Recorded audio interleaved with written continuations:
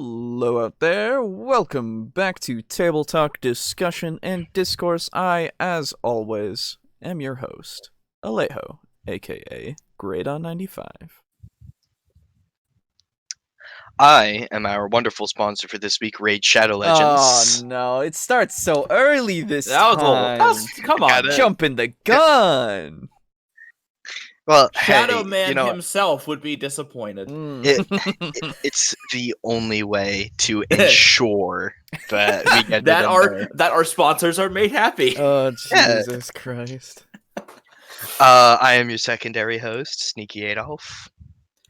I am your third and final host, who's fucked up the Minecraft server. It's true. So My Christian Minecraft server Yeah. ruined. Yeah, if anybody remembers from when we talked about it a little bit at one point, I think on the podcast, we started a Minecraft server and we were playing it on and off for a while, and then Warhammer came along, and then now we're playing it on and off again. And yeah, Botanica has the Botanical Brewery. Yeah, the Botanical Brewery, which apparently, if you let it drop on the ground, it breaks your fucking world. Well, okay, not the Well, world, at least the chunk that it's in. Thank Yeah, God. That would because if it fucked up the whole world, the server would be dead. It's true. Oh. So we're trying our best to fix that. Yeah. Which we have some thoughts to do so after this. Yeah, we have some plans. We're D&D players. We come up with plans. Exactly. Fun little prank to play on your friends. Mm. If someone has a switch that they typically use to open a door, add a secondary line of redstone that also triggers to a TNT block and that item. Yeah. Don't do it. They opened their door and then they got soft banned. Yeah. It's a real problem. It is a real fucking It's a real problem that no one else has had. I scoured the internet. Yeah. It's fucking annoying. It's very strange. Maybe could it be something wrong with Eternos? I don't know. I don't think so. It could be, but I mean, I don't know. It might just be the combination of all the mods. I don't know. I have no idea. Maybe it and like some item out of like Harvest Craft, like share a Something. directory, Yeah. whatever. possibly. I have no Anyway. idea. Nobody talks about it, so I have no clue if anybody even knows that it exists. Yeah.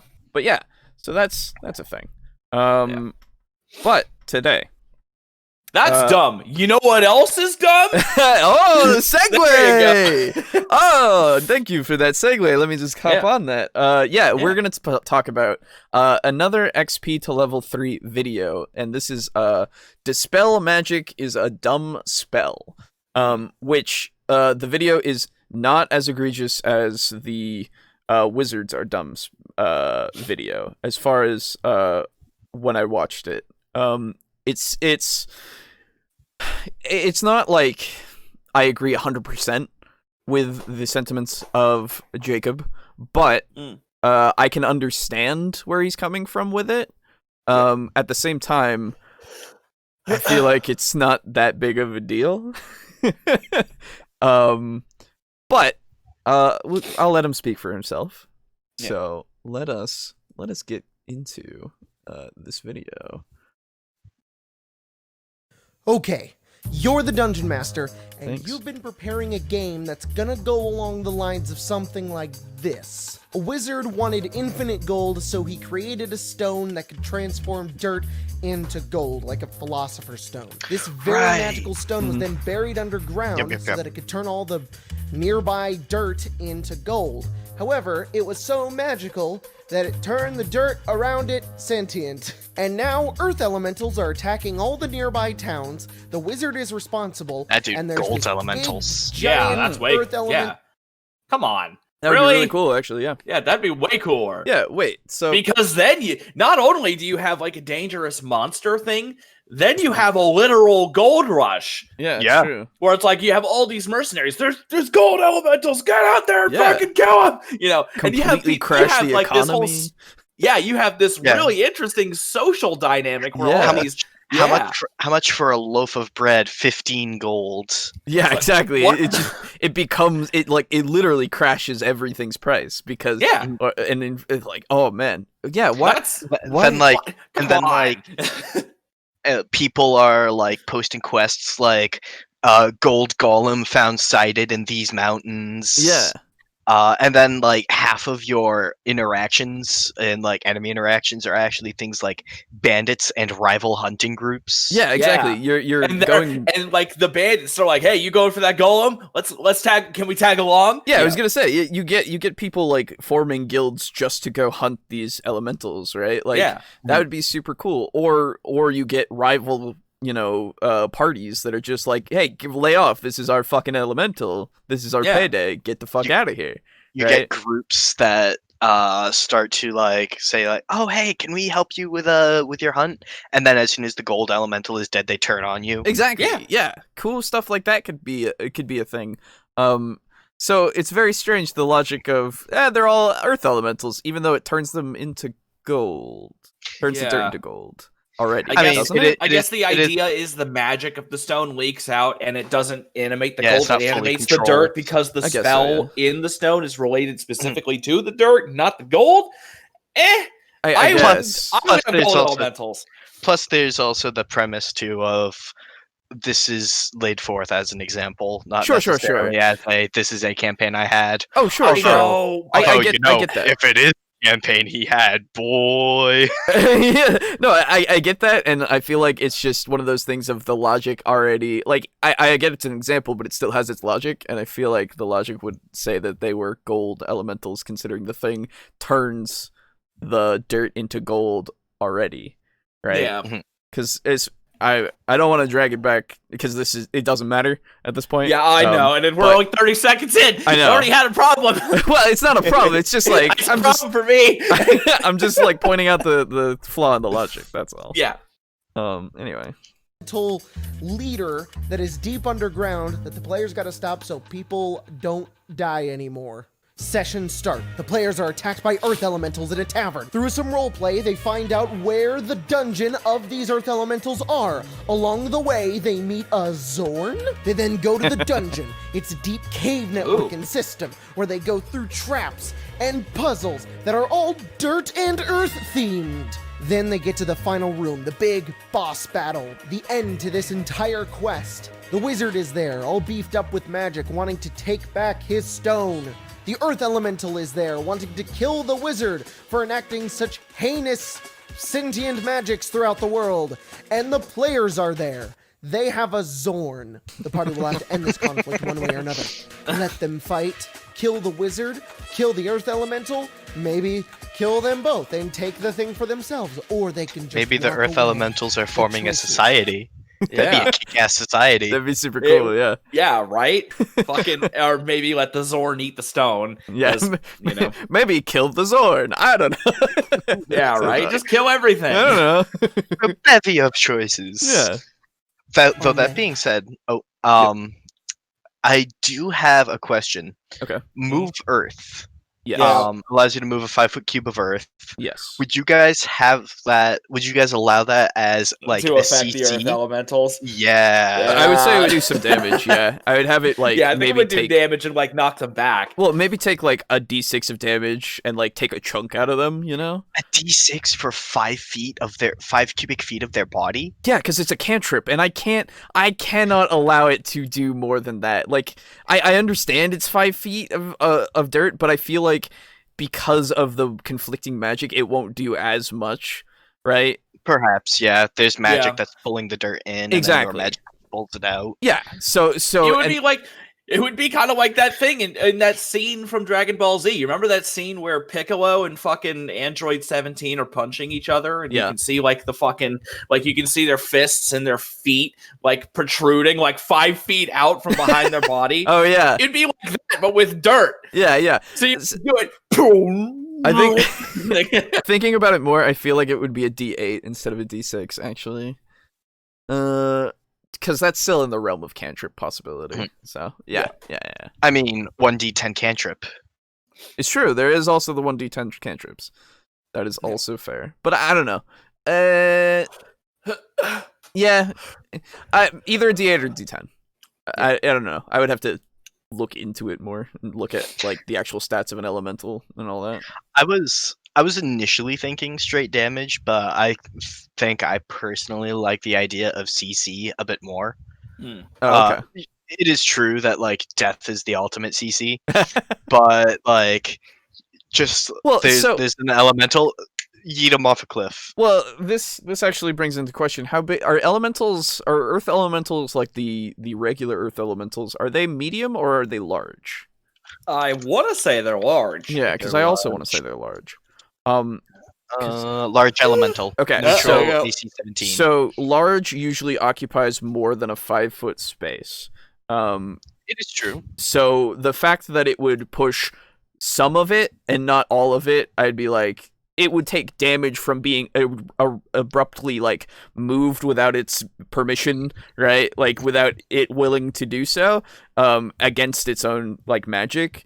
So it would take the damage and maybe stagger. I don't know. I'm not sure about the pushing the entire thing because again, it's like 10 feet maybe. The models usually are for the 10 foot by 10 or sorry 5 10 foot by 10 foot. Why do they have a vulnerability to thunder damage? I have I don't know. Because never mind. Sound? Because thunder. Because it's not lightning. No, it's not. Thunder is the sound, right? It's a crack of thunder, right? But not because they replace sonic damage with thunder, basically being the all-encompassing thing. Which is stupid, but yeah. Yeah, whatever. I mean, thunder is by definition a large amount of air crashing and making a large sound, and if you can artificially create that, then it's not entirely inaccurate to call sonic damage thunder. No, of course. That's not. I just I feel like sonic damage is cooler. Personally. But sonic damage. But I mean, and the thing is like with I don't know, it makes some people, I assume, I'm not entirely sure, but I would assume that it makes some people confused because they think Pokemon Thunder is lightning, it's electric, right? It's electricity. It's because there's a big problem with Thunder and electric kind of stuff because it's always said as thunder damage instead of lightning damage. Like or Final Fantasy will also do that. Thundaga, that's the problem. Diablo does it, I believe. Yep. So does the one that we played. Divinity. Oh yeah. So that's the only reason why it gets me is just because I'm so used to thunder meaning electric. Yeah, that's what I'm saying. Like I assume that there's a lot of other people that are like that as well. Like I'm included. Like that I think thunder, oh that means it's electric damage. Oh wait, it's not because thunder is the sound. And yet you have isn't like lightning bolt, isn't that also thunder damage? No, it is. What is that? Electric. Lightning. It is lightning. Okay, that is electric. Damage. Okay, then it just needs to change. They just need to change the name to Sonic because Sonic is more. It's more definitely rooted in sound. Yes. Yes, exactly. And if you have like large creatures that scream at their opponents, it doesn't make sense for those screams to do thunder damage. Exactly. Yeah. I feel like Sonic makes a more encompassed kind of thing instead of thunder. So, but I understand why they did it, but I also don't because everything else says thunder is electric. So I don't know. Yeah, who knows? Whatever, dude. They were consulted. They consulted Pungent. That being said, they do have damage immunities poison, and they should have damage immunities lightning. Yes, I agree. But anyway. They will have to make this decision for themselves. Nah, Dispel Magic! Turn off his mage armor, turn off his fly, turn off the stone, who cares? Just flip the magic off switch until all your problems are solved! Okay, before we get into this rant, ad time. Okay, so before we get into passing the ad time, yes.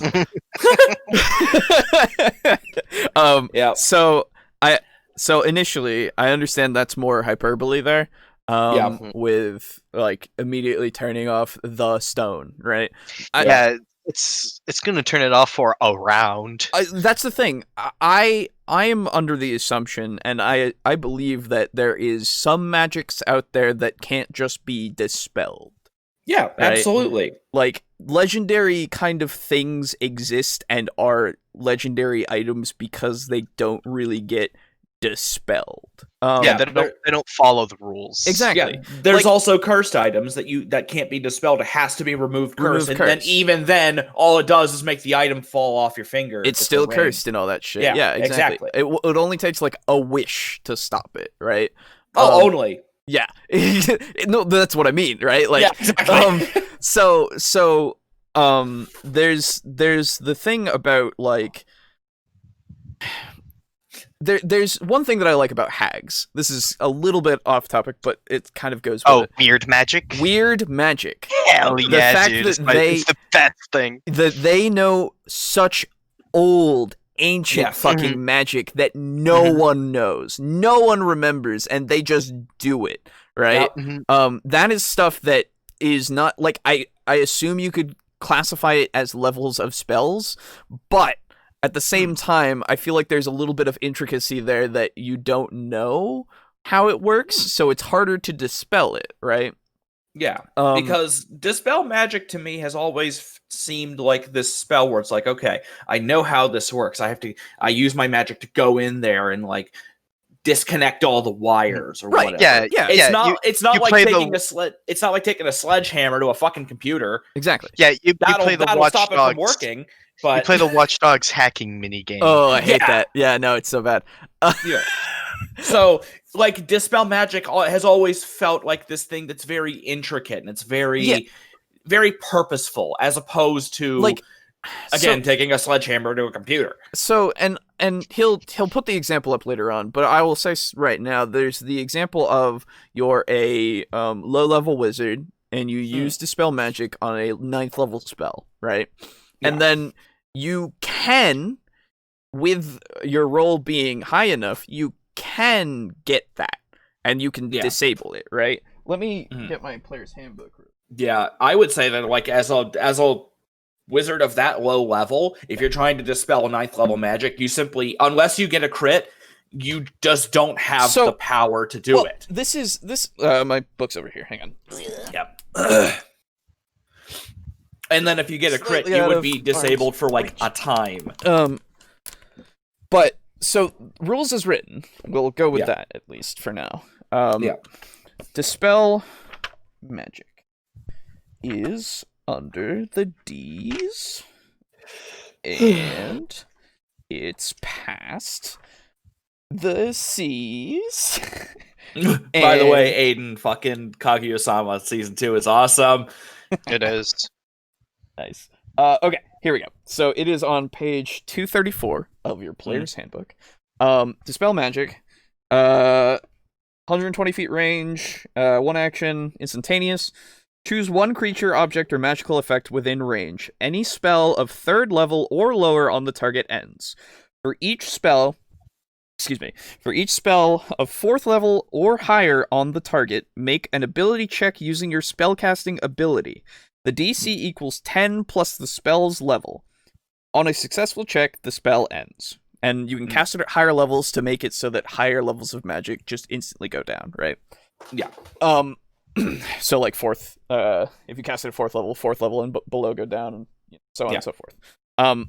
So rules as written, you can, if you get a 19, you beat a 9th level spell, right? Yeah. Which I would say there is, so correct me if I'm wrong, but in 3.5 was Dispel Magic a little bit harder?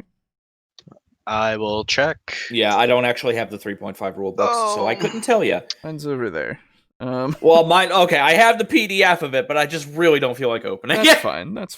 Alter self, bless, diminish plants. But yeah, the thing that I would do would be depending on how important this 9th level spell is to the story, I would be like, I would house rule it and just be like, if you're like a level 3 wizard or whatever, wherever you get 3rd level spells, which I think is level 5. Oh, okay.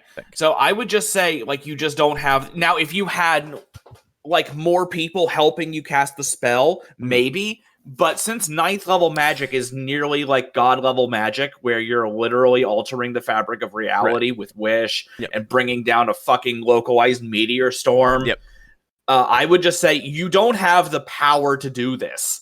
And I know that doesn't make any sense. Okay. Yeah. So it is very long.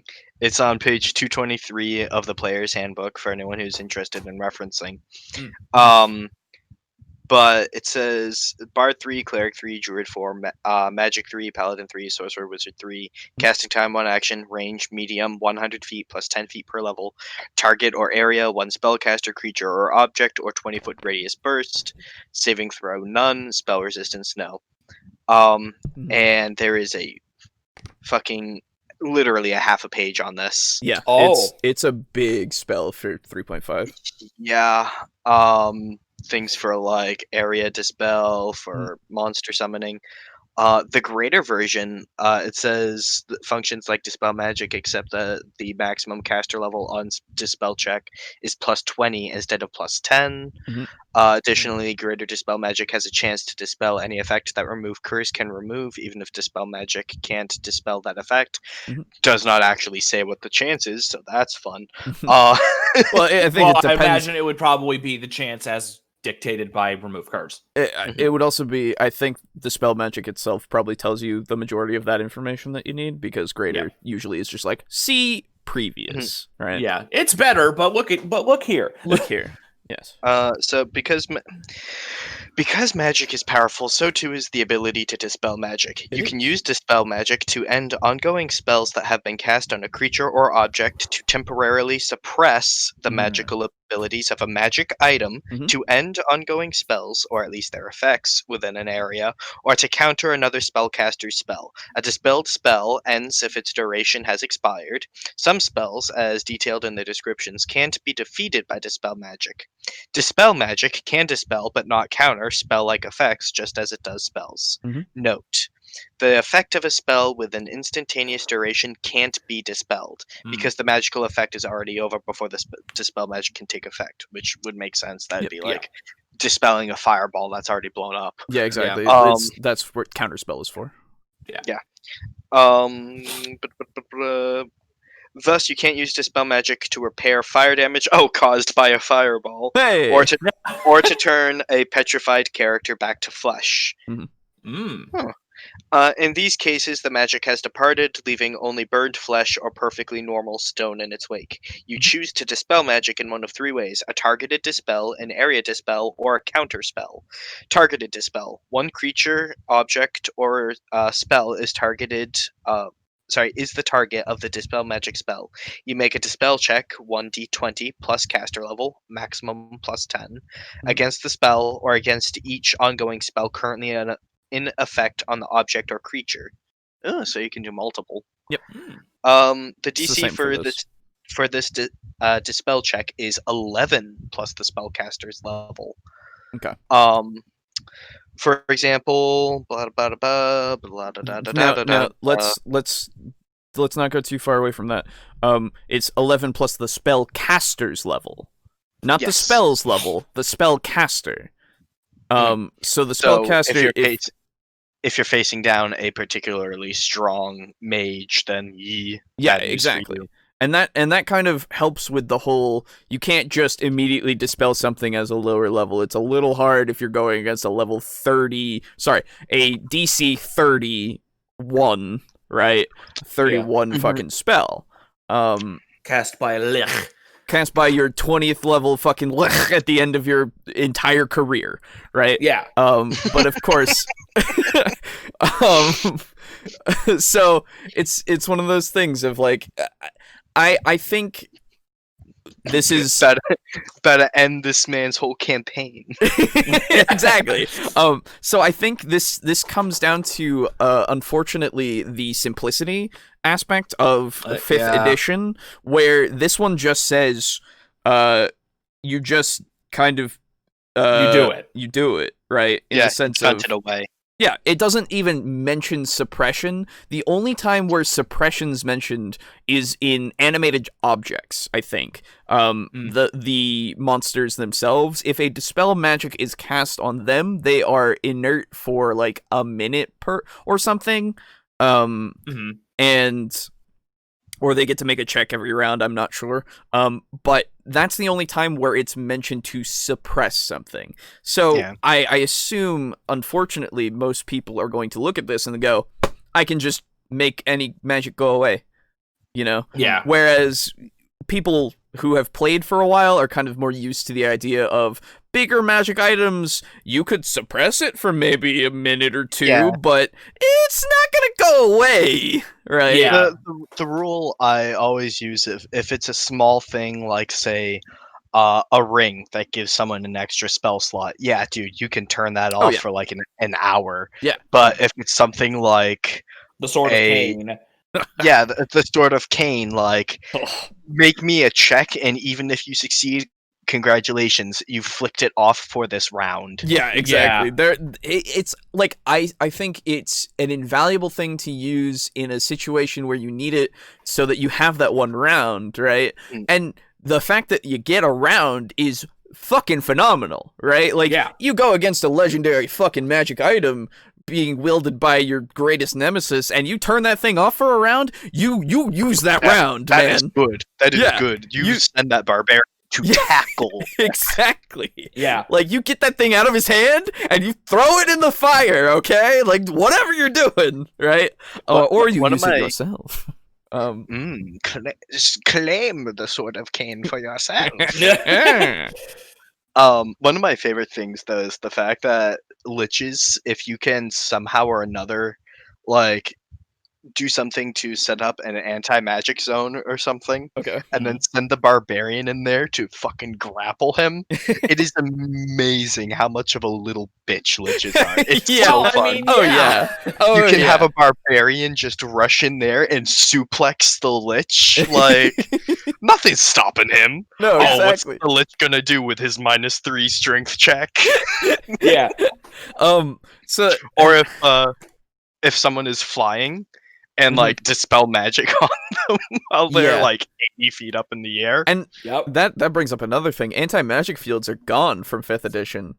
They're not even mentioned at all. I think the only thing still has anything even related to that would be Beholders of their anti-magic cone. Yeah, their anti-magic cone, and like what are they called? Astral Dreadnoughts. They also have that. Do Beholders still have the anti-magic cone in 5th? Yes. Yeah, I believe so. But at least last time I checked, I could have sworn they did. I believe it. Because that's like the Beholder's whole anti-magic cone. Yeah. They wouldn't take that away from them. Yeah, that'd be like taking dragon breath away from a dragon. Yeah, exactly. So did they always have the anti-magic cone affect the Beholder's own eye rays? No. I don't think so. Well, in 5th they do. Oh. Well, that's kind of neat, actually. Interesting. Huh. Yeah. I mean, I get it. It makes sense, and that was sort of always a complaint of mine in, like, 3.5. Yeah. But as time went on, I kind of, like, saw it as part of their charm of, like, yep, that's Beholders. They're bullshit. I can imagine. So it doesn't make sense to me now that I'm thinking about it, because you have them open their eye in one direction. Their other eye stalks can go in other directions. Yeah. So why would so that it's not stop like they've lost their sight of magic? anything. No. Why would that stop their magic then? You know? Like he can't fire into his own cone. Oh, that. Yeah. Okay. That's okay. That's fair. I'm fine with that. Yeah. Yeah. No, it makes sense, and it truthfully does not make sense for a Beholder to be able to fire into its own cone. Right. And then that also presents an interesting tactical option when you're fighting one. Mm-hmm. Then if you all group up around the wizard where he's going to be firing that anti-magic cone, he's going to be, if he's smart in the beginning of the fight, he's going to fucking lock eyes with that. Mm-hmm. He's going to be making bedroom eyes with that fucking wizard whole fight. And then once you get in there, it's like, oh shit, I can't laser them. So I have to either look away and then risk him casting spells, but then I can cast spells at him. And if I don't, the barbarian's gonna walk up through my fucking anti-magic cone, and I can't laser him. So the answer is the beholder floats 15 feet off the ground and then petrifies the mage. It's true. Yeah, exactly. There's And, many. and, the, and beholder- then oh, Jesus once the Christ. mage is gone, like, whatever, he can fight normally. Yeah, Yeah, totally. see, that's the thing with monsters that can float and stuff. Because it's hard to bring yourself out of a kind of a 2D or 2D. No, Or yeah. at least for me, anyway. It's hard Yeah. to bring myself out of a 2D like left and right kind of thing. Mhm, You mhm. know? Yeah, no, I understand. It's so like that's why I want to get a few stands for my minis, because like having that verticality completely changes the entire fight. Once you send your your characters, your party, anything against a flyer, that's it's like okay, so now we have to contend with the sky. Yeah, Your except superiority is real. yeah, unless it's a dragon, because then they're just fucked. Because if it's a beholder, you have a chance. If it's a dragon, you're dead. There's some I always I know we're super off, but we'll get back there. But like dragons are Literally Neverland. exactly Yeah, no, they the don't fact land. that anyone ever is like starts them on the ground or like not starts them. Sorry, starts them is Yeah. fine. They'll just get up Yeah, in the air. starting That's Yeah, fine. yeah. Um, if they're sleeping or something. Yeah, exactly. If they ever land for whatever reason, I'm like, why did they land?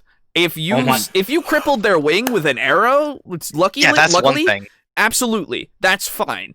That's totally fair. Good, you got the dragon down. But that's the challenge. How do you get that dragon to come down so you can have your barbarian go in and go? You don't. That's the problem. Well, because here's the thing. The problem is that once it's in the air, dragons are smart enough to know it's like, okay, he can bring me down, and he can bring me down. Guess who's Exactly. getting that fire breath? No, exactly. And Exactly. that's the thing. It becomes this interesting like entire battlefield tactical thing, right? Yeah. Like it's so cool to Because that go, barbarian ain't doing shit. No, that barbarian ain't gonna do shit unless somebody like throws him up there somehow. Like Yeah. Like, the only real weakness that a dragon has that will allow you to reliably bring them down is if the dragon's master forgets about the Iron Fleet. yes. That oh, I hate everything But about it. remember a little bit later on, so you got to be careful. You got to get off those scorpions. Right. Yeah. Because once the dragon knows that the scorpion is there, it can dodge them all day. Yeah. Oh my god. God, I fucking hate it every time. What's that? 1,000 scorpions? Not a problem, man. Yeah. Don't worry. A single one shot can't- one in the air 3 times, but it's not a problem. Yeah, dude, like, you can't worry yourself about things like scorpions when you're on your way to committing war crimes. Yeah, exactly. God damn it. Fuck that show. Anyway, so yes, I think that's the main kind of thing going back to magic being dispelled. The main kind of thing is for legendary items, it suppresses. Like, suppression is something that should be more, like, just more readily there in the description, right? Yeah. Like the old editions, because that gave you the idea of that. Plus, I understand 5th edition is simplistic, but that doesn't mean that that's good all the time, right? Yeah, like, of course not. it definitely needs a little bit of complexity in there so that it can actually, like, make sense of these kinds of things. That way these problems don't happen with people who just look at it surface level and then go, this is how it works. Yeah. I don't know. It's like going to a theme park and they have the roller coasters for kiddies, and you have a friend who's a coward who's never been on a roller coaster, and you throw them on that one, and then to show them, hey, it's fine, and they go, okay, and they start to like roller coasters. But like, you don't want to spend your entire life riding the kiddie coaster. You want to ride the one that like throws you upside down and you can hear the rails creaking at a couple points along the ride. Not me. See, here's the thing. For me, I'm a bitch when it comes to roller coasters. I like the ones where I actually feel like I'm not gonna fucking fall out and die. That's fair. I've only been on one roller coaster in my life. Yeah, see, here's the thing. A few years back, me and my brother and a couple of his friends went to Six Flags, and it was the one that has the largest roller coaster in the Eastern Seaboard, the Goliath. Yeah. So, of course, we went on that bitch. Yeah. And here's the thing. Like, you're sitting in your chair, I assume. Yeah. Imagine the only thing holding you in goes up midway up your thigh. That's I've ridden one of those. Weird. Yeah, no, fuck it. Fuck that. I am sorry. Fuck that. But and then later on in the day, we went on the Batman. Yeah. Which was it's a roller coaster where you have like this big thing that comes down in front of you and you can like hold on to it and it's like and you go super fast. You go really fast, you go upside down, you go in a twist, you go upside down, you go up loop de loops. That was super fucking fun. But the one where I felt like I was going to fall out and die, not so fun. So there was one I rode that was like that. The thing that holds you in comes about halfway up to your thigh. And about 3/4 of the way through the ride, I realized, this thing floats up like 4 inches. Oh, no.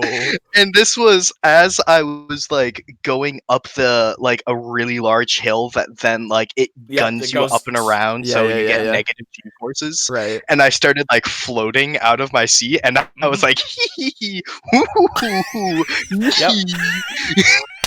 Yep, no, that's what happened. And, I was holding on to the bar that was floating up, and I was not in my seat because of like gravity and inertia or anything like that. It was because I was holding on to the bar with my hands. Jesus Christ, that's scary as fuck. I went on a nice good old wooden roller coaster and I had a blast. Yeah. Some of the ones that are like designed for you to have fun and not shit your pants are really fucking fun. But I don't like the ones where it's like, I'm like there's a 50-50 chance you fall out and die. It's like I don't like it that much.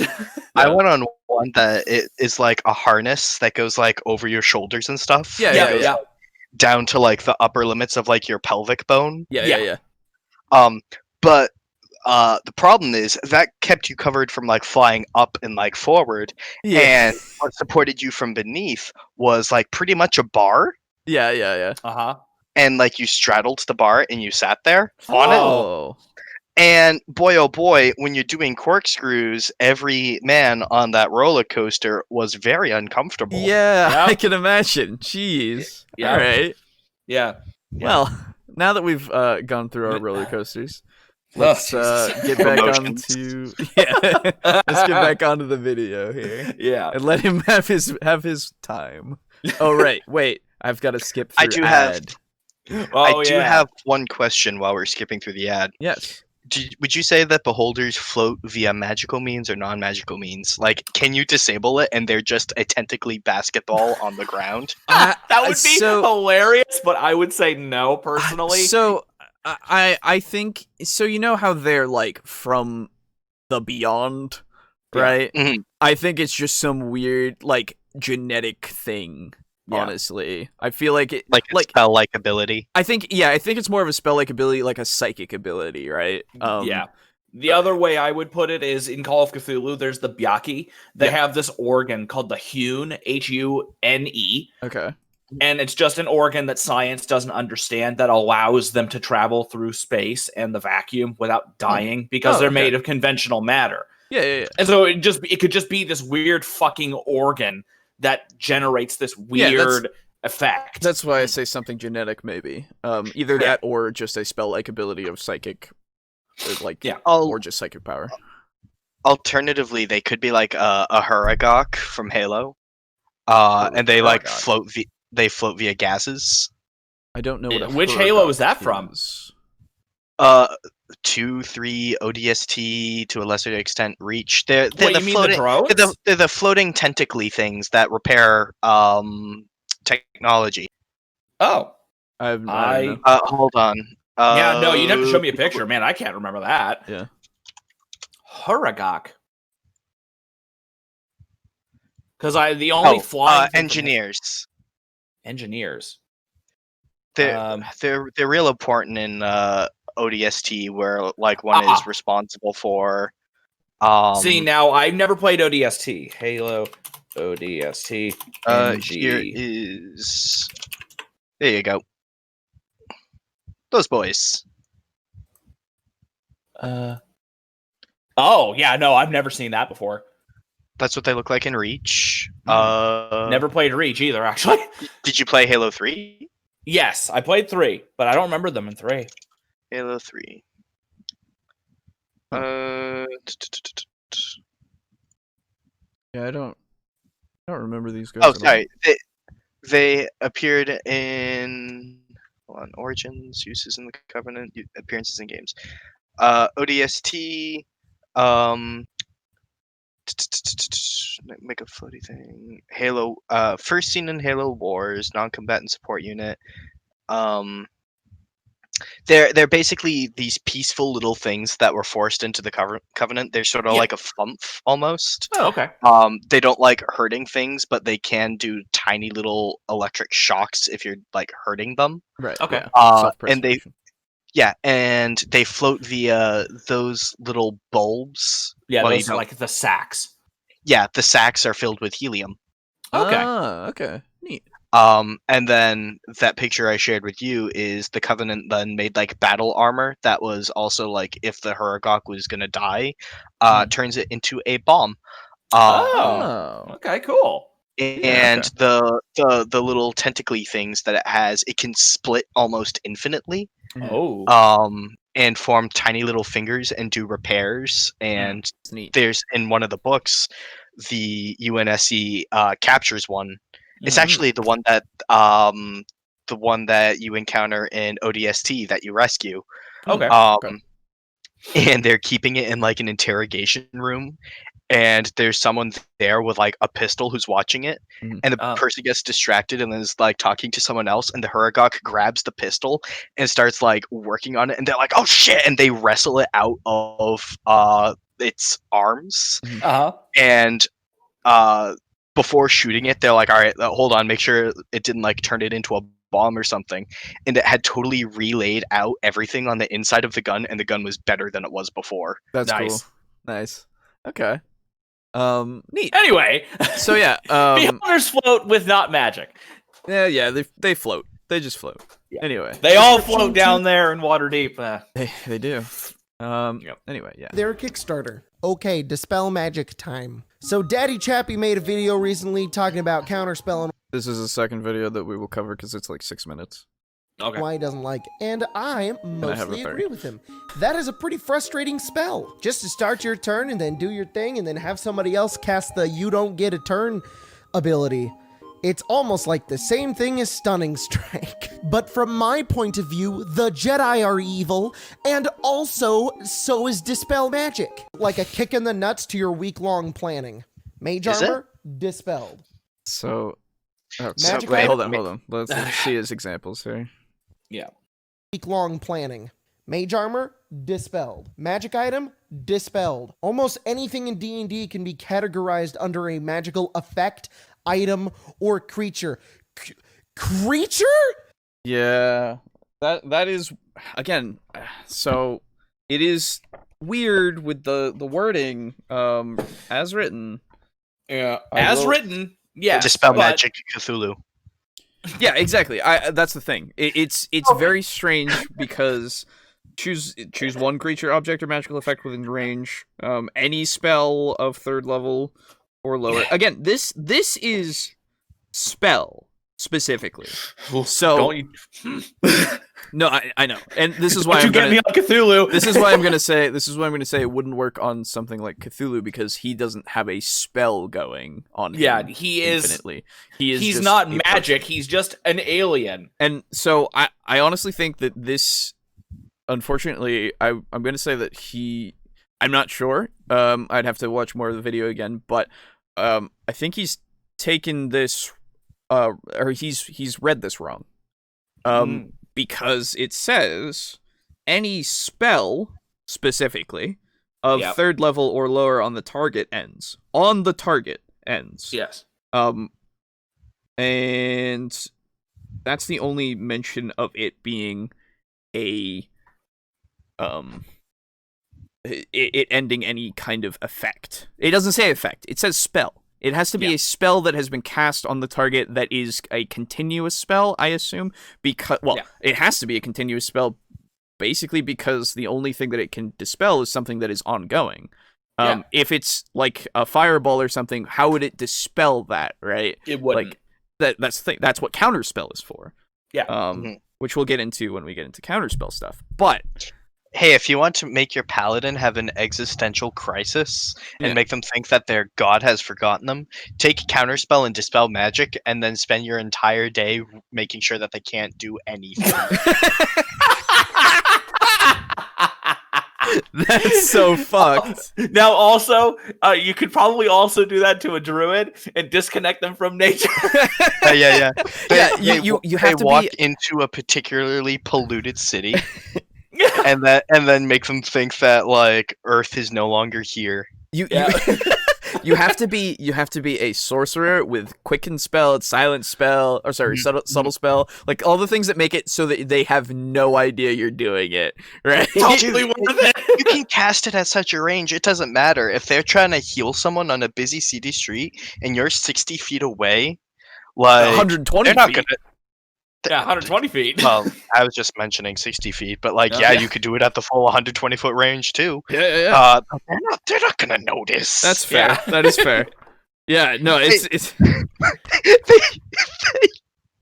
they're praying to their god, and you dispel magic, and it's like the god is like driving into a tunnel. I can just imagine. Yeah, you're using a commune. Yeah, sorry, you're breaking up. You're just around your paladin. They're just like using augury or commune or any of that stuff, and you just counterspell. Counterspell. Whew. Guys, hold on. I have to take a short rest. Why? We've only been walking for 10 minutes. Oh, no, you wouldn't get it. Magic things. Hey, Paladin, you're really pale. Is everything all right? Yeah, everything's fine. It's fine. Everything's fine. Any new updates from your god? Are we, Yep, we're supposed to go this way! DM, deception check. Yeah, exactly. But yeah, so again, I think that I'll drag it back for context because I think he's still saying Dispel Magic for creature in this case. But I wanna make sure. Dispelled. Magic item, dispelled. Almost anything in D&D can be categorized under a magical effect, item. Okay, so or magical effect. Yeah, okay, so magical effect is also there. Hold on. Okay. Or creature. Creature? Can you just turn off fire elementals? I think it more sounds like a spell affecting your creature, but okay. Hang on. He gets there. He gets there in the end. Oh wait, he says hang on. Hold on. I'm getting to that. Now, Dispel Magic does. He's getting to that. Okay. So he's not entirely reading it wrong. It's just we lack the context. It's a hyperbolic rant for the purpose of comedy. Maybe. Because he says he's getting to that, which I don't. So this is unfortunately the problem. I agree. I like the fact of using comedy in a video like this to emphasize points and to show ridiculousness. Absolutely, but unfortunately, I'm not sure sometimes when it begins to muddy your point and the actual content of what you're trying to present. Yes, then it becomes a problem. Yes, because I honestly am not sure if that is hyperbole.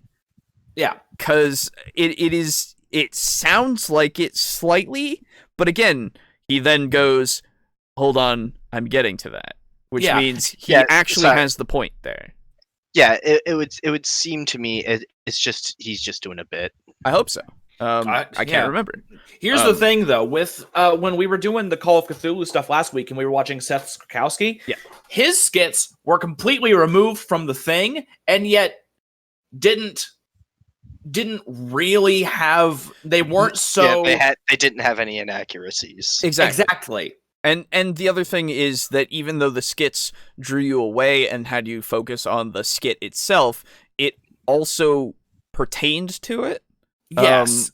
And the skit itself, I mean, there wasn't really a skit, it was just a character, right? Yeah. That was also there saying the same things, which I realize now, looking back at it, that's a reference to, what is it called? In the Mouth of Madness. Yep. That character. Anyway. But still, it helps with distinguishing the point that his character did, and it pertained to the insanity thing, right? Yeah. Because whereas it was the weird, insane guy saying it. Yeah. Whereas in this one, Jacob kind of seems already like his ranty self sometimes. It's a blend of both the rant plus potential hyperbole for the sake of comedy, which I'm okay with, but I just need it to be a little clearer. Yeah, personally. So are you saying, like, you keep mentioning that the bit like pertained to the matter at hand? Has Jacob's bit not been pertaining to Dispel Magic? No. Because That's been not what way I'm saying. more off track than he has. No, that's not what I'm saying. What I'm saying is the bit itself, even though it is removed, it is a whole different location, right? It pertains to the matter at hand, right? Gotcha. It doesn't like completely track. Yes, exactly. It doesn't make you think, why the fuck are we here entirely, right? It gets you that for a second where you're like, wait, what's going on? But then it makes sense as he explains the point, right? Yeah. And again, with Jacob here, I hope it's hyperbole, because I think it's hyperbole as well. At least I'm hoping. Yeah. But again, I'm unsure, because he then adds in the I'm getting to that. Yeah, the format that he tends to take in most of these videos is it's a rant and talking about what the spell can do, and then he says, look at what the spell can do, is this not ridiculous?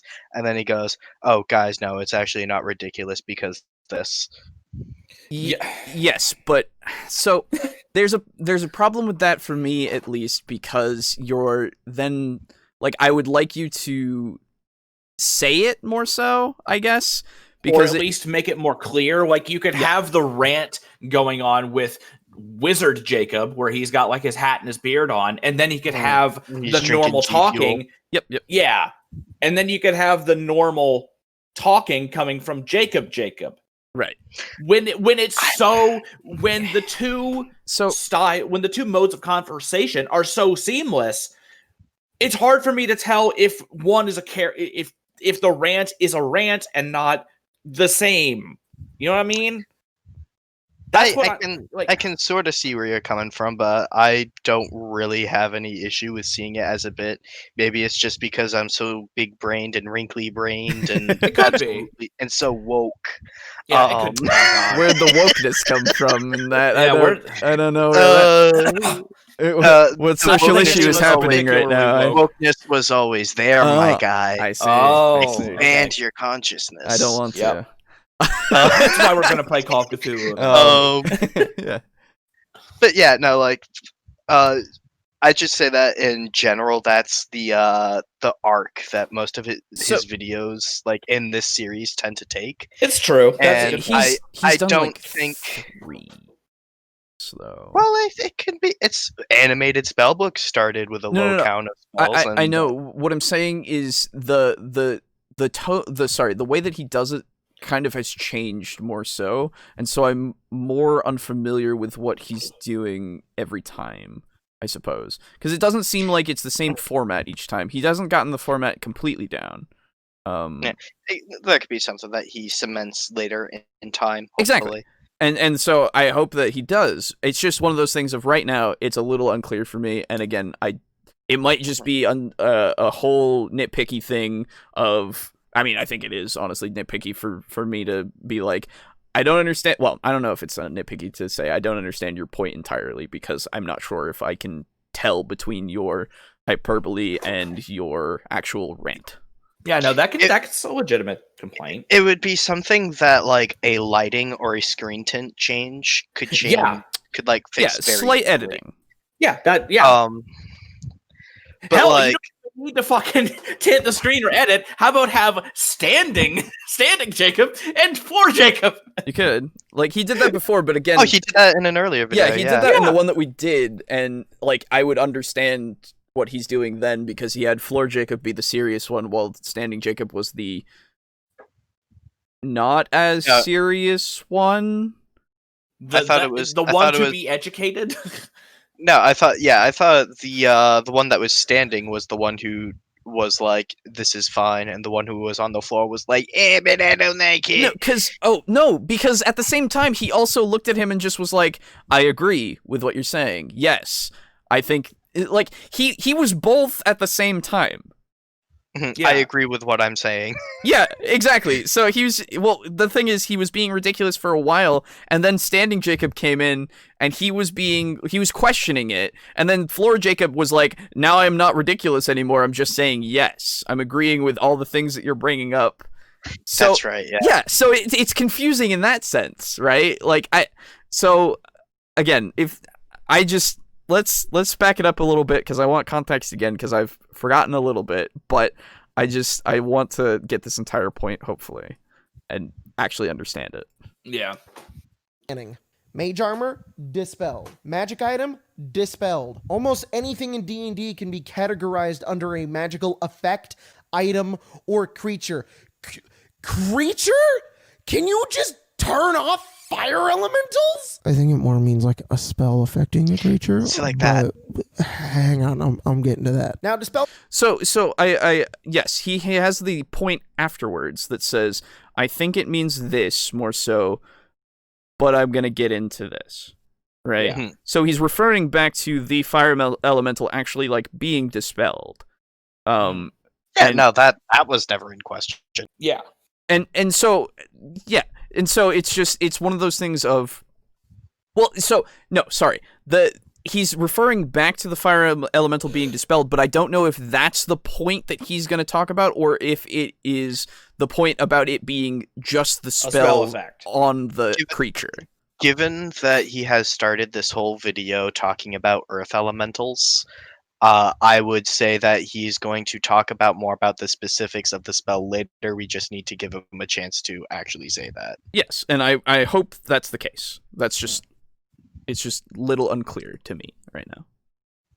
Magic does have a DC and a spell attack modifier check that you have to make in order for it to even work, so you can't just run around willy-nilly turning off magic wherever you want to go. It's also a 3rd level spell, meaning it's more on the higher tier of magical spells. I mean, it's the same tier as Fireball and Fly, which is pretty powerful. It's also a pretty niche spell, not being nearly as powerful as a spell like Fireball or Fly. However, much like Counterspell, Dispel Magic can just wink out any spell underneath 3rd level. There's no check for that. Even things like cantrips, maybe even magic mouths, traps, anything having to do with spells underneath the 3rd level can be instantly negated by this spell. So, no. Yeah, no, he brought up Wish, and that's patently false. I was going to say, that's an instant thing, isn't it? You have to roll a DC for anything higher than 3rd level. Yes. Yep. Which does make Wish possible. It's just going to be DC 19. So, no. What I'm saying, let me look at Wish really quick.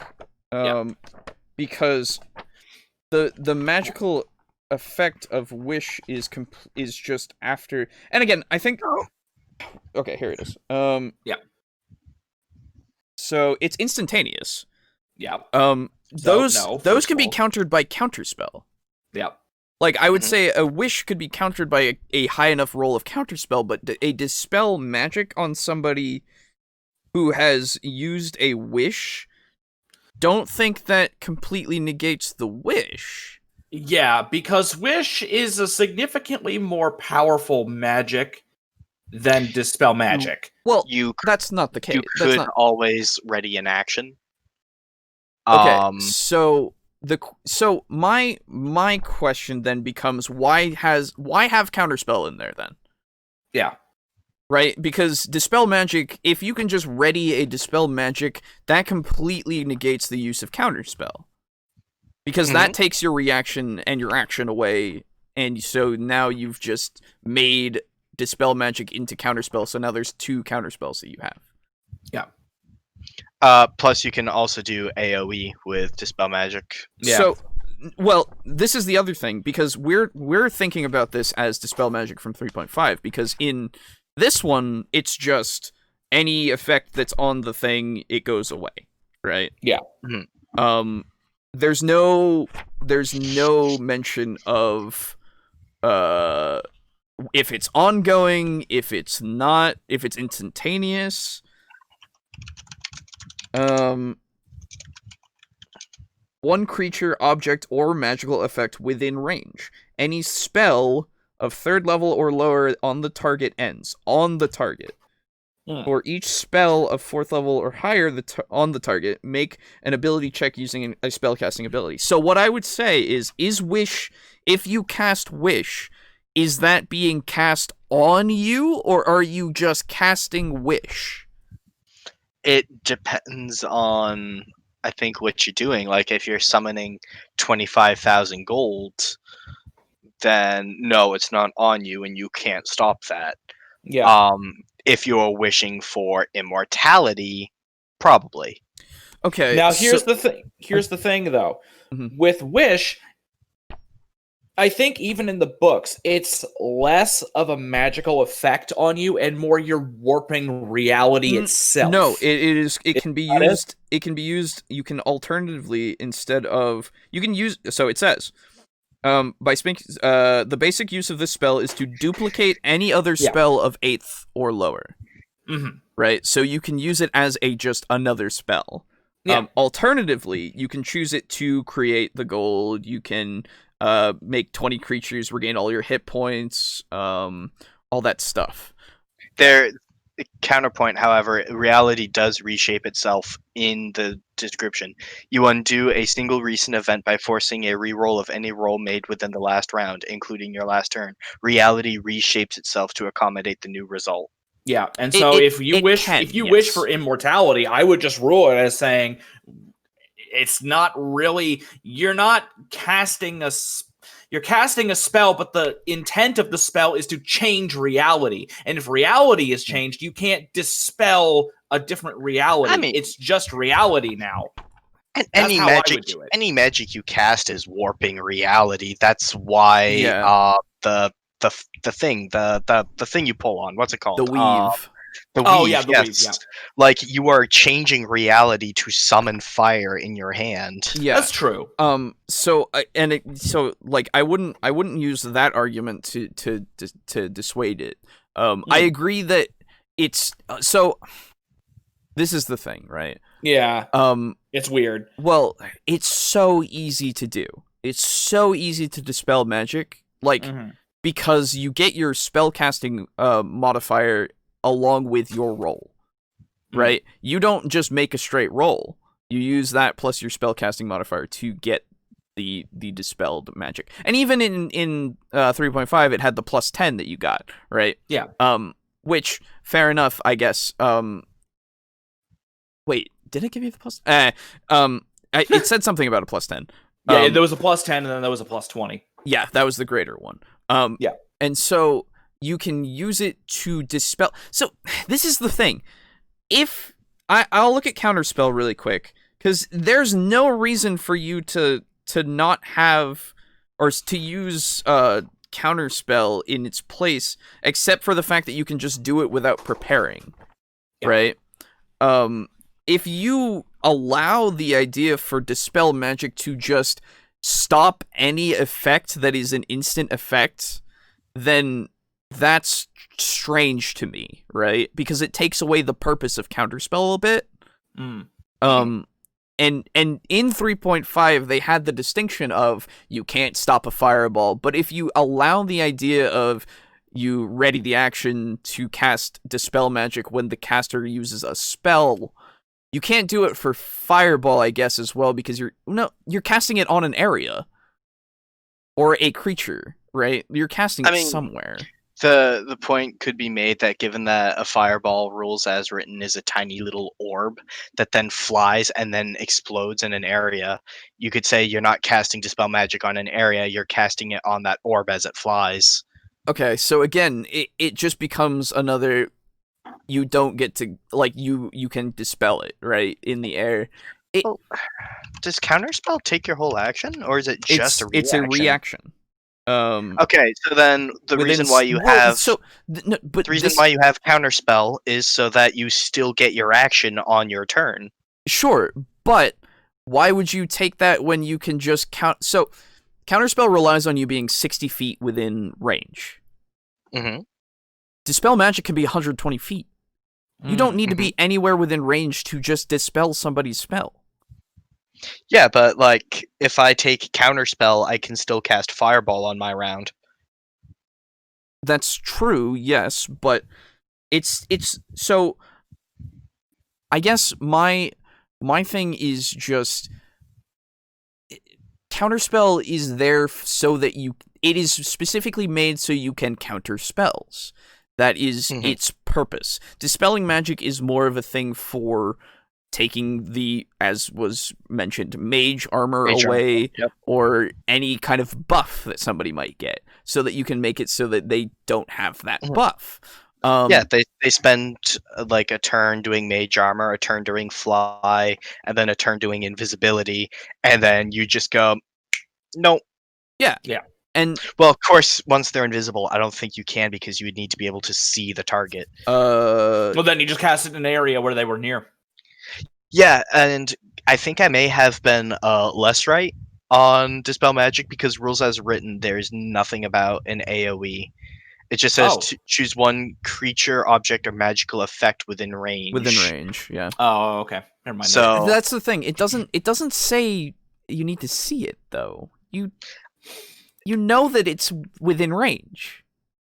Yeah, but I would personally say for you to be able to choose it, you need to be able to see it. I would too, but if we're gonna go by semantics here, it doesn't say. Yeah.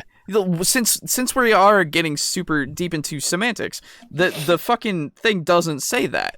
It doesn't say anything about it. Actually, you know what? You're totally right, because I have seen sentences that say, like, choose one creature, object, or magical effect that you can see within range. Exactly.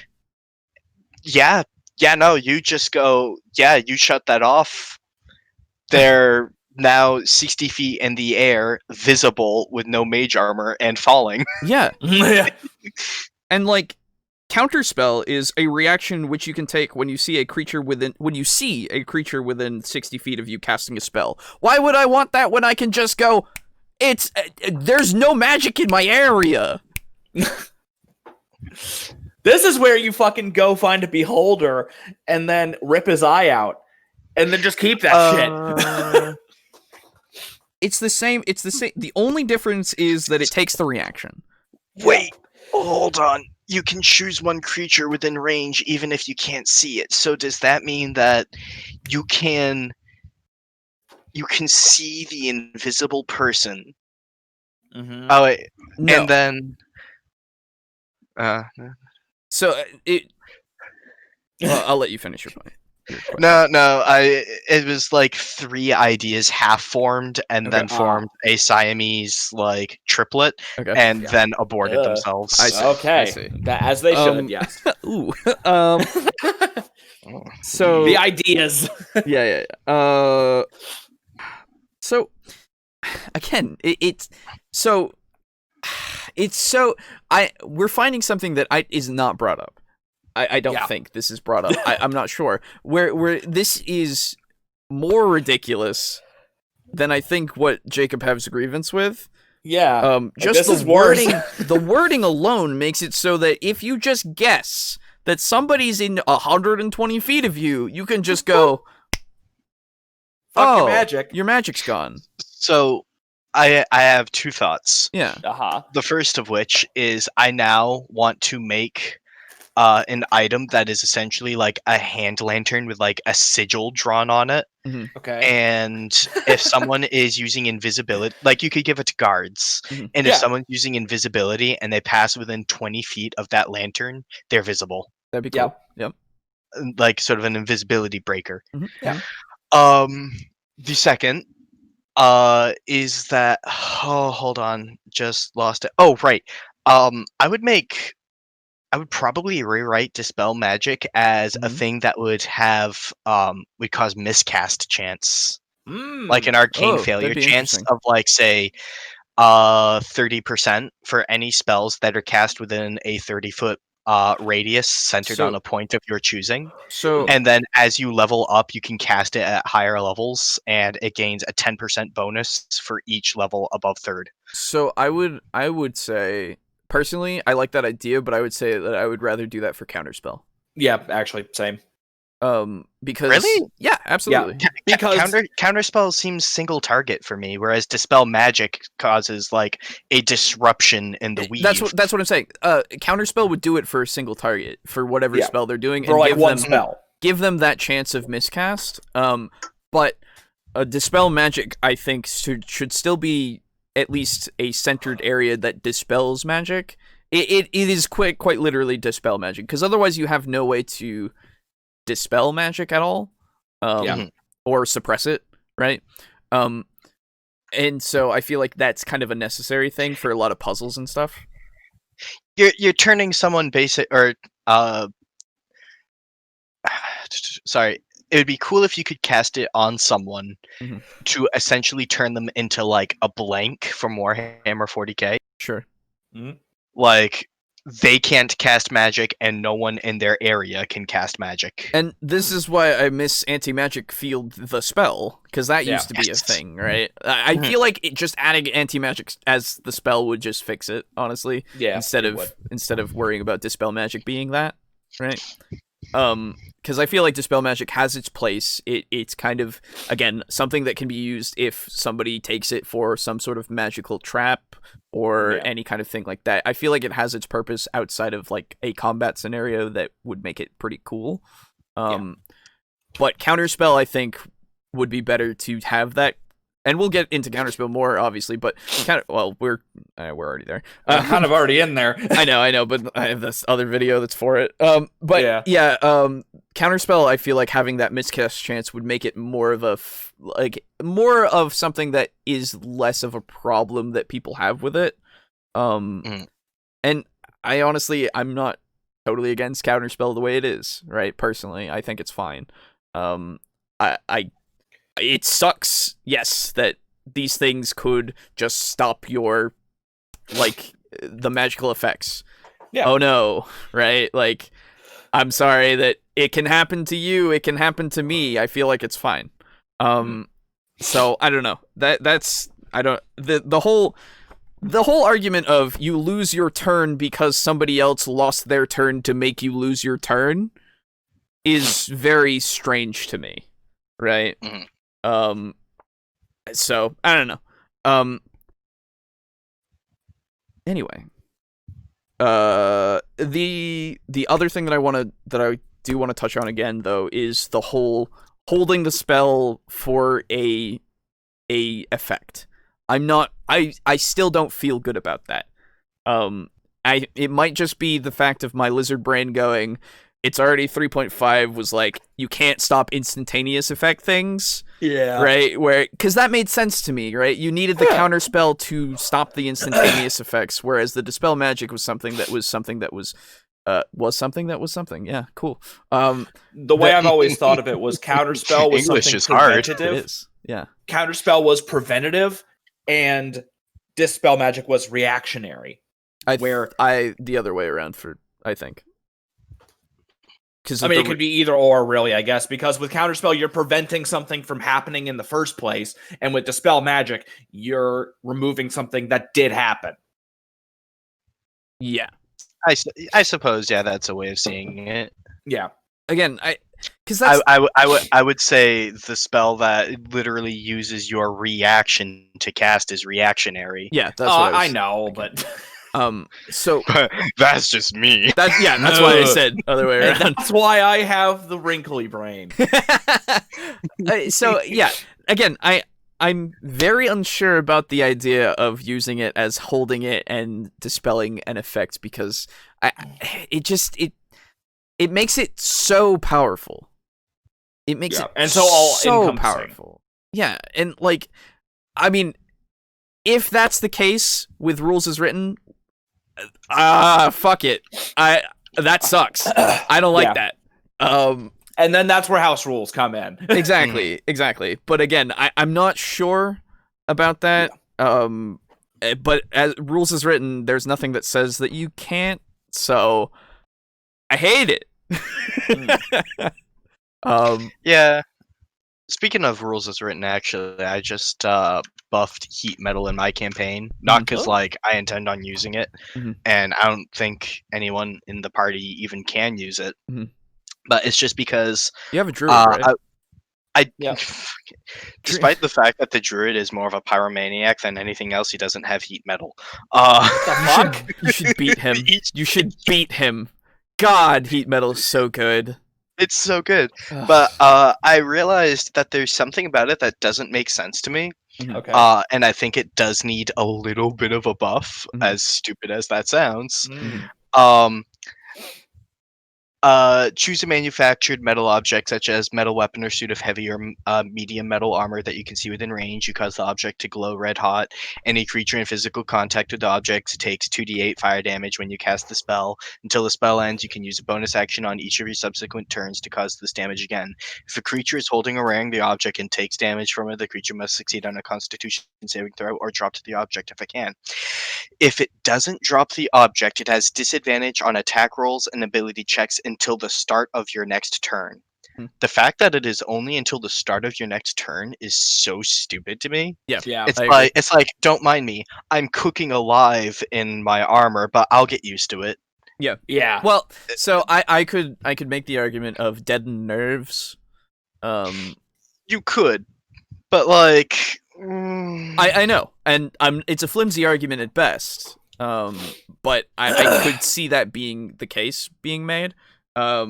But I agree that it's stupid that it doesn't just last until it stops. Yeah. Like if it were dead nerves, then that would have to be third degree burns almost immediately, and if you're getting third degree burns all over your body within less than 10 seconds, you are not standing. So this is the other thing of realism versus fantasy fun time, right? That's I agree. I am so there with you, right? Like that makes sense to me. If they were to take all that shit, they would fucking fall down and be unconscious, right? Like, oh yeah, like there's fucking immediate heat stroke followed by as soon as like you pry them out of their armor because their skin is gone, they're going to immediately start freezing to death because they have nothing to keep their bodily heat inside. Yep. Yeah, no, again, this is another case of realism versus fantasy fun, right? Yeah, that's why I just buffed it so that I said so long as they continue taking that 2d8 damage, that disadvantage continues. Yeah, and I would say even if like they sacrifice their bonus action to not do the damage, then they don't take the disadvantage, right? Because they're not focusing on it to like actually hurt them, right? Yeah, like the metal, the way I see it is it starts off and it's searing hot, and then it goes to hot but not hot enough to actually cause damage. And then if you choose to like raise that temperature back up again, you do that 2d8 damage, and they're fucking writhing and squirming in pain, and it makes it hard to hit someone with a sword. Absolutely.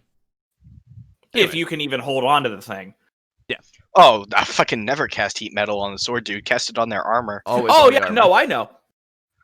Oh, never on the sword. Anyway, here we go. Not even Counterspell can do that. As Counterspell, you need to be there when it's cast. Dispel Magic, it does not matter. It also depends on what kind of DM you are and how you rule this spell. Do you take into account the wording of spell, in which this spell becomes kind of useless, as you would have to know what spell is there, and that's the only specification as to what you can dispel from Dispel Magic? It has to be a casted spell from another caster?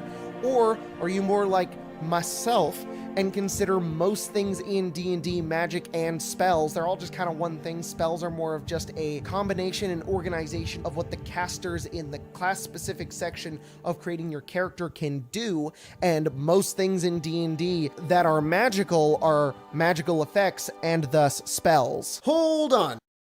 Oh. Mid-editing Jacob here to come in with some clarifications. By Raw, I am actually wrong about this. Wizards of the Coast made a clarification and specified that Dispel Magic deals with spells, not creatures, magic items, or anything of the sort. If you cast a spell from a magic item, you can dispel the spell that it created, but not the magic item itself, and so on. Although, that doesn't stop an animated sword, Baba Lysaga's hut, or smoke powder from being affected by the Dispel Magic. I get it, it's kind of like a fun little Dispel Easter egg, meaning that, unless specified, this spell only affects spells and special little things. However, it's really frustrating how inconsistent this spell is and how confusing it can be when it says target magical effect, when of course it means if the magic effect was created by a spell, unless it's goddamn smoke powder in which you can dispel it for some reason. That's not even a magical effect! It's smoke powder! Wait, hold on. So- Magical. It was a magical explosive. Yeah. Oh, okay.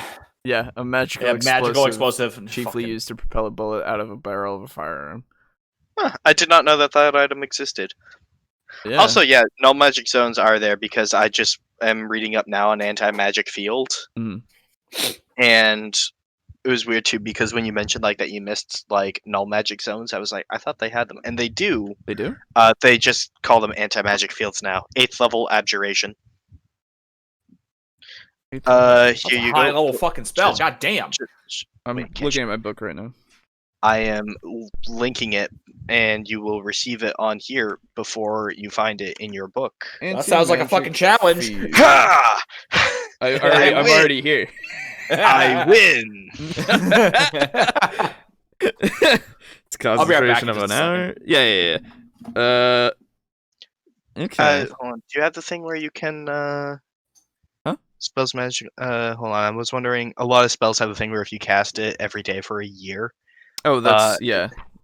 I know what but you're talking about. No, it's not like that.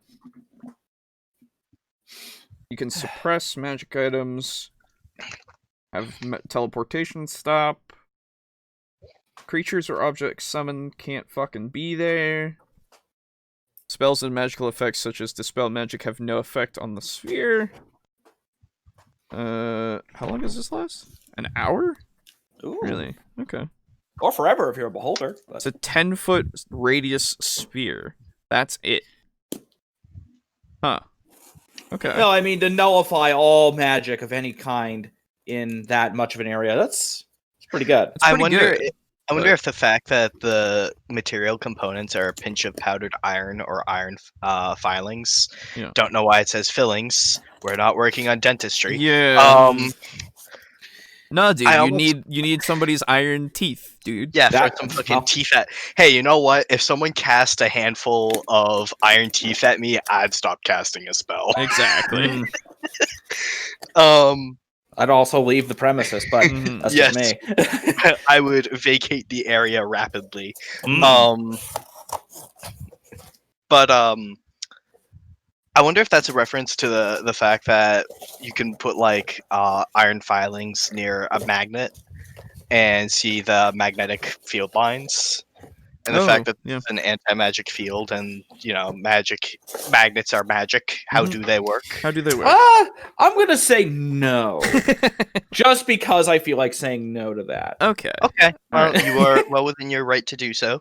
I have no definitive proof, and clearly the burden of proof lies upon me. So, The target, a creature or object in the sphere have no effect on that target.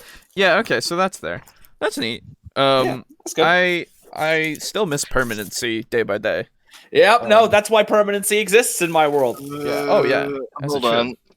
Permanence. It's not a thing. It's not in 5e. It's not in 5e. That I know. Permanency 5e spell. Nope. That's a homebrew thing. It has Yep. to be.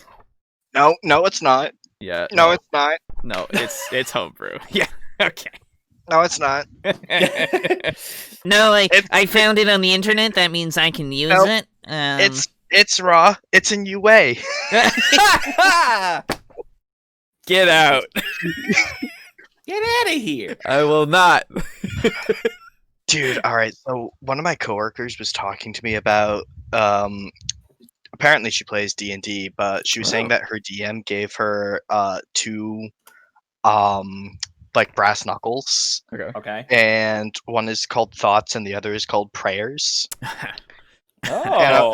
And I'm like, that's kind of cool. Okay. And they are a 4th level party. Okay. And thoughts and prayers Mm-hmm. gives you what was it?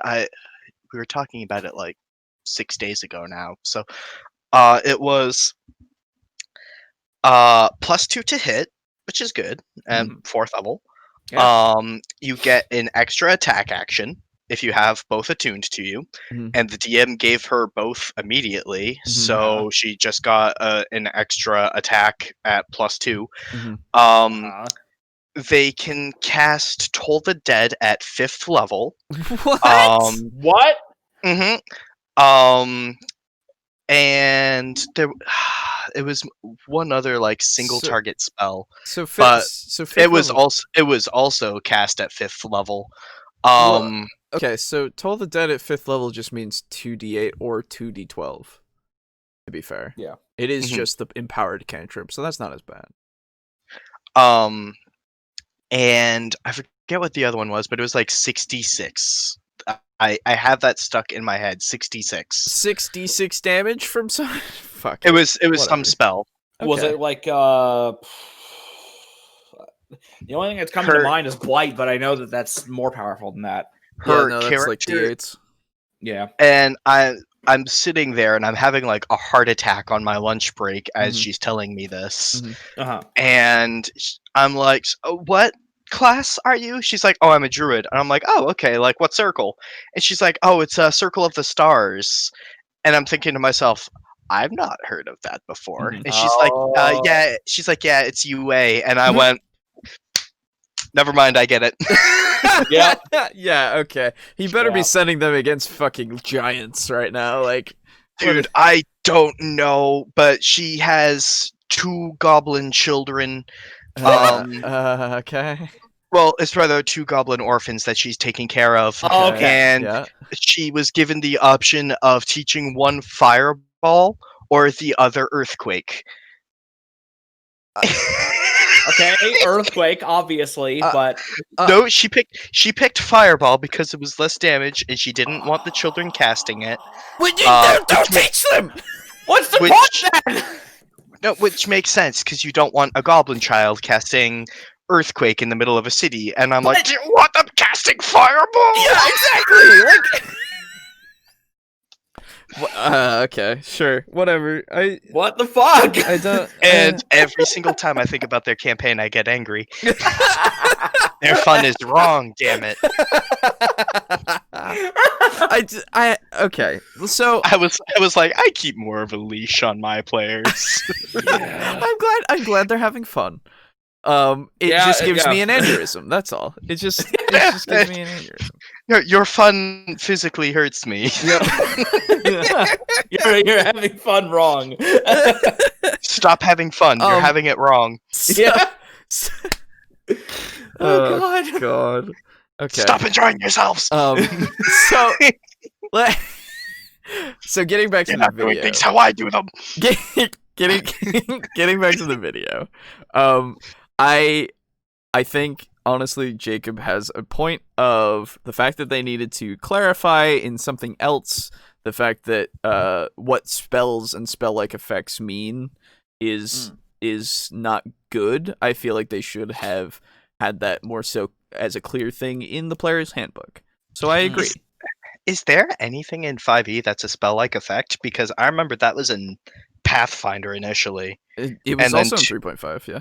To a very limited effect in 3.5. Yeah. But they have fucking Night Blades in Pathfinder that are solely spell-like effects. So they don't... I don't think they have many things that say spell-like effect, but the fact that they clarify for like vampires their gaze, charm. like in this, I'll pull it back to it. The actual there it is.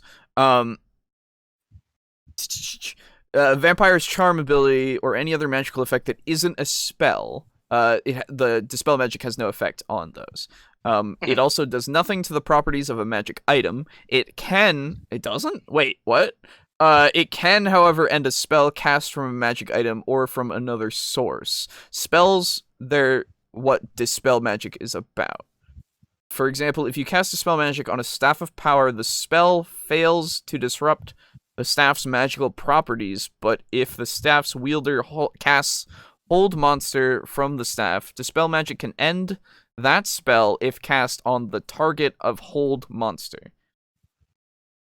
Okay. There are abilities and other spells that can end or suspend magical effects that aren't spells. For example, the Greater Restoration spell can end a charm effect of any sort on a target, such as Vampire's Charm or Dryad's Fey Charm.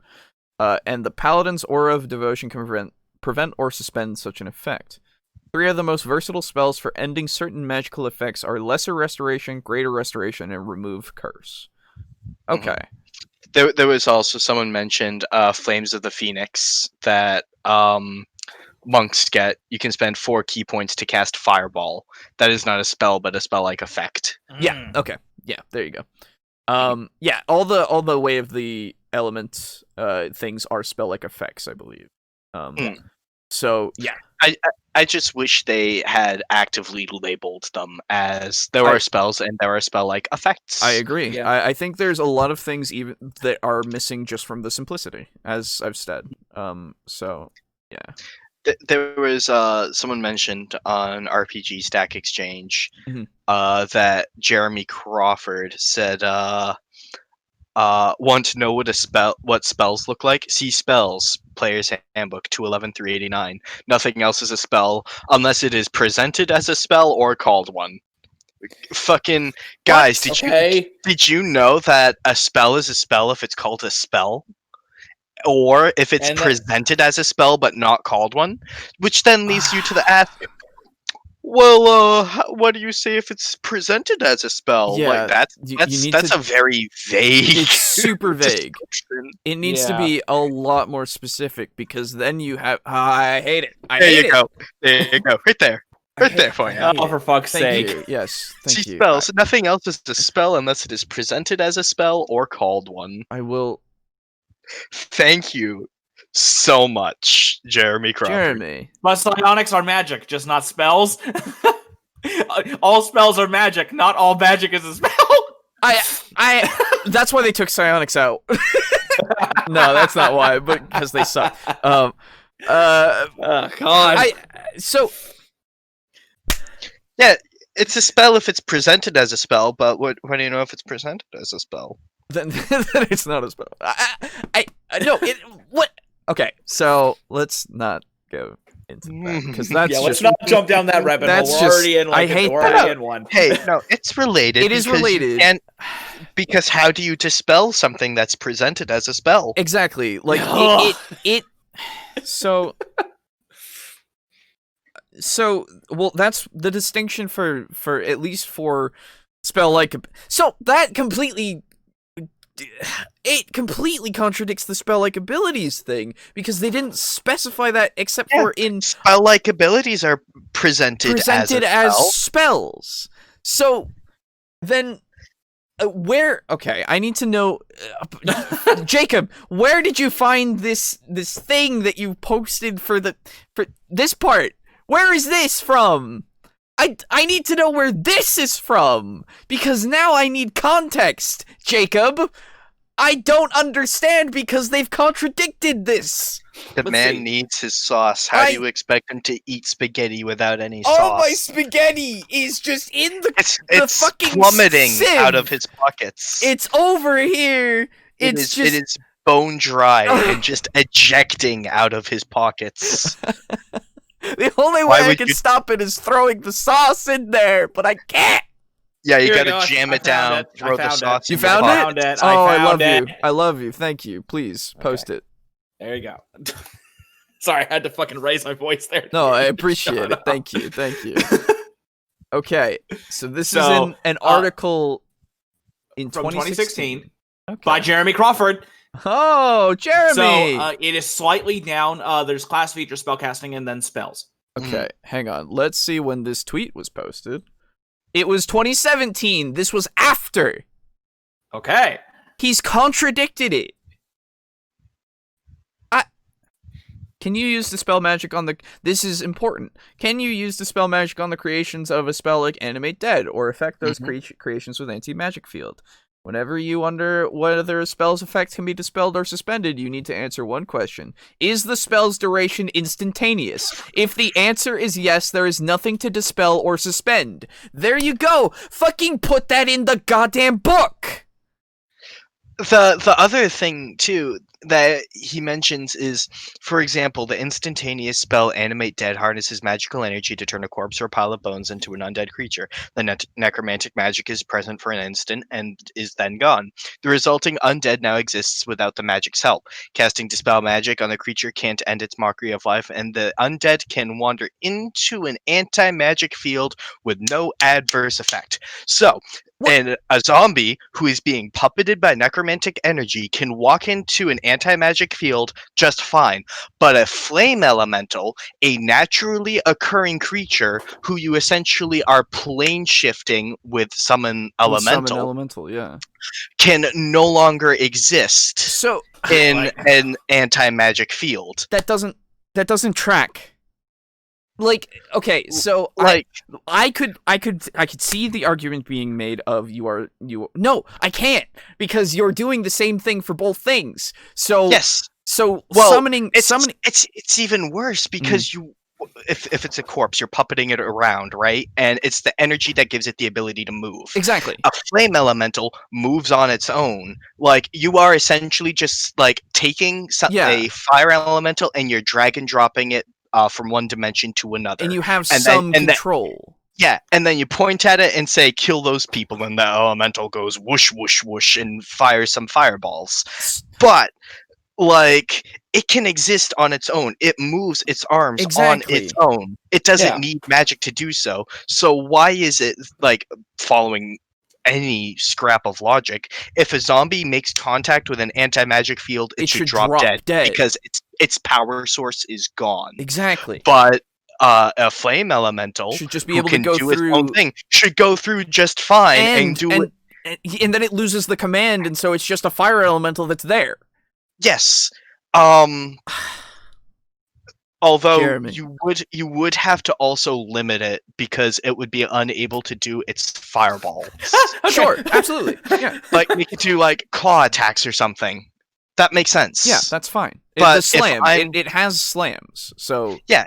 If I'm fighting a necromancer, I want to be able to plop down a fat anti-magic field and stand in the middle of it and watch the paladin 50 feet away, like, start cutting zombies' heads off, and I'm sitting in my little bubble going, yeah. Until the dead start piling up, and then they drown me in dead bodies. Yeah. So here's a thing that I'm sure you're both gonna hate. Okay. Can you ready Dispel Magic to stop another spell from taking effect? That whole conversation. Where is that? Oh, there it is. Just below. The easiest way to stop a spell is to cast Counterspell on its caster while it's being cast. If successful, Counterspell interrupts the spell's casting, and that spell fails to take effect. Counterspell works against any spell regardless of a spell's casting time or duration. With the ready action, Dispel Magic can be cast in response to another spell being cast, yet Dispel Magic can't substitute for Counterspell. How? The main reason is that Dispel Magic removes a spell that is already on a target, whether that target is a creature, an object, or some other phenomenon. Dispel Magic can't be predisposed. Then put the thing... That actually does make sense, because I agree. You can't stop a fireball. Yes, but you can halt the ongoing effects of, like, Ray of Sickness. Exactly. Yeah. I'm totally fine with that. Put the Put it in the fucking book. thing in the book so people know. You had it in 3.5. You probably had it in. You might have put it in a 4th edition, maybe. I don't know. In what? If that ever existed, you might have done it. But you go and you put a spell so vague that people have to ask for you to put an entire article on something else that no one sees unless they're looking for it. And they have this question. And then, not only that, later on, a year later, you contradict yourself! Well, I don't think, from what is written here... yeah, no, never mind. He is contradicting. He is contradicting himself. Yep, no, I wanted to give him the benefit of the doubt, and then I read it, and I'm like, no. But there needs to exist a happy medium when you make a book between, in 5th edition, writing a half a paragraph for a spell as fucky as Dispel Magic, versus in 3.5, where the description of the spell is a half a page, and the player goes, I'm not going to take that because I don't want to read through all of that garbage and then argue about it with the DM in the middle of a session. Exactly.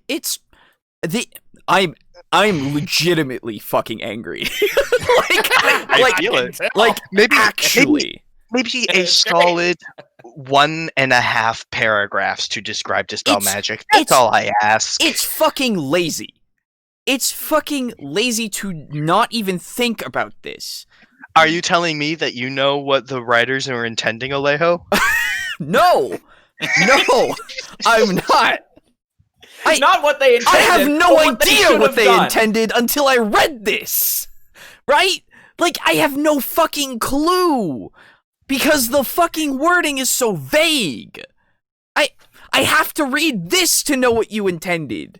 I'm so glad I found this. Thank you. Thank you for the sauce. The source really fucking matters. This bolognese is delicious. I bet. I need to check on the actual video to see if he linked the fucking source. Because if he didn't, that's annoying. I need to know. It'll make me more angry. To level 3. And then Dispel. That'll do it. To be fair, most YouTubers don't cite their sources. I know, true. and it's annoying. No source site. Dungeon Craft you got in there because you're sponsored, but other than that, no, fuck. Whoa, what?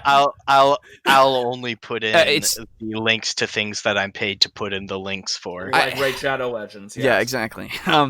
It's Dungeon, not that Dungeon Craft. Oh, not that guy. Okay. No. Alejo, you know, when we release this podcast, you're going to have to, of course, release the links for that tweet as well as that page. Absolutely, I will. I hope you've been citing our sources. I've been citing what we have been looking at to talk about. Yes, like the videos. Every time I do those, and I believe I've cited. We haven't gone through many articles, so I don't think I've been. That's the thing. Yeah, exactly. So if I have missed them, please hold me accountable. Please, fucking do so out there, loyal listener. Listeners at this point, actually. Yes. Thank you, by the way. I apologize for yelling so hard. No, it's fine. I've done that shit too. I know. It's just I hate this. I actually hate this article because of how easy it could have been to just take a little bit out of 3.5 and just slap it in. Copy paste that shit in. It's you know the worst part, Alejo? Huh. Let's see, what do we have? Ooh, okay. So this article came out in March of 2016. Yes. The 5th edition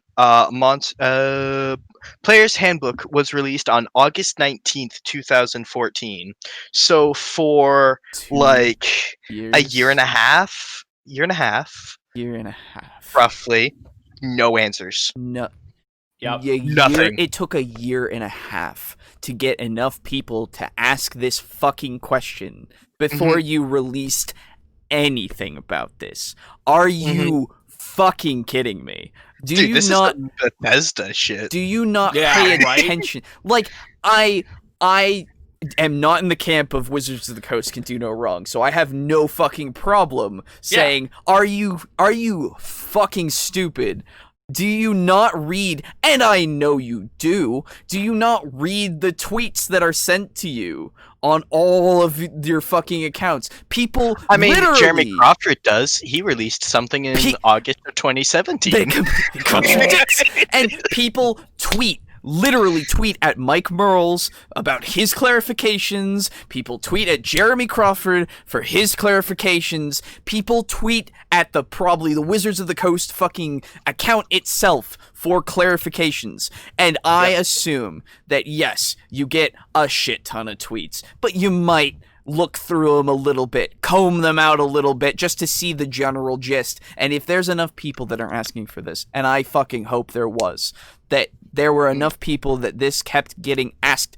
People probably emailed it. People probably put a subject. I don't know. Something. I hope. I'm assuming a lot. I'll be entirely honest.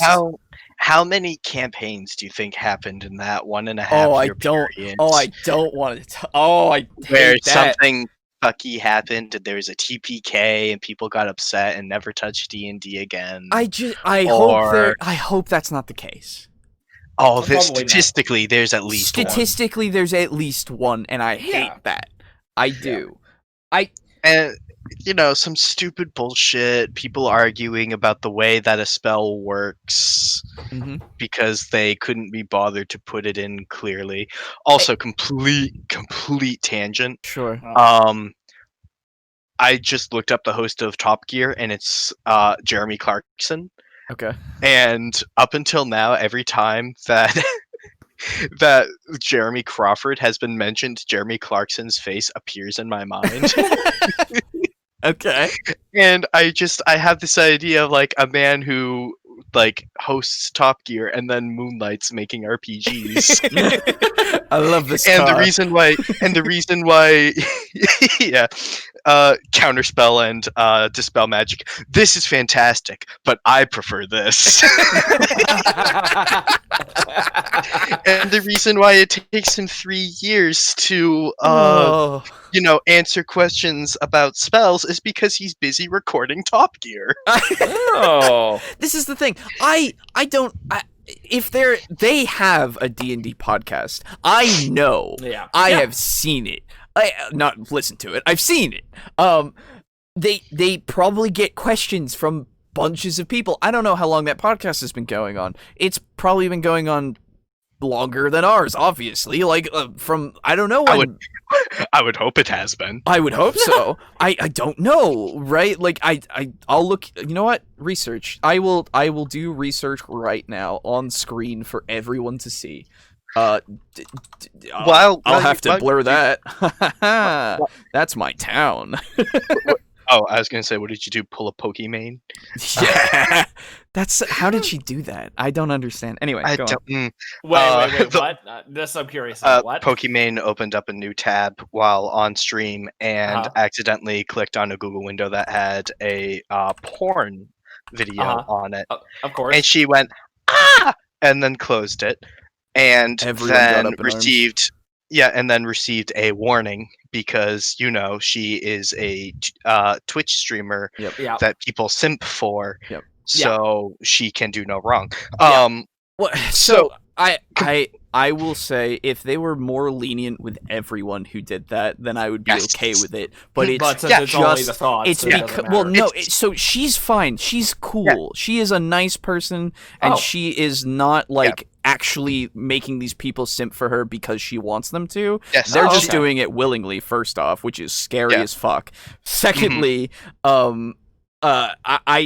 It is a cult that she has put no effort into founding. Exactly. Okay. At least there's that. She's the recipient of a cult, not the founder of it. Yes, exactly. But I don't think she should be banned because I don't it's think an so honest either. mistake. But I do think she should be banned because there have been other people that have been Yes. banned for such an honest mistake. I think that Yeah. there's a lot. I could spend a whole fucking podcast talking about Twitch. Let's not. We could. It would be. I would be willing to start up another podcast wherein we talk about Twitch, and we could stream it on Twitch. Oh shit! Yeah. Oh, I But had then we get originally. banned. I had originally wanted to start this like live streaming this podcast as just like a live stream as well, right? That we would just talk during. But do you have the upload for that? I do not have the upload for that. I wish I did. I really do. Anyway. So I also cannot get over the snippiness of Jeremy Crawford and the want to know what spells look like? See spells. Yeah, Nothing else is a spell unless it is presented as a spell. It's so strange to just say, fuck it. I cannot just get over the wording of nothing else is a spell unless it is presented as a spell. It's so stupid. Guys, I'm fucking okay. So I'm on okay. So I'm on the fucking page. Everyone can see the chef. It at least from here, oldest to newest, 7/20/2012. That's when it was oldest episode. Okay. They must have been getting people to write into this kind of thing. And this was before 5th edition, obviously. But they have done this until now. Like... Well, in fairness, quite literally since... someone mailing in asking about a question for the edition is reactionary. At that point in time, the book's already published. I know. You're taking the bet on someone having questions about the wording of a 5th edition spell before 5th edition's released. No. I'm saying after it was released, when people were playing it, that people probably could have talked to them, sent in things. Like, they have a platform that is there for them to... I mean, they have many platforms that they can answer these questions on, but I honestly... I don't think it's unfair of me to assume that someone wrote in. At least one person wrote in. And yes, they probably get a lot of them. They probably do. But a reasonable question about the system that's come out, would you not want to answer that as soon as fucking possible? Yeah, instead of waiting a year and a half to write an article about it. Fucking clarify on a simple... I have to go to the bathroom. I actually do, too. Let's Intermission! Oh yeah, my let's god. take a quick rage piss. Yep. I'll be back too. The angry. So, yeah, welcome back. I'm at least a little more calm. My throat hurts. Hey, Alejo, can you tell me if you can use a shield with mage armor?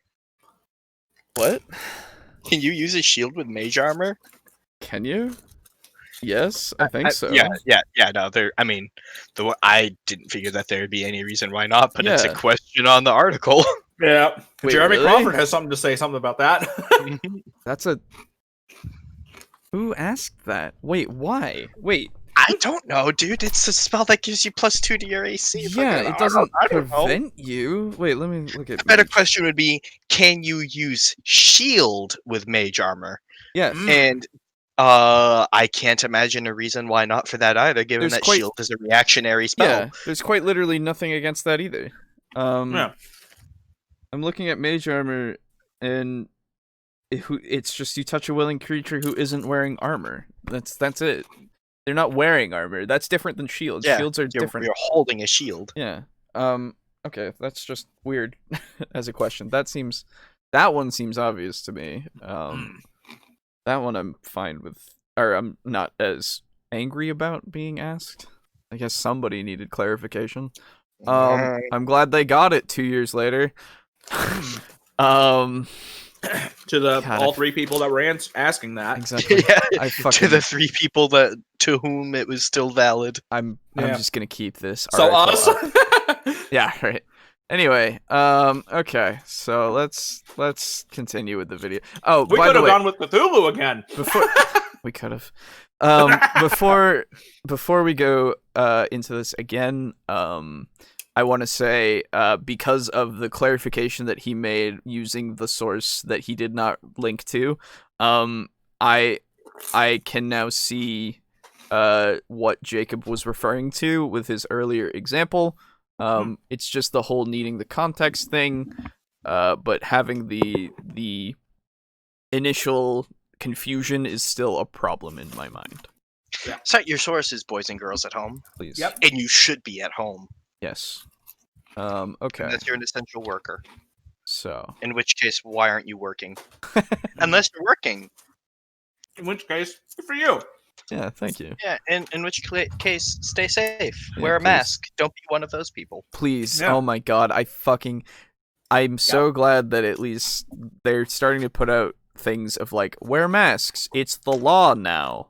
Oh, but that's fascism! It's like, fuck you, dude. Get the fuck out of here. I don't care. I had a Karen come through my line and be like, Did you do the trick I told you? no, because that was before you told me the trick. But the Karen, like, probably like late 50s.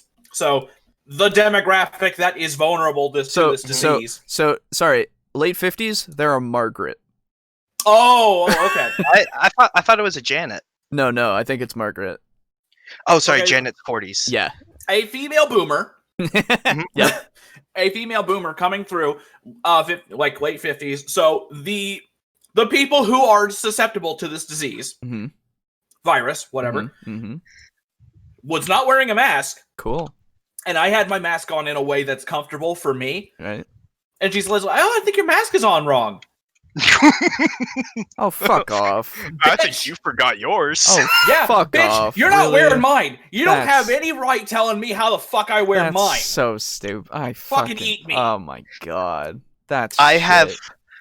have gone shopping, and the amount of people that I've seen that wear a mask over their mouth but not their nose. Yeah, oh And my I'll be walking down God. the aisle and I'll be like, hey, by the way, that's not doing anything for you, right? She's like, yeah, but it gets hot otherwise. And I'm like, I So- don't give a fuck if Even- you're hot. Even I don't yeah, care. I wear my mask over my face and my nose, and it fogs up my glasses so hard. I it does. cannot see. And guess what? I take my glasses off, I wipe them, and then I put them back on. And yes, it's hot, and I can barely breathe. It's really hard to. In fact, I will go there going, like, in the mask, because it's harder for me to breathe. But I keep the fucking mask on. Like, in a way that will cover my... Okay, alright, let's get back to D&D. There's Candy Monday made a tweet about I just saw an old woman at the store without a mask on. Unbelievable. We give up, and granted this tweet was like a month back, it's like we give up 8 weeks of our lives so that Margaret 97 can lick toilet seats. So, anyway, yeah, let's get back to the rest of Dispel Magic. We were past Smoke Powder. It's so vague and it doesn't make any sense that it's really difficult to cast and work throughout your D&D games, making it a really frustrating spell to deal with in the first place. On top of that, it's a spell that gets rid of things. It's not like the first time you casted Magic Missile and everybody's confused like, wait, you don't have to attack for that? And it's like, no, you just do damage. And everybody's like, wow, that's so easy and simple to understand. Did you just do damage? Because this is in the confines and rules of the system. Dispel Magic goes outside the box, which granted is kind of cool, but it goes outside of the box to step on the box. So there's my explanation. So, how, though? Because when you use Dispel Magic, it still follows the rules of a spell. It does... I think he's just going for how vague it is. Well, so I agree that it's vague, but it's not... He also said that the problem is that it takes things away. Oh, yeah. And, like, so... The argument could be made that all the damaging spells take life away. Is that bad? Like, is it bad that you could, and adversely, have this happen to you, you could take your Dispel Magic, go against a high-level enemy who also uses magic and casts Mage Armor, Shield of Faith, any of these things that buffs their AC to hell when they were already really high. You take that and you go, no. Is that bad?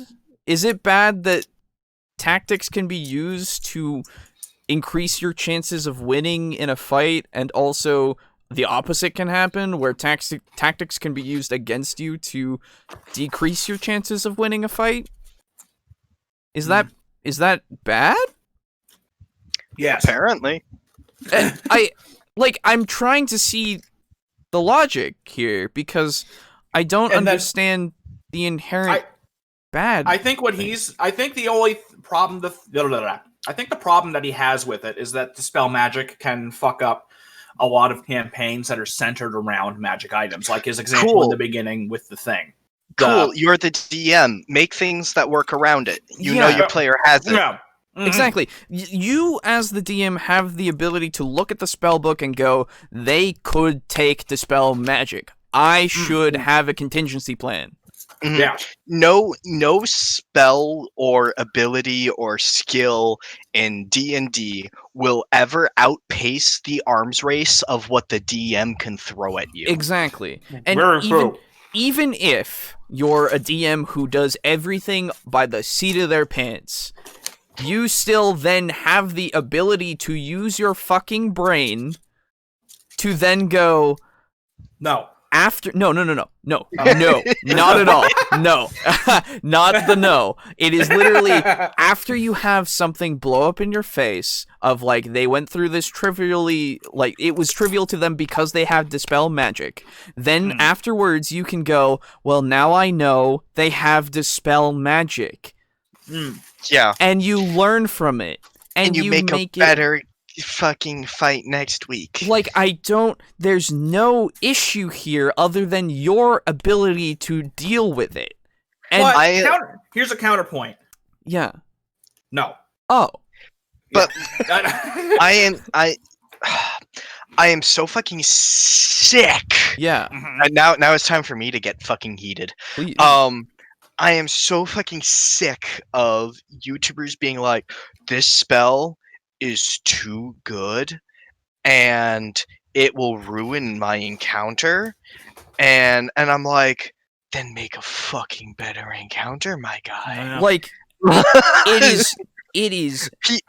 It's people taking their bad and counterbalancing and campaign writing and blaming it on Wizards of the Coast. They're blaming it. Exactly. And it's just like people who try to justify shitty writing with subversion of expectations. Exactly. Yeah. And it gives me the same energy, and boy, I fucking hate it. There's another thing that you can do. Mm-hmm. Two things. One, if you have an encounter that has magic items and it kind of hinges on a magic item, you can either A, throw in something that might force them to use Dispel Magic earlier, like a magical trap or another enemy that would have them seriously think, maybe we throw should in a red herring. Exactly. You can either do that, or, and this is the one that would probably be a bit harder to swallow, but equally as doable. Reward them. Let it happen. Yeah, exactly. Reward them if you for have an encounter what that they're meant for. Yeah, if you have an encounter that hinges on a magic item and your players can overcome it, let them overcome it. They're the heroes. They're supposed to win. There's a reason why they took it. It's so that they can overcome it. Exactly. So you shouldn't punish them for doing that. There's no reason to change the system when there's nothing wrong with it. Yeah. Like, the only thing that's wrong with what Counterspell and Dispel Magic have, or more so Dispel Magic, is the fucking vagueness and the fact that you have to go to a completely other, like, a complete fucking entirely different source just to figure out how it works. Yeah. Yeah, it's like going to a play and you sit down there with your little like flyer that helps like establish the universe, and you're like, okay, so it's 1820 Venice. Yep. There's a servant cloud. Sometimes the two masters. The Capulets are warring with these people. Okay, sure, this is fine. And then instead of that, you had to drive like across the city to visit this defunct little Chinese restaurant, and then pick up a takeout menu from there, and the details establishing the premise of the play are on that menu. Exactly. Like it's just like in any kind of thing of, and I will use this example, the fucking Star Wars trilogy, the newest trilogy, where they're trying to retcon everything by books, by tweets, by any other means necessary other than the source material of the movies, just to justify things. Hey, did you know that? Yeah, they are doing that. Did you know that Rey was actually really good at programming, because on Jakku she lived by like a big old ship, and that's how she self-taught herself how to program perfectly. It would have been cool to see it. It would have been cool to know that. Yeah, I would never have known.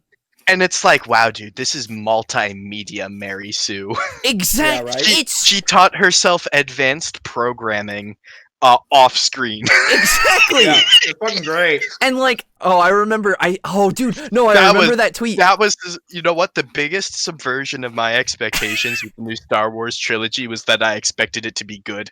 Exactly. So I remember that tweet because I saw that Elijah Wood commented on it, and it said, "Did you know?" And at the end, it said that whole thing, and then at the end, you saw him that said, "No, how could we have?"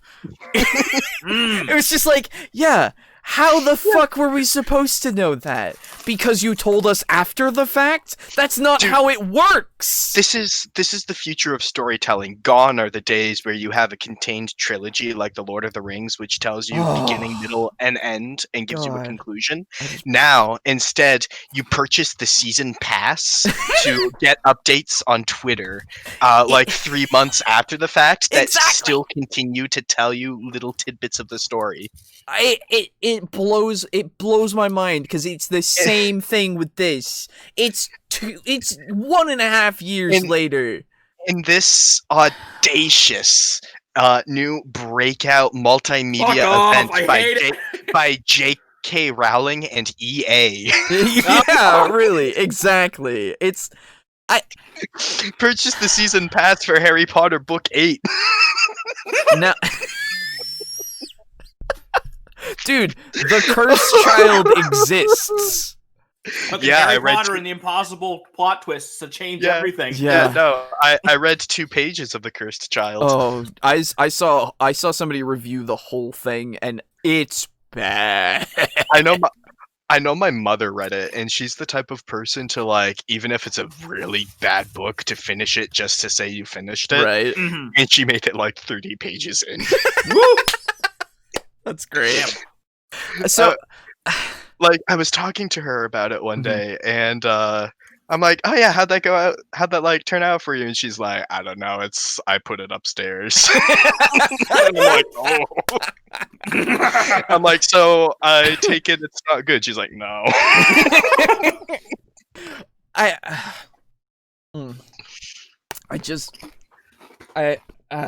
Okay, so I remember now. Later on, he goes into how he will fix Dispel Magic. Oh, and okay. I can't wait for that. So let's continue. About the thing that is dumb. Now, I'm going to explain why it's even more dumb. I'm not a smart man, but I know what love is. And hate. I think the biggest problem, and also the biggest... That was a little funny. That's a good joke. I'll give him that. I like that. Yeah, no, that's good. That's good. But before, when you said you showed us how it was dumb and it's more dumb, you showed us a little bit, but could you cite your sources, please? Anyway.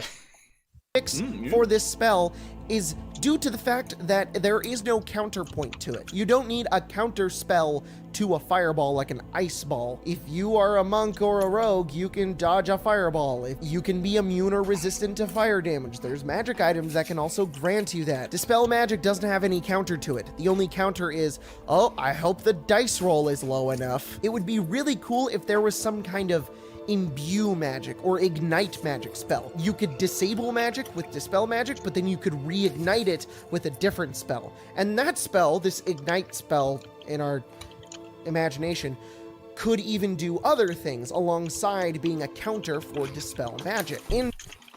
So that would actually be kind of cool. It would be I fine. can imagine a spell like that. It would be fine, but you could just cast the spell. It's true. That you dispelled. 1, 2. If it's an enchanted item and you're really going by this and saying that it just completely takes away everything about a magical item, you could re-enchant it. And I know that that's not a solution because there's no rules for making items in 5th edition. So, because rules as written is all we're going by now. But you could do that. Yeah. Cool. I'm fine with the idea of quelling magic and then re-empowering it. That's neat. Yeah. That sounds like a neat system. That actually sounds a lot similar to a thing that happens all the time. I think it's almost every single Tales game. Tales of Symphonia, Tales of the Abyss, Tales of Vesperia. In every one of those games, you get a Sorcerer's Ring.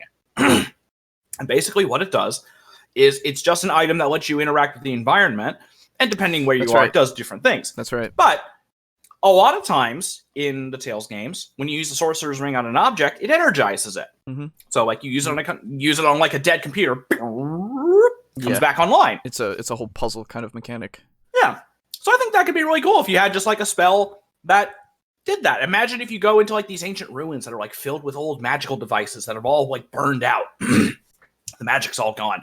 Then you use that spell and then the lights flicker on and shit like that. That'd be pretty cool. That's the thing. I find that in that situation, I would personally prefer it to be more of a research and development kind of thing instead of a just it's better now kind of thing, right? Yeah, that's true. I would like it more so if you could research the magical item, try to figure out what its effect was, and try to redesign it or learn how to make that kind of thing, and then kind of get that kind of thing that way. But yeah, I mean, again, excuse me. I think I like both options, really. Yeah, no, I also am cool with the igniting magic aspect thing. That sounds neat.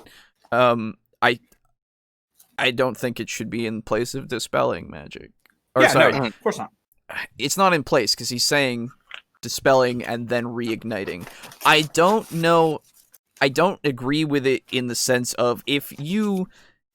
And dispel is a word. Dispel means, if I look at dispel, well, that's not right. I don't want to look at that one because that's about making doubts and feelings disappear because I can't do that. Transitive verb, to drive away or cause to vanish by or as if by scattering, aka dissipate. Yes. So to drive it away and cause it to vanish, I would think means that the magic is gone.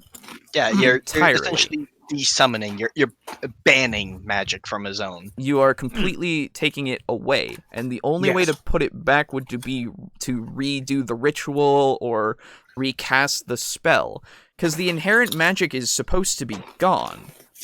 That's the point. Unless you are quelling an item that's too powerful to continuously be quelled, right? Yeah. That suppresses it, but it'll come back on its own.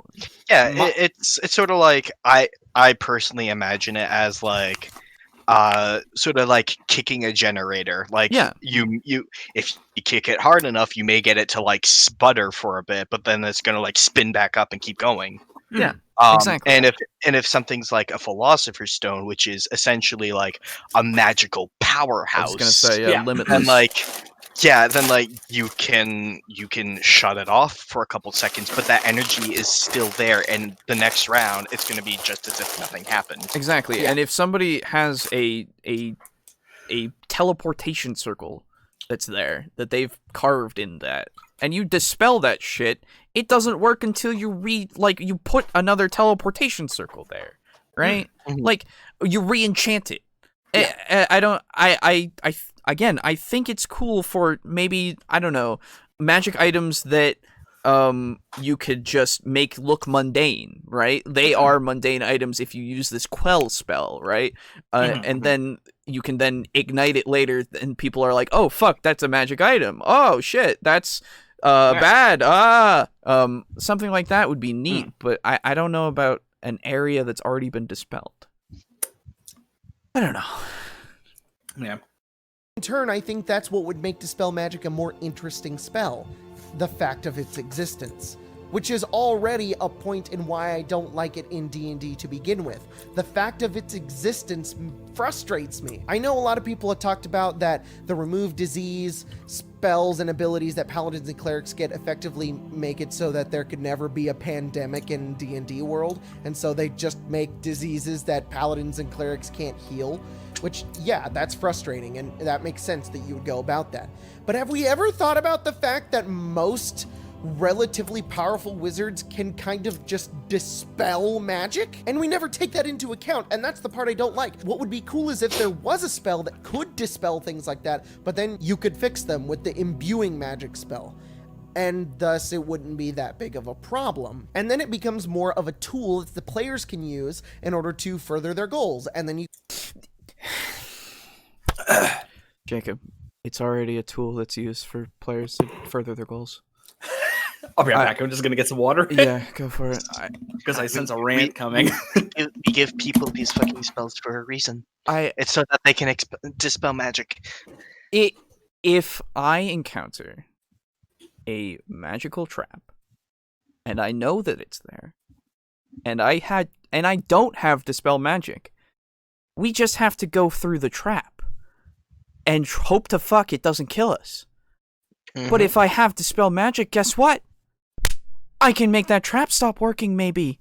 Oh, maybe I'll use all of my spell slots to stop it because I keep failing. And then, oh fuck, we can't get past the trap without having to... But I've invested all of this stuff into... I don't... Your argument about it immediately having any not competent, but any wizard who is able to cast at 5th level, minimum, able to cast Dispel Magic being an issue is just stupid. Did you start the video again without me? No, I also don't understand the fact is, like, but have we considered that mages can just dispel magic? And it's like, well, yeah, dude, if there's anyone who can dispel magic, it would be the guy who works with magic. Who literally studies it. Have we ever considered the fact that electricians can turn off the power? Legitimately, it's if you can create it, you can destroy it. Right? Like, if you have not always. You understand the analogy, though, that I mean. Like, if you understand something, you can probably make it stop working. Yeah. If you know how something works, you know how or why it wouldn't work. So, I guess the better way to put this is, if you have the ability to control the fucking weave to such a degree to summon a goddamn fireball, then you probably have fire. You probably have the ability to make it so that somebody's little tiny light over there stops working. Like, did you just assume his magical capabilities? I fucking did. Did you just assume his class? Oh, excuse me. I'm sorry. It's not like every fucking class gets Dispel Magic that is a caster. Yeah, right. Like, druids don't. They don't? Really? I don't believe Are you sure? I could be wrong, but I've never heard of a druid with Dispel Magic. I will check. Well, that's because nobody knows about it. It's because nobody takes it, obviously. Hmm. 3rd level spell, Dispel Magic. All right. It's a thing that literally anyone can do who is a caster. So why would it be such an issue that it's there, that it can do this? The same with Counterspell. Both of these fall under the same thing. Just because they exist does not mean they're bad or dumb or anything. The only fucking thing that I find wrong with Dispel Magic is the fact that it's so goddamn vague. Yeah. And I've gone over not this. A problem with the spell. It's That's not a problem with the writer. Exactly. It's not a problem with the spell itself inherently. It's the problem with the fact that you have to go to the source that is not in the book itself. And you have no indication at all that you have to go to this fucking source to understand this spell. And then you have another source that completely contradicts that source, so fuck it. Let's continue. Or it could be vice versa. The bad guys can have Dispel and your players can have the Reignite Magic spell. You could even have the similar thing for Counterspell. You could have a counterspell. I guess you can counterspell. It would be really cool if there were more spells based off of denying magic and rebuilding magic. Kind of a subsection of abjuration. And indeed... Why is enchanting not a thing? Why is enchanting and re-enchanting something not a thing in your mind? In any media that is fantasy, you can disenchant something and re-enchant something. It takes effort. It takes you knowing how to enchant something. It takes resources. It takes time. It takes money. It takes thought. It takes potions of Fortify Restoration. Exactly, it does. And then gloves of Fortify Alchemy. Yes, yeah. Exactly. Like, is it...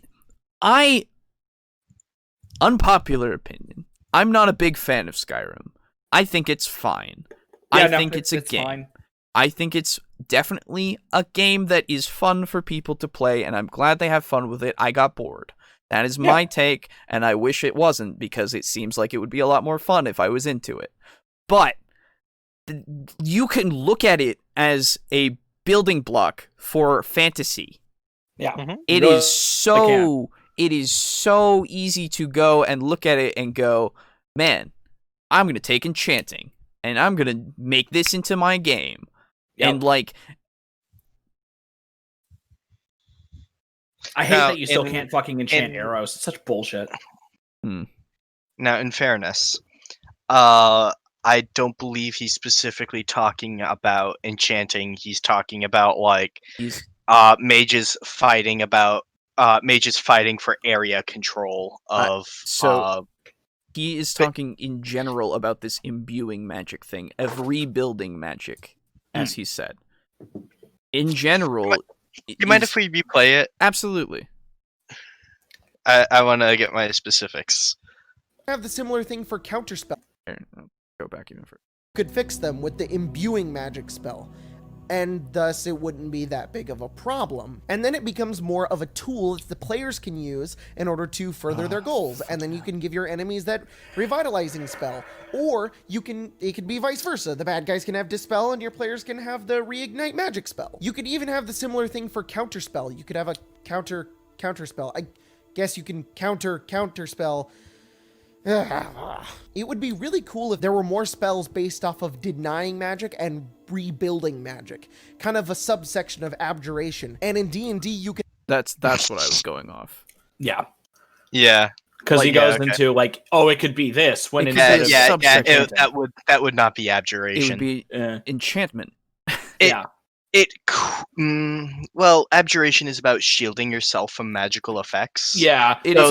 There could be a case made about it. So, however, what I would say, hold on, let me just finish the point before we move on to another point.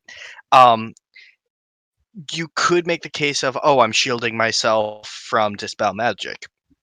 But if you're talking about specifically imbuing magic into a place that has had its magic stripped of it, that would definitely be part of the enchantment school. What I was going to say was enchanting something with a spell is a process that you could do. You could make it so that it's an enchantment requirement to actually enchant things with other schools of magic. Yeah. Right? Mm-hmm. Like, because that's totally a possibility. Excuse me. Not necessarily even something that has to be a magical school, right? It can be a craft, right? People there in Eberron, specifically, they have there's a section that talks about people who learn magic just so that they know how to do their crafts better, right?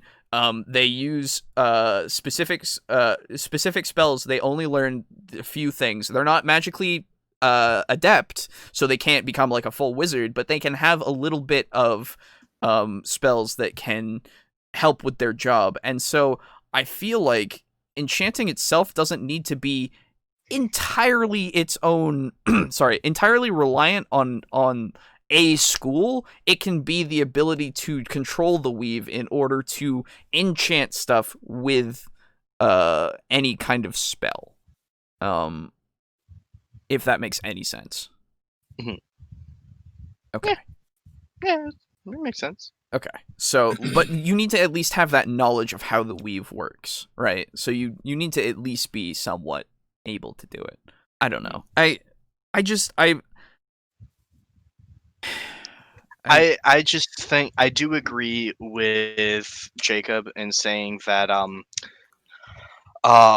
there should be a spell to counter anti-magic field. Counterspell. Other than just counterspell. To be able to have someone say, no, you can't cast magic there, and then you pull the Uno reverse card on them, and you say, bitch, yes, I can. So the counter to that is to hit the mage because it's a concentration spell.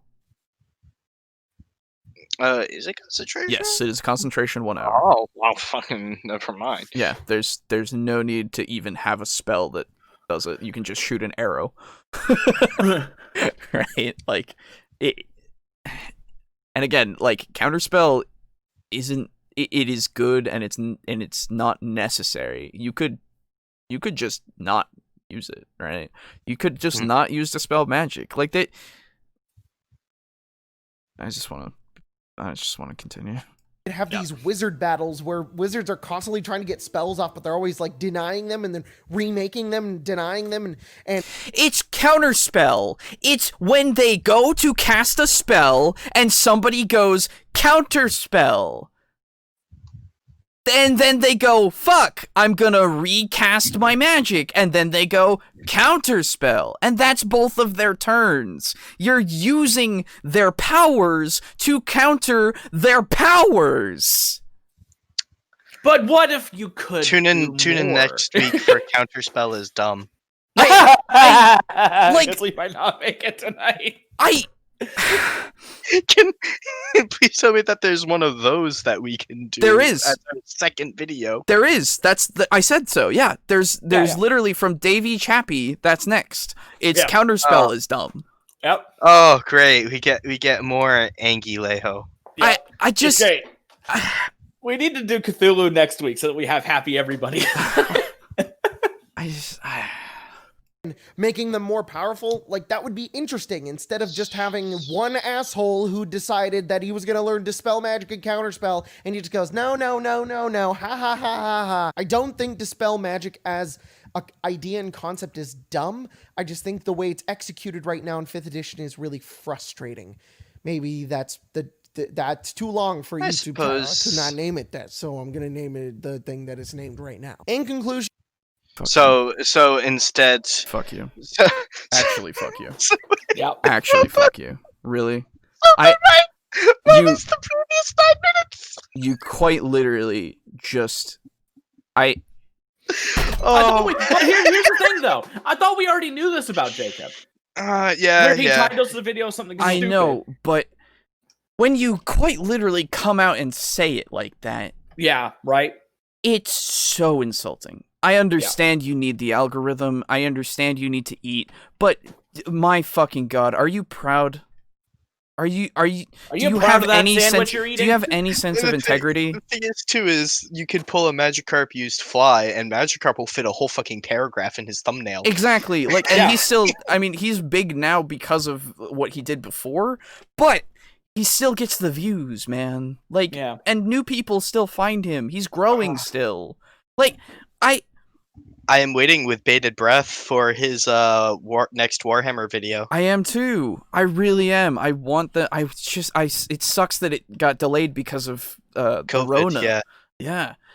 Big Rona. Has an anti-Warhammer agenda. Do you have obviously nice.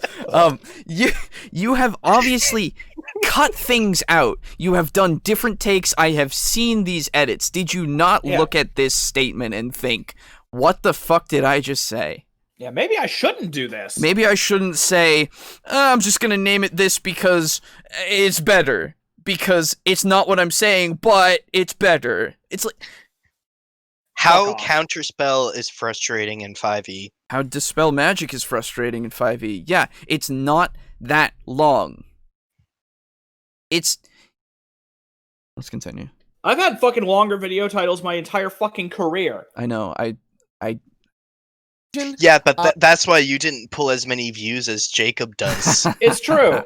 All our titles are as informative as I can make them within the 100-character limit. I have to shorten things sometimes because of that, but on the fucking audio versions of the podcast, I don't have to do that, which is nice. But fucking, in the last one, I had to shorten Call of Cthulhu to COC. That was the only way that I could do it. It fucking sucks. I hate it. But I still try to squeeze in every fucking word I can, just so people know. Yeah. It's fucking, oh my god. I don't want a haha your turn and planning is gone spell. I think that's dumb. I think that instead there should be a system built around spelling magic. Part of the planning using Dispel Magic. It's hey guys, we're fighting a lich. He's saying planning for the other guy, which by that admission, he doesn't like that because he DMs, people use Dispel Magic and Counterspell against his NPCs. Yeah, right. Yeah, well, fucking... Good fucking luck ever playing with people. I know you have your dedicated group of friends, and I'm sure that not all of them share this view. I have no idea. I hope they don't. Like, I hope they just think, yeah, Dispel Magic is vague and kind of needs a little bit of...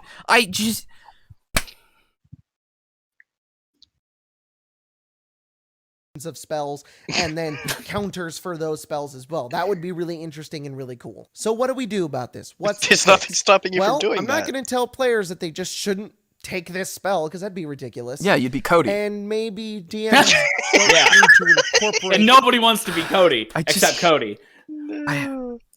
This entire homebrewed system that I'm implying, and you maybe shouldn't take away the spell because banning spells is silly and dumb. Players, stop taking Dispel Magic, okay? Yes, that's a joke at the end. I get it. Haha. I'm laughing. I really am. Down in your soul. It's not... So, it's not entirely his fault that I'm very angry. Yeah, it started with Jeremy Crawford. It did. It was Jeremy, and then compounded with more and more of him just saying things that I don't understand why. Yeah. And then I'll take some responsibility because I literally thought, like, how long was it between when D&D 5e was released and then that update came out? And I'm like, I could really bait Alejo into being really angry by framing it like this. To be fair, it is important to have that context. It is, yes. It is not just for me, it's for everyone else. Like, it is ridiculous that is the case.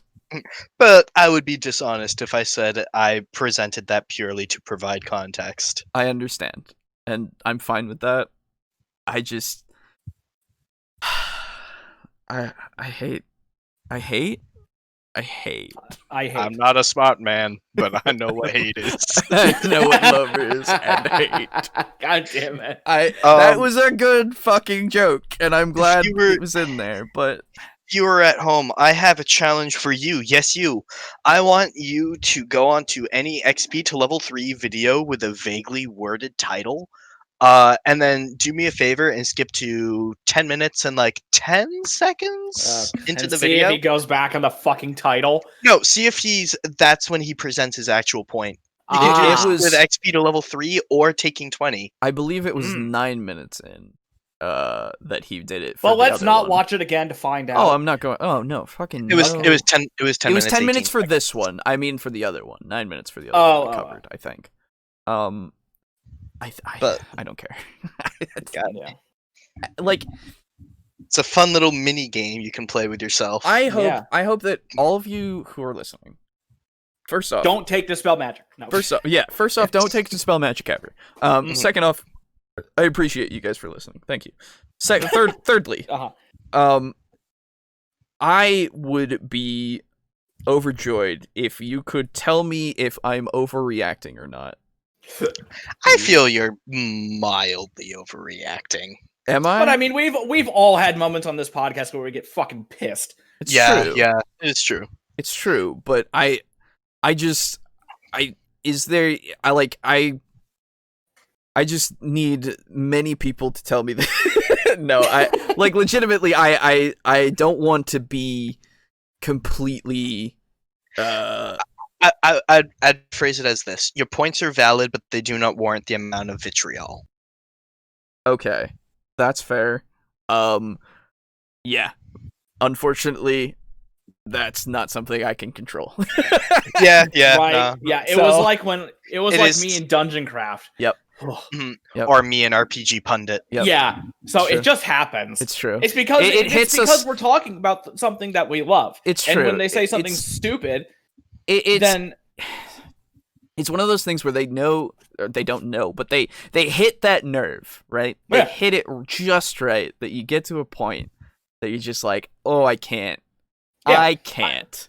And I mean, there are things that just set people off, just like that. It's true.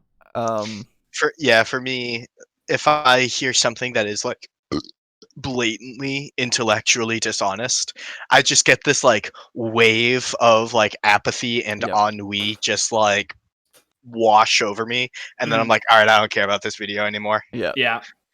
For me, it's like it's less. That is the point at which I would click away from the video if I were on my own time. Yep. Unfortunately, I am trapped in the video. Yeah, right. We all are. For better or worse. The one that I can think of immediately, and it doesn't really have anything to do with videos. It's just an example of something that sets me off. It's when people are like, man, like, and when I'm in the middle of a work day, it's like, man, I'm really tired. And they're like, and I'm 60 years old. You're not allowed to be tired. That kind of thing. That's fuck so you. Stupid. Fuck off. I seriously want to punch them in the fucking throat. That's so stupid. When like someone is like, you are not allowed to be blank because I am more blank than you. Yeah, it doesn't track, dude. It just doesn't track. Ooh, I hate it. I don't know. It's one of those things where I'll get angry about stuff and just be angry. That's just how it is. That's when you say you're not allowed to be 60 years old because I have a fist. You're not allowed to be 60 years old because you were 20 once. Now how about you go back to being 20 and intelligent? Yeah, Thanks. Come on, man. Exactly. Yeah. Just hit him with the okay boomer and move on. Yeah. I think. But I mean, if I say that, I get fucking fired. So. Yeah. Would you? No, probably not, but I don't want to get in trouble for something so pointless. Yeah. Okay, so let's at least just watch it's 6 minutes. So and it's less not time. So it'll only take us an hour and a half. Exactly. But this is going to be... Oh, God. Counterspell is bad. I'm not... Joy is not sparking. No. Yep, same. It's immediately Counterspell is bad, which is just not a good title. This is by whom? Davey Chappie. Oh, he usually makes good stuff. Yup.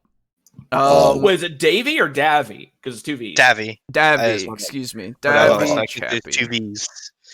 It's gotta do the thing where it sounds similar. Anyway. Yeah. It could be Dowie. It could be Dowie. It could. Anyway. Like the Women's Day. So I think we're gonna not have to go through this as fine-toothed because I feel like we're gonna be going through things that we've already talked about with Dispel Magic, because we already went with Counterspell a few times anyway. So let's find out, shall we? Yeah. So I'm gonna take a page from XP to Level 3's book and just say, Counterspell is dumb. It's a ridiculously broken spell that manages to completely piss off whoever ends up on the other end of the barrel 100% of the time. And as a DM, it makes me never want to bring spellcasters into my game. The situation usually goes like this. Players walk into a... Okay, so you talk really fast, but... Yeah. First off, boo-hoo. Yeah. like actually, like what do you... Counterspell completely taking you... and saying it literally overcomes, you get overcome with such a vitriol for it, in fact, that you go, I'm just no not gonna spellcasters. I just feel like I shouldn't even put magic in my game. Fuck it. I don't. What the fuck? Really? So here's the thing. Uh-huh. This is a design philosophy that I implement into my game. Uh-huh. And hope to actually continue to implement into anything I create. The villain of the week has not spent their entire lives in order to counter the party that they've never met. Exactly. Simply put, a mage is going to use magic. Yeah. Sure, the party has a mage that has Dispel Magic. Or Counterspell. Or Counterspell. Mm-hmm. He counters it.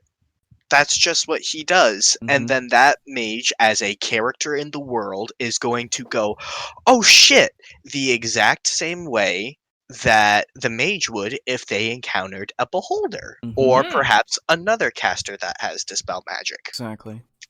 There will be people who are a threat to villagers and peasants and even other adventuring groups because of the way that their skills align. Mm-hmm. And it can sort of counter a specific playstyle.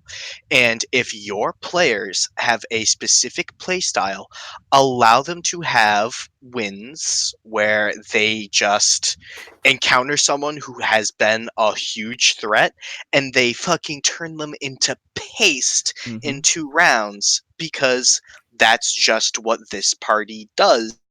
Yeah. That's just how they fight, and it just happens to counter people. Mm-hmm. Yeah.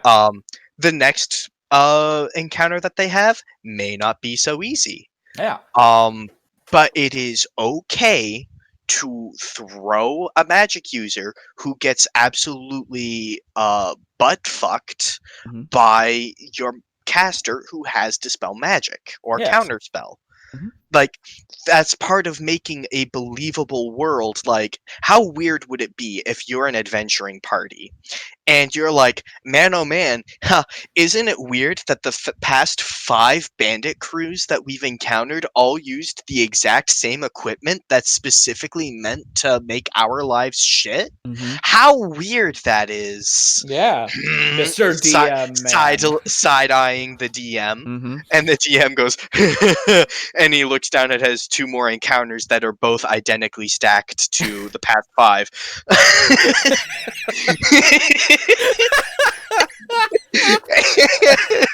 It pulls his collar a little bit and goes, yeah, guys, they must all be part of a group that supplies all of their shit tier bandits with all of the same equipment.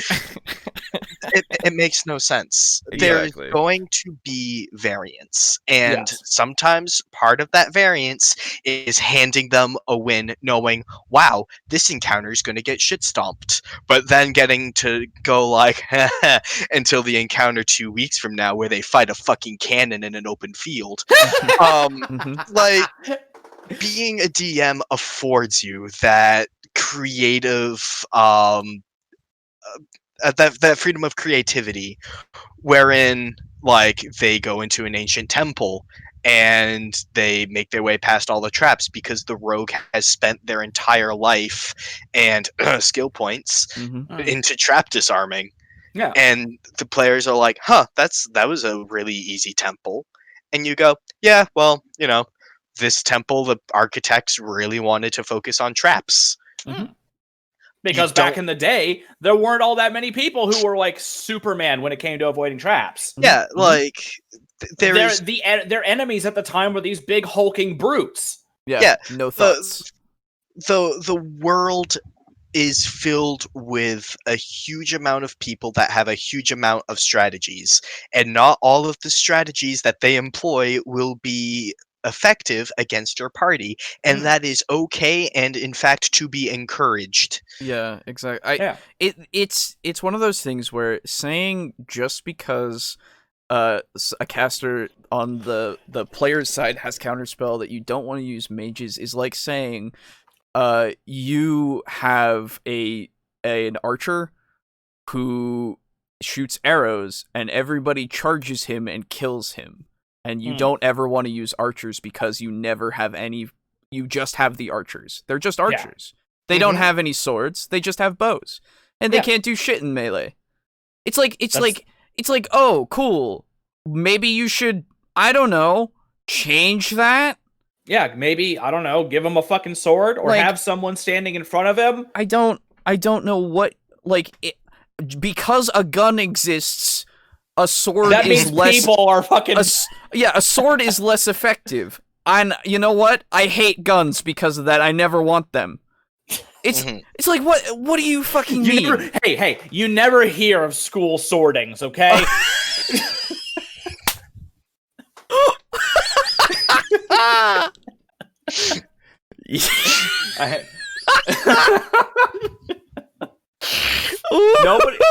Nobody goes and slices up a school with a sword or a battle axe, all right?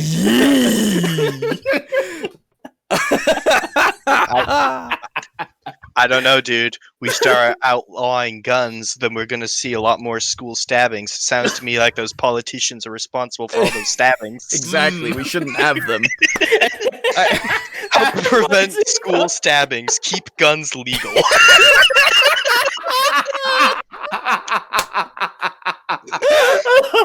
Oh my god, I love it. Wow, that's, I think, the worst thing I'll say this week. It is a Monday night, or Tuesday night. It's pretty bad. All right. Well, started it, so. Let's get canceled, boys. Let's get canceled. Oh my god.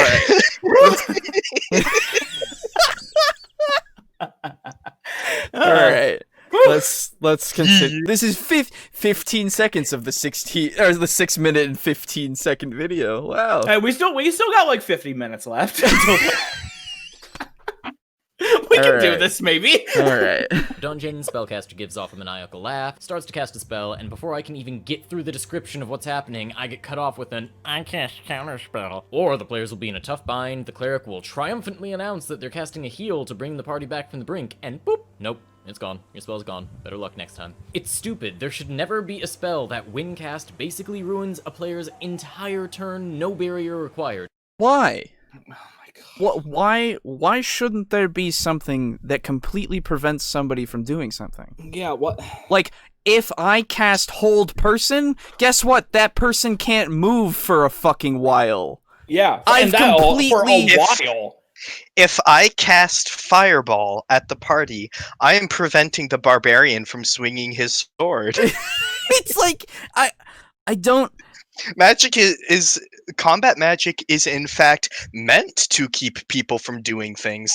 This is why sleep exists. This is why Finger of Death exists. Command. Color spray.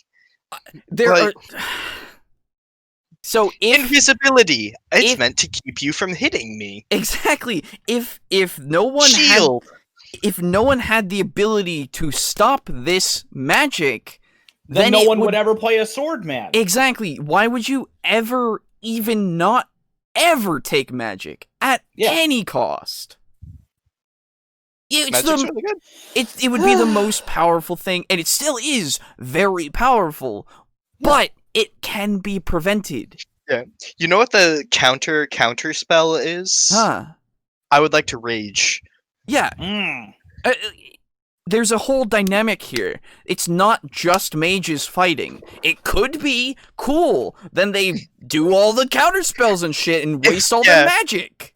If you are playing a party of all mages and you get counterspelled to shit, man, dude, you knew that going in. Yeah. That's on you. Like, you are literally a mage. I still want to play a campaign where we're all mages and we form our own cult. That'd be super cool. That'd be super cool. Anyway, it would be one of those things that is more of an intrigue kind of thing, right? Where we're like trying to summon an old one or something. Yeah, we're all warlocks cool. trying to summon Cthulhu. That'd be sweet. Anyway. It's just one of those things. This doesn't track, dude. It's the no fun allowed button that you don't want to admit is busted when your party is using it, and then feel completely screwed over on when it ends up happening to you. And I'm the DM. So, you're assuming that that's the case, but we all are here going, no. I expect that another caster is going to, if they have the spell, go, you're not gonna do the fireball. Yeah, don't do that. I don't like the fire. Maybe so no. Maybe this is mean and unjustified. And I don't mean to be shooting shots at XP to level 3 or taking 20 or Davy Chappie or whoever the fuck. But whenever I see a 10-minute video on I don't like Counterspell because it ruined an encounter that I totally had, literally they're just spending 10 minutes screaming to me I can't balance encounters. Absolutely. There's some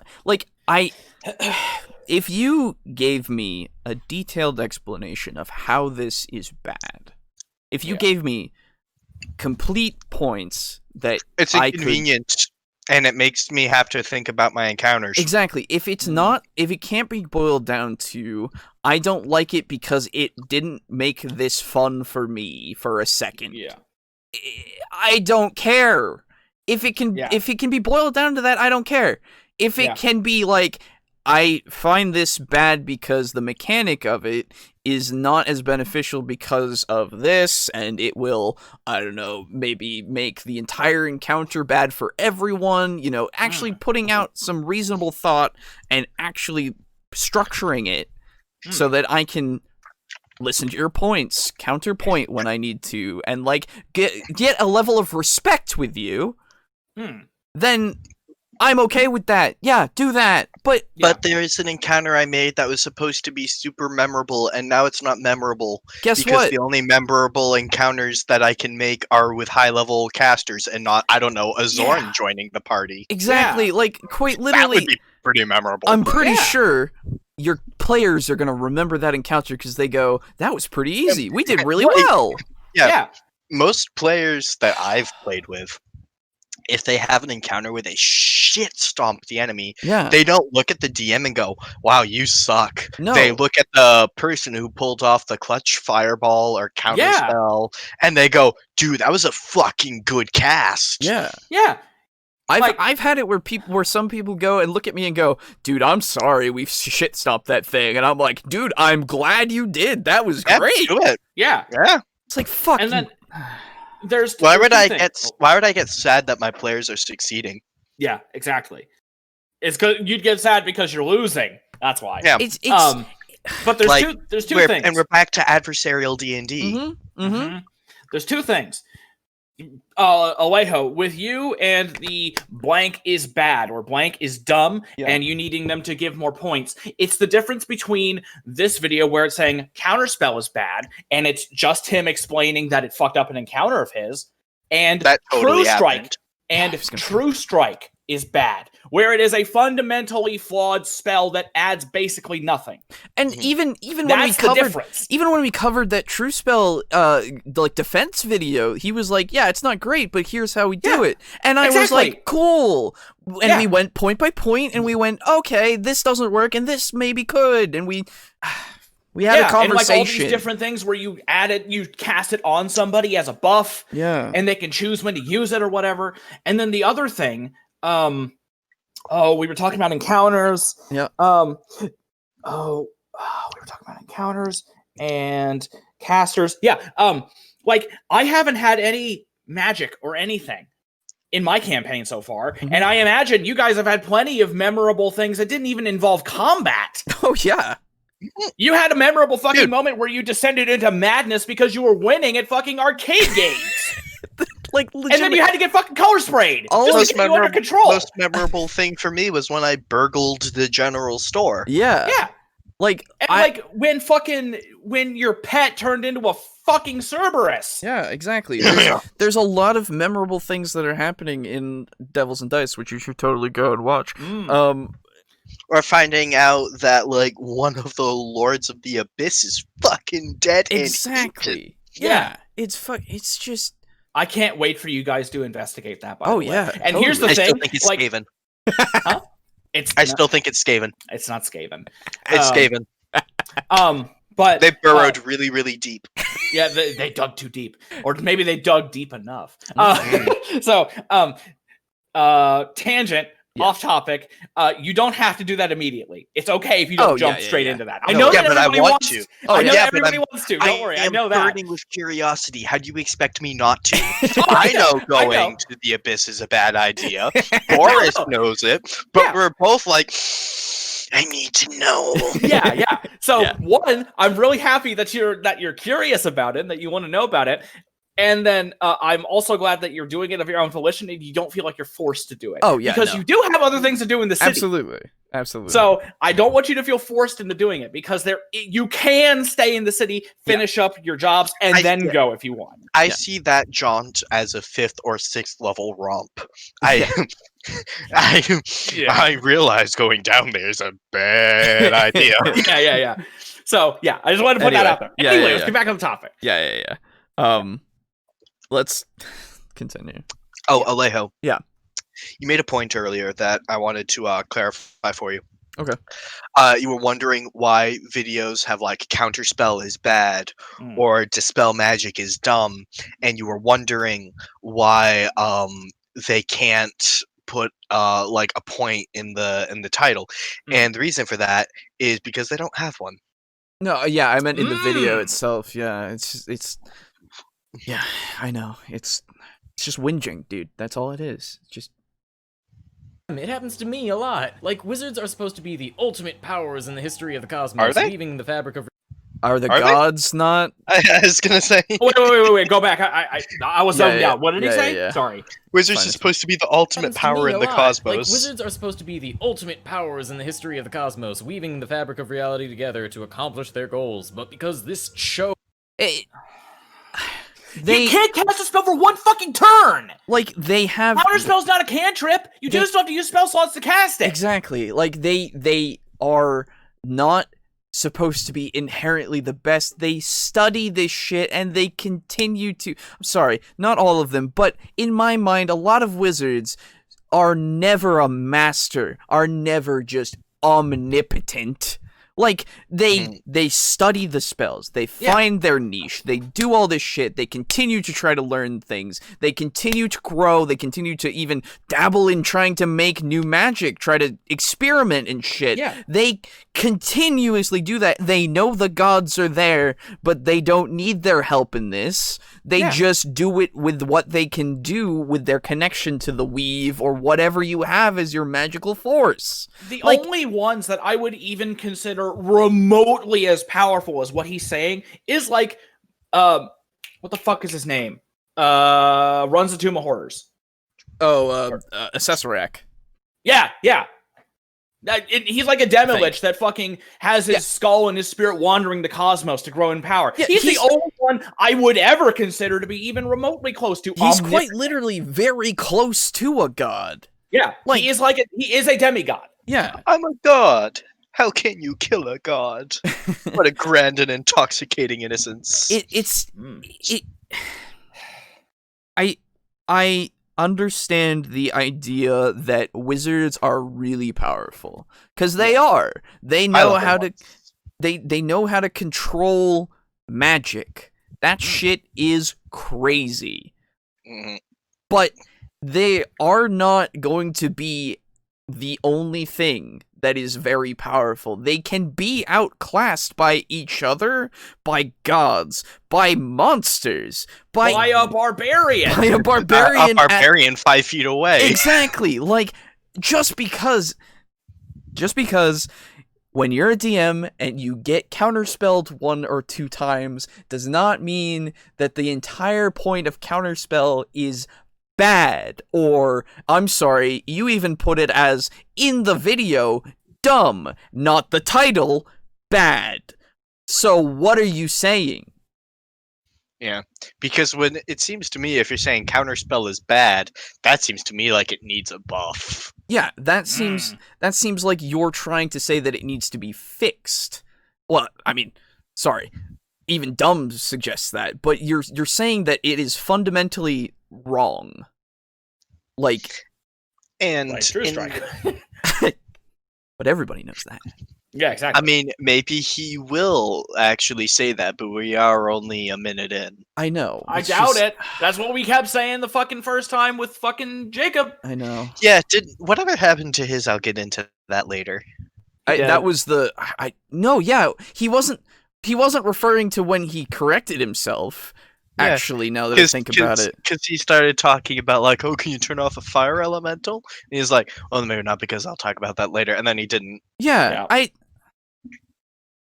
But because this chode with a blue pointy hat made it to 5th level, suddenly Morkadeth, the Grandmaster of Evil, can't cast spells anymore. What about his cronies? Is Morkadeth fighting them alone in a room? To be fair, like, I don't understand. That sounds hilarious, actually. I will say, for the benefit of the doubt, sure. Like, that's fine. If you want to have a 1 on 5 battle, or 4, or whatever, and you are confident in your monster or encounter or whatever, then great. And that you're also praying that they don't have counterspell. Yeah, if you're praying that they don't have counterspell, no. That's fucking, I won't accept that. And I mean, you should know that. Yeah. Do your players take spells in secret? Yeah, exactly. You can look at their fucking sheets. Like, it's not like... And they're not going to begrudge you that. They're like, okay, what spells do you have again? It's like, oh, I have this. What player is going to be like, oh, no, you can't know my spells? Yeah, exactly. The player is getting kicked from the fucking table. I had the druid try that once. I was like, dude, give me a character sheet. And he's like, no. And I'm like, what do you mean, no? And he's like, because you'll make something to counter me. And I'm like, dude, I need to know your fucking stats. Yeah. Give me your character sheet. And he's like, oh, okay. It's not to counter something to counter him. It's not something to counter specifically. It's something to challenge. Yeah. Do you think I'm literally selecting you and throwing enemies at you? No. I need to balance things for the fucking party. Exactly. Yeah. Jesus Christ. I have a page in my notebook that hold on. I'll tell you exactly what it fucking outlines. Oh. Okay. I hope your team doesn't I hope your players don't watch this. Oh no, they know about it. Hey, they've seen this. Hello, Aiden's players. Your druid is a fuck bag. Anyway. No. They don't watch the podcast because I haven't told them the title of the podcast. Because I reveal secrets about the campaign in the podcast. Right. True.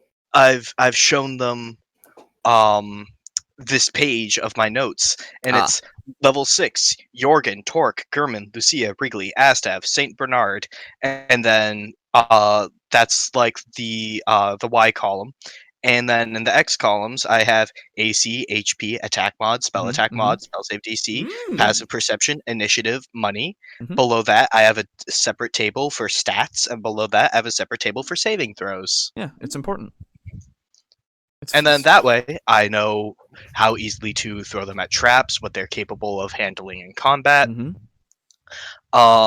And like, okay, well, if I want to throw a person casting fireball at them, average reflex save is this. Yeah, exactly.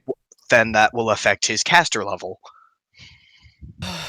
It's like I'm happy that you do research into your players and you balance things for them so they can have a challenging encounter and hopefully have a memorable fight because of it, regardless of if they take counterspell or not.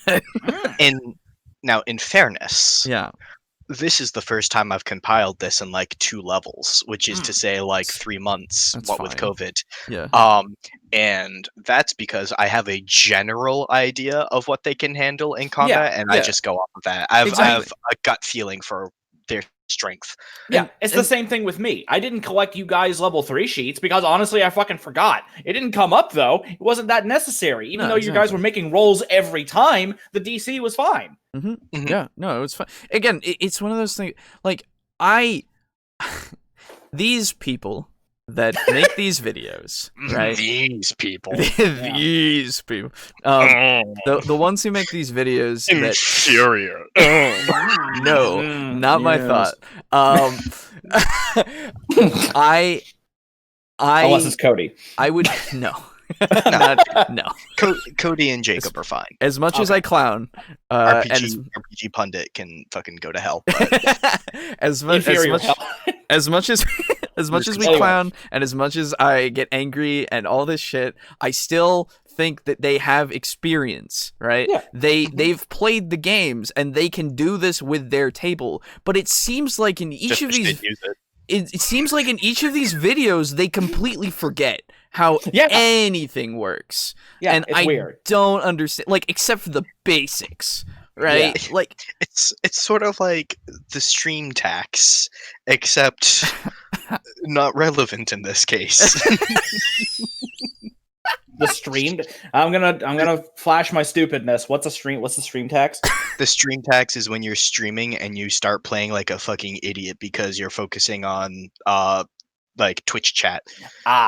And you're thinking, oh boy, I'm streaming. Oh boy, people are watching me. And then you press A when you mean to press X, and you delete an item, and you go, oh fuck. Yeah, it's that thing of it's not intentional. I know that's the Let's Player's curse as well. Yeah, exactly. It's the LP curse as well. Yes, yeah, it's fucking. Once the cameras are on, you suck. Oh yeah, it's not intentional, but it just happens, right? Yeah, but this is the opposite. I make way more school shooting jokes on this podcast than I do in real life.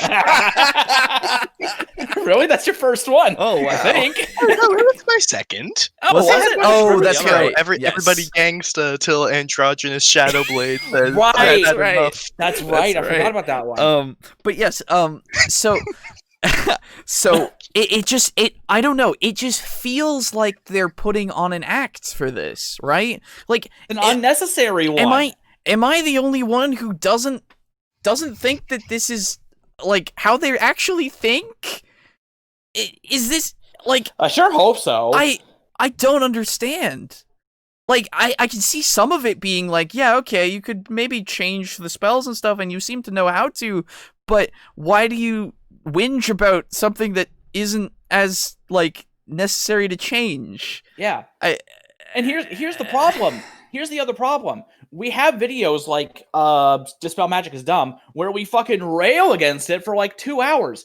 And then we have videos like what Seth Skorkowski puts out, where he's basically just reading the fucking rules, and we're like, great fucking video. He just gives a couple examples, but it's clear that he's not doing a character. He's it's just him. He has his character as well that makes it so that he can emphasize a point, right? Yeah. Like it's more just that he's made a video that's informative and well edited, well structured. It's the clickbait mentality. Yeah. If I say Counterspell is bad, people get clicks because I say something that is presented as a hot take, and because of that, it incites people to watch it and then perhaps give their own opinions, and then go, oh gee, that Cody is sure informed about the D&D. I better see why Counterspell is dumb. Okay. There's suddenly from Timbuktu, from Ontario, eh? Yeah, like jeez. Hey, don't do that, man. I keep forgetting you're Canadian. Exactly, right? Like, I'm sorry that I keep forgetting that you're Canadian. I'm sorry. Can I offer you some maple syrup to drink? Dude, it's some good stuff. I'm giving myself a headache. If you have a headache, I have an igloo that you can lie down in. Oh, nice. Yeah. Because you're from Canada and everybody in Canada lives in igloos. That's true. Right? That's true. Yeah, that's true. I can do maple face.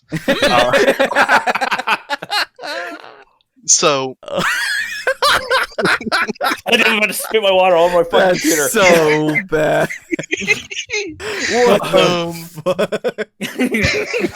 Hey, welcome to the Edgy Podcast, because that's what we are. so Don't cancel us, please. Please do. It'll give us attention and more people will look. yeah. It's true. And then Alejo can post a video that says TableTalk is bad. Yeah, I can. And that's like 3 hours long, and then like 2 minutes of it. It's like, no, it's not that bad, really. Yeah, you should go watch it. It's 3 hours long, 2 hours and 58 minutes of which are ad reads. Yep. All right, sorry. Yeah, go on. Yeah, so because people go, oh boy, Counterspell sure is bad, okay? Good.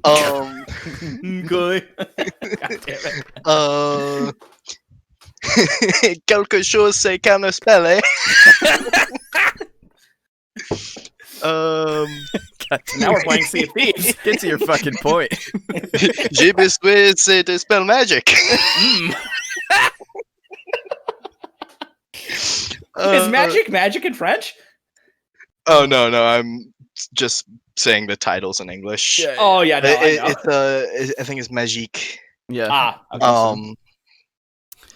And so yeah, people go like, oh boy, taking 20 has a large following, so that means he's informed and he's correct. Right, Yeah. exactly. And because he says Counterspell is bad, I was unaware that Counterspell is bad, so I will click this video and hopefully fix my ignorance. Yep. And sort of taking advantage of that. Whereas, like when we did the Call of Cthulhu videos, and they're just outlining the videos and being informative, it's more akin to like a scholarly article where it's like, we did this, we found this, it has straightforward, integrity. presented without comment. Yep. Yeah, Whereas this is presenting comment with no content. exactly. Oh yeah. And like even the one that we did that was the Cthulhu is the best kind of gateway for role playing, right? Yeah, that one. That one was even it was his opinion, and he backed it up with examples, and he went into how it was, and we were able to go, well, every now and again, but it was more of a discussion. Yes. It wasn't just us going, what the fuck are you talking about, dude? Yeah. Right? Like Because there was merit in each one of his statements. Exactly. Yes. So And like and I understand. And even on the things where we disagree with, we're like, nah, that's open to interpretation. Exactly. Yeah. Yeah. And I understand the need for the clickbait. The fucking algorithm is shitty and I hate it. And like, sure, but maybe, I don't know, think about how to make it clickbait but also relevant to what you're saying. And maybe make a why Counterspell is bad. Exactly. Like maybe make a video where you detail the points of how that is and not just go, I don't like it because it takes things away that I can use. Yeah, like and I'm not saying don't make a video. No. Outlining why Counterspell is bad. However, I am requesting that you take an afternoon, sit down with a pen and paper, and think to yourself, why is Counterspell bad? Yeah. And come up with solid, like, prove them via math if you have to, but come up with solid, legitimate reasons for pros and cons. And who knows, you may even find that after doing research, you turn back on your thesis. Exactly. This is okay because it now allows you to make a video saying, like, you did. I used to think Counterspell was bad. Until this. Yes. Until this crazy trick. Yeah, and like, that's clickbait as fuck. hate me for or some Yeah, shit. you can have your cake and eat it too. It's true. But you don't get to bitch about, well, Counterspell's too fucking good. I can't make a memorable encounter unless I use a caster alone in a room. Then like Yeah, what that the fuck is sounds up with honestly that? that sounds don't know. honestly more like a you problem. And Yeah, again, what- we're assuming that it's a caster in a room. That's what he's made it out to be. Literally the best use for Counterspell is a caster alone in their room who you take out of the initiative order with Counterspell. Exactly. Yeah. What is with that? Like, I've noticed this over the course of the fucking podcast, where almost all of the fucking, like, example campaigns and bosses, they're always casters. Why? I don't know. Or at least, like, I would understand, it would be fine if it was, like, a paladin who is a fighter-caster hybrid. Sure. Or, like, a cleric. But it's always a wizard, a necromancer, something. The thing is, too, is rules as written, you can imbue Counterspell into a glyph of warding, and make it target people that are casting Counterspell, and just imbue Counterspell like into multiple glyphs of warding. And then just have those, I don't know, sitting on statues all over the room. Sure. And every single time that you're the Lich floating and you're casting Finger of Death, and the mage goes, I do Counterspell, there's a suit of armor with a glyph that reaches out and counterspells the Counterspell. Yeah. Fucking, there you go, bud. Yeah. Like, start using Counterspell yourself to counterspell their Counterspell. It's fine. Yeah, do it. I don't see why there's such a vitriol for something that you can also use to fix your problem. Yeah, you're the DM. Be creative. Quite literally, like just having just having a problem with the spell and not using it on principle is fine, I guess. But you can't then go and make a video and say this is bad for everyone. Yeah. Right, like, because just because you have a problem with it does not mean that everyone else does, and you might find like-minded people that do, but at the same time, you're probably going to get some discussion, I fucking hope, that has people that say, I'm not sure about this, and maybe you can learn from it, and maybe you can change your mind. No, that's when you delete their comment. Oh, that's true, yeah, disable comments, disable ratings, counter comment. Thankfully, dispel none of comment. Dispel comment. Dispel opinion. Counter comment. Thankfully, none of the videos we covered are like that because I hope they have more integrity than that. Jesus. But the thing that I'm gonna do is I think RPG Pundit would do that. Oh, I think so. Yeah, probably. Given that he made a whole vlog about how someone is besmirching his honor and throwing down the gauntlet like he's some fucking chivalrous knight in 1492 London. Chivalrous. Ooh, you hate him too. Oh no, I was not criticizing. Oh, I see. I don't care. I'll be the one that criticizes. Like, no, I was not criticizing your invention of shitvulrus. Yeah. That's what he meant. Yeah. My bad. But given that he is the type to release videos like that, tells me he would also be the type to turn comments off. Actually, you know what? I'm gonna look through his videos. I'm gonna see if he did that on any of his. The other thing that I'm gonna say is I'm gonna take a page from Papa Longman himself, Mahler. And I'm going to reference him for a second saying, hey, maybe make more than one draft. Maybe look over your work and, I don't know, redraft it maybe a few times until you're happy with it. Maybe put some effort into your video more so than make a rant. I'm fine with a rant and all. I'm fine with a rant and all. But unless it's how to be a great GM. So, well, even I'm fine with I'm fine with him making rants. It's just one of those things of you have to structure it in such a way and title it in such a way that it is not about it's not definitive. It is your rant, it is your opinion, and maybe it's wrong. Guys, yeah. I'm sending you a video of RPG pundits. Okay. It's beyond the double boiler. You don't need to actually click on it. Just look at the thumbnail. God. Oh my god! What is all this stuff? There's an egg. There's chili oil. There's the first some kind of chili sauce. The first or some sort of preserves and an onion. The first second actually of the video shows he also has what looks like shallots and green onion. Wait, no, never mind. You can see it from the thumbnail. Yeah. Some cabbage. Yeah. It's got to be a bit. It can't It not. can't be. I don't know. If you want to go see it, go find it yourself out there. I'm not putting it on the screen right now because I don't have a good way to do it right now.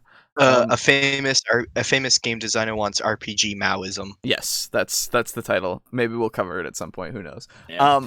But I just want to say that again. I'm fine with rant videos. It's just the thing you have to put it as this is, you have to make it clear that this isn't because something is flawed fundamentally and it needs to change because you find it flawed. Yeah, it's just an opinion and it makes you mad and you want to talk about it. Like, I hate when people say, in my opinion. I hate it because it's unnecessary when you're making something a statement that is, in fact, your opinion.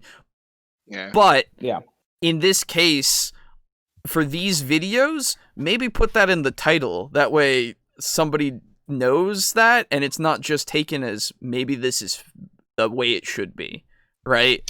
I feel like Jacob and Chappie were both severely traumatized by a blue deck in Magic. I feel like that happened. Yeah, there you go. Because that's all they do. That is all it's they do. Oh, you did something? No, you didn't. Anyway, let's see where this goes. With wizards to take counterspell, but then they're just burning reactions and spell slots for nothing. And if you're playing a class that is it for nothing? You're stopping a fucking. If you counterspell a counterspell, is that nothing? Did you just stop them from counterspelling another spell? Is that nothing now? I counterspelled your Meteor Storm. I guess that was for nothing. Yeah, no. So no. He's saying if a wizard counterspell of a counterspell. Yeah, if a wizard counterspells a counterspell, it's nothing. Which, yeah, okay. So I counterspell Meteor Storm, and then somebody counterspells me, and so the Meteor Storm goes off. Is that for nothing now? No. Is that? I'm sorry. When I countered your counter trap. You activated my trap card. What? Yeah, dude. Like, what fucking world? I would see spending a 3rd level spell slot to protect an investment of a 9th level spell slot as well worth. Exactly. Because by the time that you're casting 9th level magic, 3rd level spell slots you can toss them out like candy. And even if it's they're casting it at 9th level as well or something crazy like that, right? Yeah. You cast your counterspell at 9th level or something. Yeah. Like, or dude, even if they cast their counterspell at 9th level, you can still very easily counterspell that 9th level counterspell with like a 3rd or 4th level counterspell, no problem. It's true, because the way that modifier is going to be big dicks, so like just do it at minimum level. Yeah, if they are casting counterspell at 9th level, guess what? You just made them burn a 9th level fucking There's also that. slot. Yeah, exactly. Like, they could have used that to wish so that you were never born. Yeah. Instead they choose to counterspell like a fucking idiot. Yeah, so like it's outstanding player move. Gets access to 9th level spells, counterspell. In what fucking reality is using counterspell to stop a counterspell that is going on to a spell that could, I don't know, hurt or harm? Like even in the example, even if you have they are casting Meteor Swarm on your party and you counterspell and you get counterspelled, that sucks, but you did your best. Yeah, you tried. You did, and because nobody else has it, that sucks, but you just gotta deal with it, right? Oh, and by the way, for all those people who are like, oh, I don't like having a big fuck off wizard in like my solo wizard fight be fucked over, how about this? Have that big fuck off solo wizard and have like 5 cultists that follow him, and all they know is counterspell. Yeah, something. So that way he casts the big dick magic and is like, oh, they're counterspelling him, counterspell the counterspell. Yeah. You have 5 people who are just protecting him from counterspell. Exactly. Boom. Yeah. Like, and those goons go down easy, but boy oh boy, they're fucking you over. Yeah. Yeah, and they're like constantly running around, or like they have fly casts. They have like rings of fly on them. Yeah. And then hey, you get to use Dispel Magic too. Hell, hell, dude, like have them cast invisibility on their turn, and then always saving their reaction for counterspelling you. Yeah. Okay, Exactly. you know what's really sad? Huh. And I hate this. I hate this so much. These people have had God knows how long to write their video. Yep. They have had endless takes. They can just it's like, oh, I True. don't like that take. And we do this in one take and come up with fixes. And I come up with a way better encounter that they ever could have. Well, in the time it took them to make their video, which they had infinite time to do, and as many takes as they want, and I make a better encounter than them in 40 seconds. So I will knock you off your pedestal for a second here. Okay. And say that in this example, I know. right? Not in anything they could do. I know. I know. You're getting heated and shit. I get it. I do. I really do. I know. It's just I want to keep you honest, my man. Yeah, I want to keep you humble. All right. I know. I'm sorry. No, it's fine. I'm sorry, Jacob. I'm sorry, Cody. There I'm you- not sorry, RPG Pundit. Or Dungeon Craft. Careful, dude, you're besmirching his honor. He'll make a video about you. Oh shit! Hey. Oh, dude, I would love it. Dude. I Me would, too. if he made a I'd video win. about us, we would cover it immediately. Oh, Yeah, dude. it'd be Oh. great. We would have to have an emergency podcast Yes. recording session that night. Exactly. It'd be great. Anyway, let's continue. Unless it was Thursday because it's Devils and Dice. True. Yeah. That's And more let's be important. honest, I'm not going to waste my time playing a good D&D game so I Exactly. can hear his Yeah. good opinion. Yeah, Well, exactly. thank you. I appreciate it. Anyway, let's go. Doesn't Ugh. have counterspell, or you just don't want counterspell, then sorry, bud, you just don't get to play D&D. I can't. Oh, fuck off! Oh no! Wait, No! Whoa, whoa, Okay. whoa. All right. Okay. All right. Hold No. on. No. Okay, so wait, I don't understand the context yet. Let's pull it back. Let's pull it back here. It's like you can't play D&D unless you play it raw. Let's pull it back. You can't cast spells anymore. The only recourse is for both wizards to get counterspell, but then they're just burning reactions and spell slots for nothing. And if you're playing a class that doesn't have counterspell, or you just don't want counterspell, then sorry, bud, you just don't get to play D&D.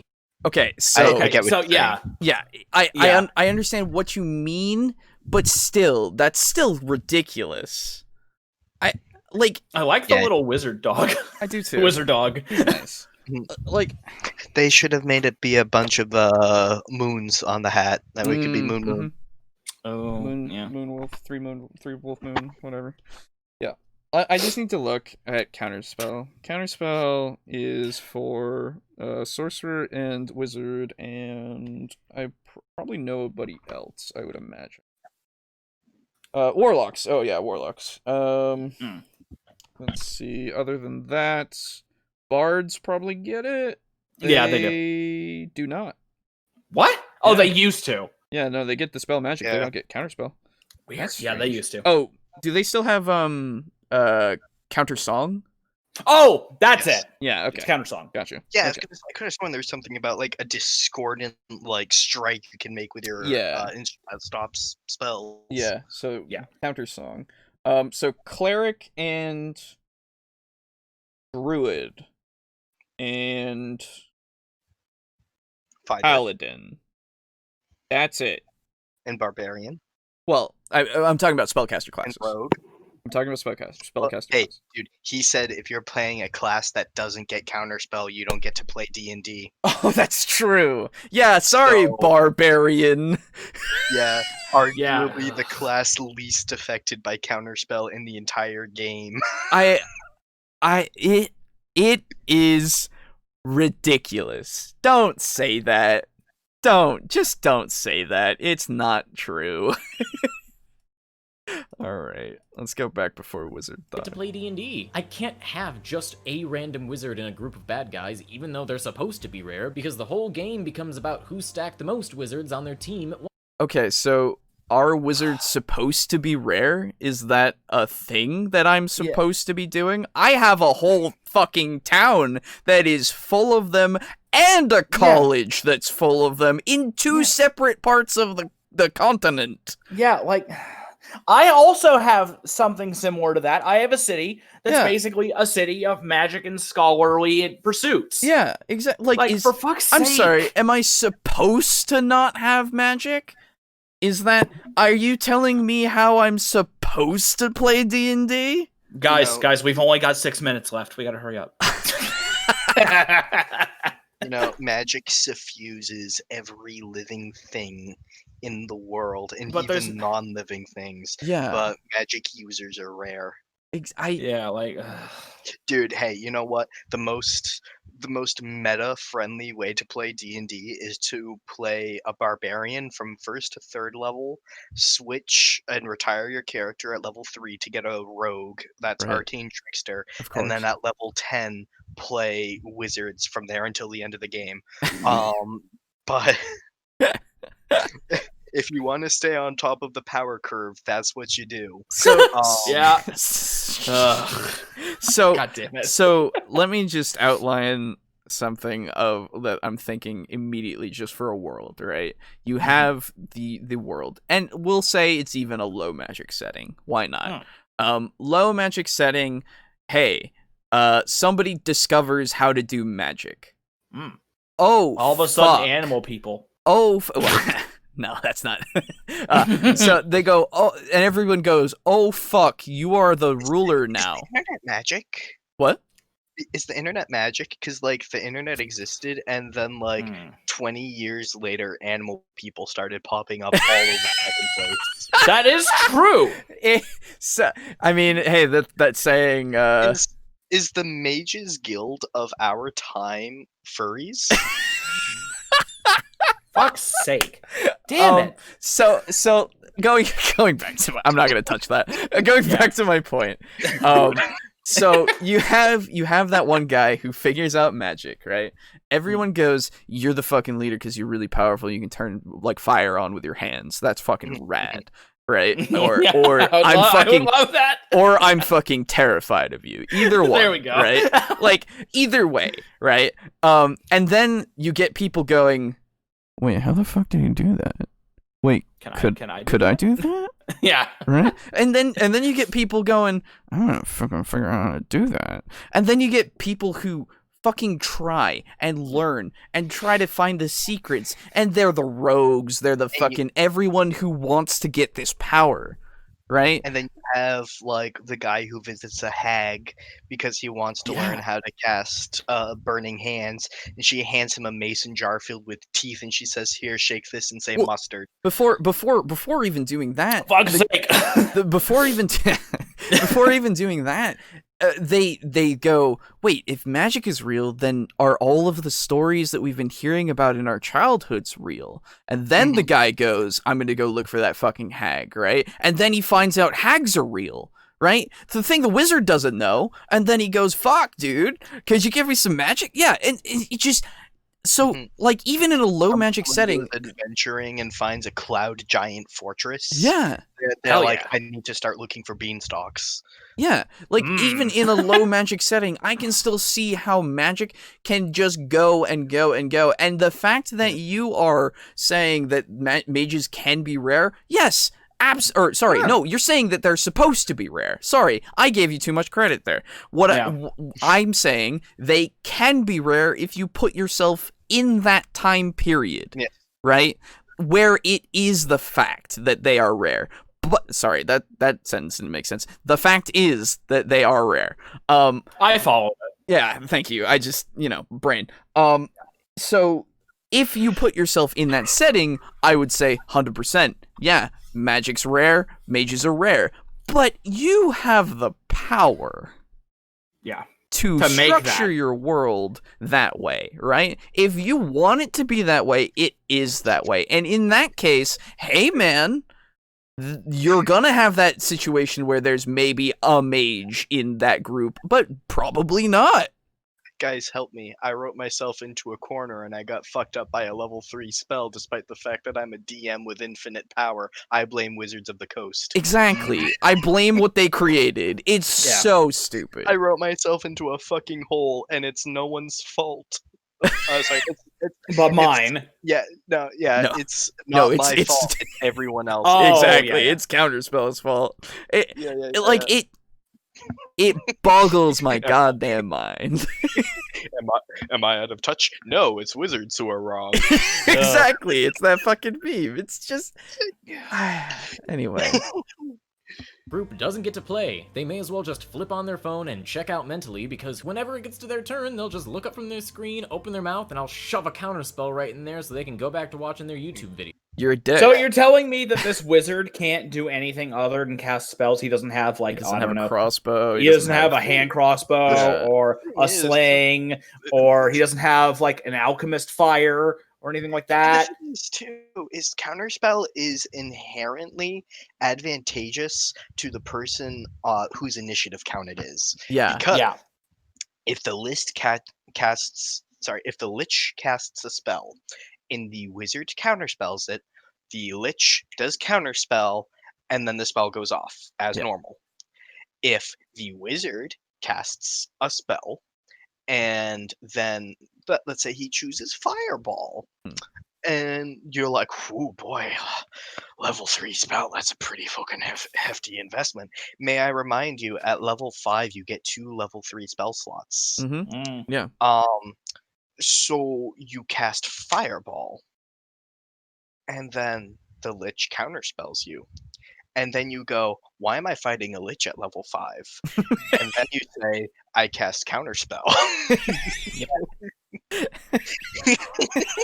Why are you fighting a Lich at level 5? Because your DM is shit. That's the thing. If your DM Hey man, mages and halls. again, if your DM thinks, and he doesn't even have any fucking undead there with him, dude, fuck off. I'm just It's saying, just him. I'm gonna say, if your DM thinks that is the appropriate, if you have come into that point narratively and it makes sense that you have killed off all of their undead and they have the ability to summon it, but they're not going to for some reason, like if that's the case, then if there's a reason, fine. If there's a reason for it, that's fine. But if it's just like you're popped in and then you go, burr, burr, burr, "I kill you, Lich," and Lich goes, "Burr, burr, burr, I don't have help." Right? Yeah. Like, if that happens, what the fuck? Dude, I'm tempted to make like a one-shot that is everyone who plays are magic casters. Sure. And it is a dungeon crawl of mages and halls. See, And now it will be my fucking promise to you that every encounter will be memorable. God damn it. Like, I want to make this to spite these Oh, people. sure.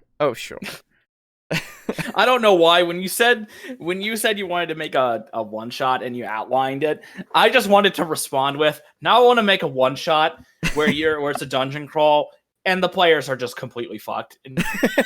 So it's like, you go in the dungeon, the entrance collapses, you're like level 2, you find a fucking fire giant. Oh, and then he's just fucking dead. It's like, and that was the only encounter I had planned, motherfucker. I just wanted to kill you. Remember those 4 hours that you had scheduled for this? Bye-bye. Yeah. Leaves. Now we can just hang out and play Minecraft. Yeah, exactly. Hey guys, I'm gonna do a one shot, but I want you guys to really sort of break the trend and actually come up with reasons for your characters to leave home and like actually flesh out your backstories. I just want to kill happening. And then room 1, 5 fire giants. Let's go. So And then they just look at stupid. you, motherfucker. So stupid. then They they're would. like, I would leave. It's like, I spent 5 hours on the character, and it's like, I spent 10 minutes on this encounter. Oh, I didn't even. I just looked at the fucking monster manual. It's like, okay, fire giant. I quite literally don't have anything but the monster manual here. Yeah, I don't even have you're dice. 100 foot by 100. Can I borrow your dice? Fucking unprepared DM. Oh my god. Yeah, exactly. Don't my even God, roll that would be- initiative. I'm going first. Don't even bother rolling. You're all dead. Yeah. You're in a 100-foot by 100-foot square room. It is rock. There are no features in this room except for torches along the walls. It's completely empty. It is there's empty nothing. for 5 fire giants who are all aware of you. Make a perception check. You see the fire giants in front of you. What the fuck? Because you didn't roll perception until now.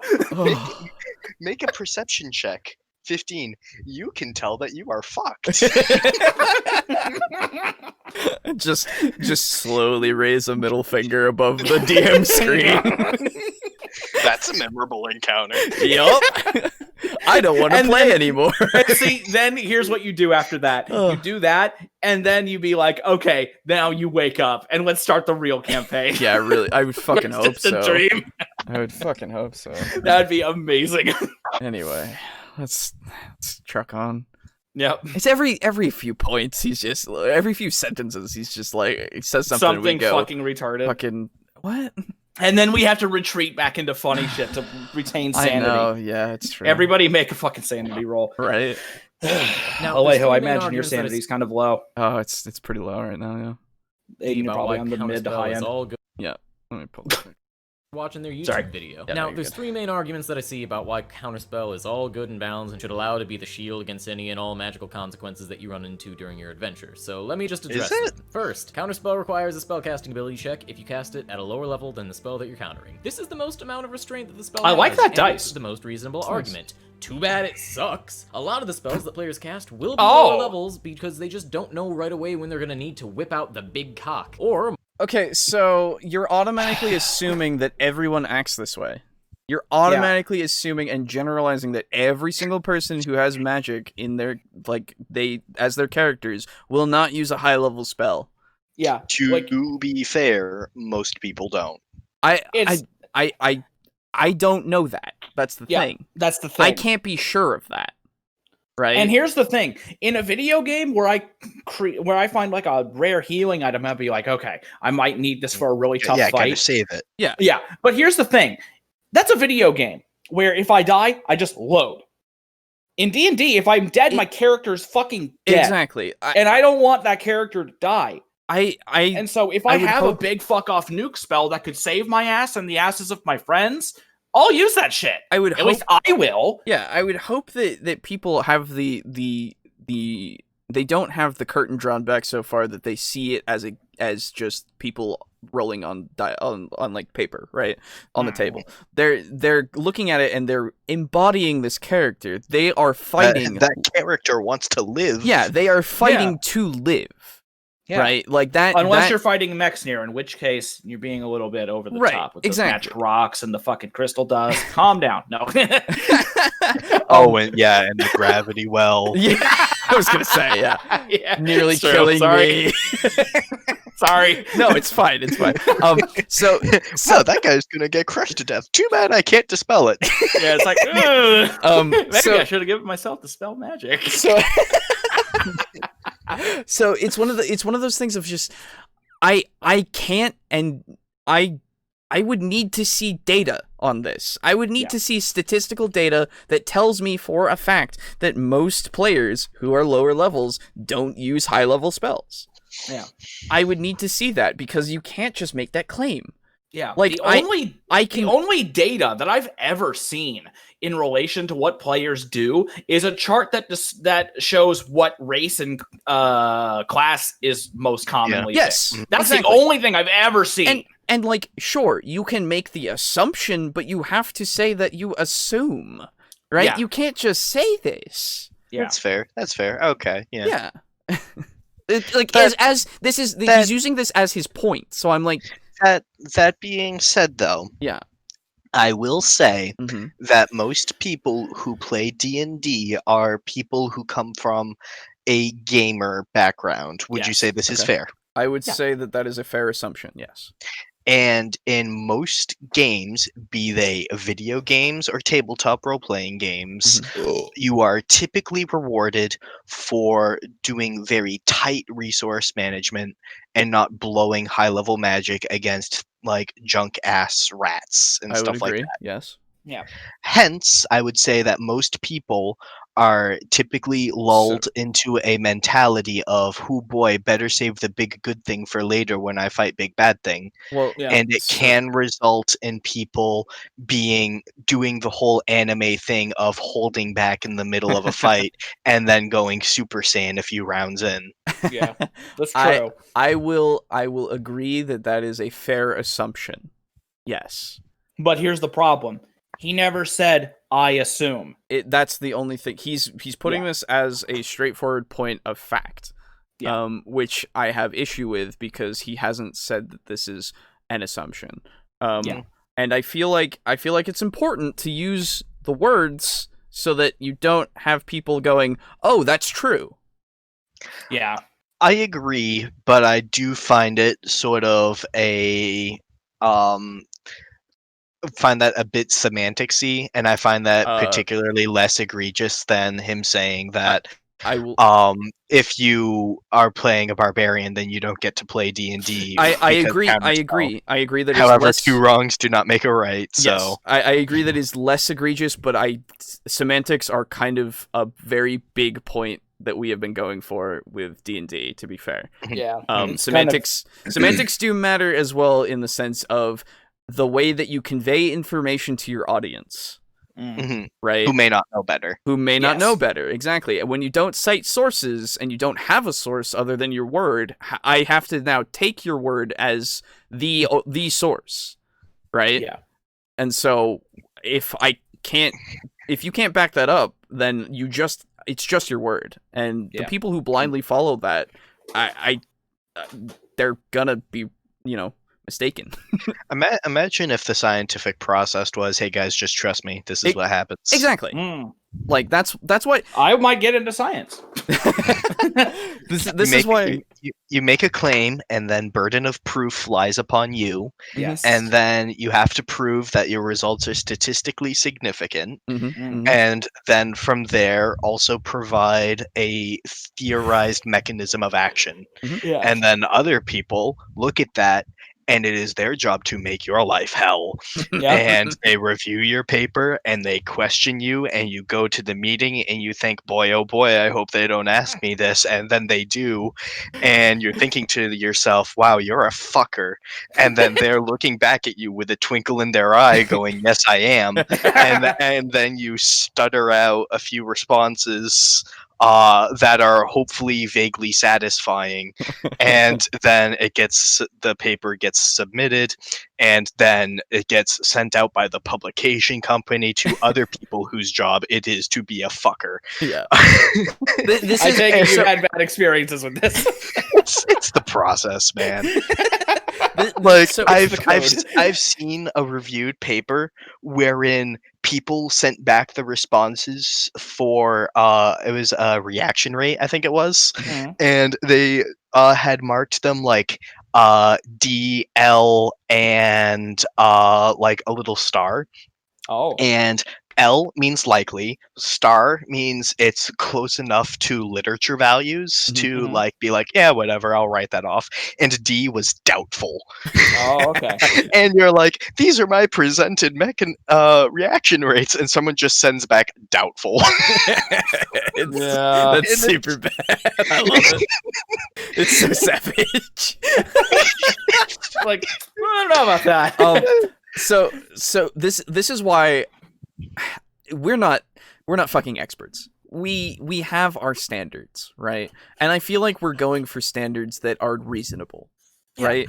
I don't think that we are entirely unfair in our judgments of these videos. And so I feel like the fact that I wholly expect that we are held to these standards, right? We have reviewed ourselves and found ourselves not guilty of any hypocrisy. and hey, if somebody calls it out and I will acknowledge it, and I will be like, "You're right, I should have been more fair," or whatever, like I hope that is the case, and I want to have this be something that we can do for these videos so that we can hold them to a standard, because again, there are people out there who just watch these and go, "That's right." And that is so strange. Oh boy, Shuri and Counterspell sure be bad. Exactly. I Our don't know Canadian example. I don't know what those WOTC fellas are thinking, but they better fix those, eh? Ugh. We're sorry. We're sorry. So Sorry. sorry. It's sorry. So Come on, guys. We're almost out of time. Shut up. Sorry, Yeah. sorry. Sorry.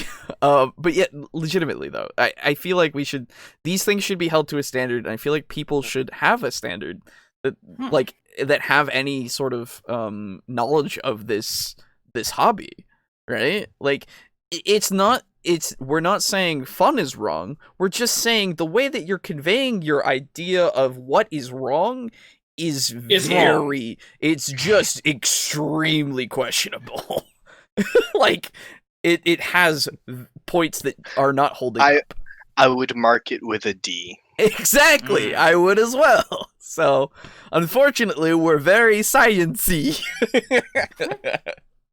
Anyway.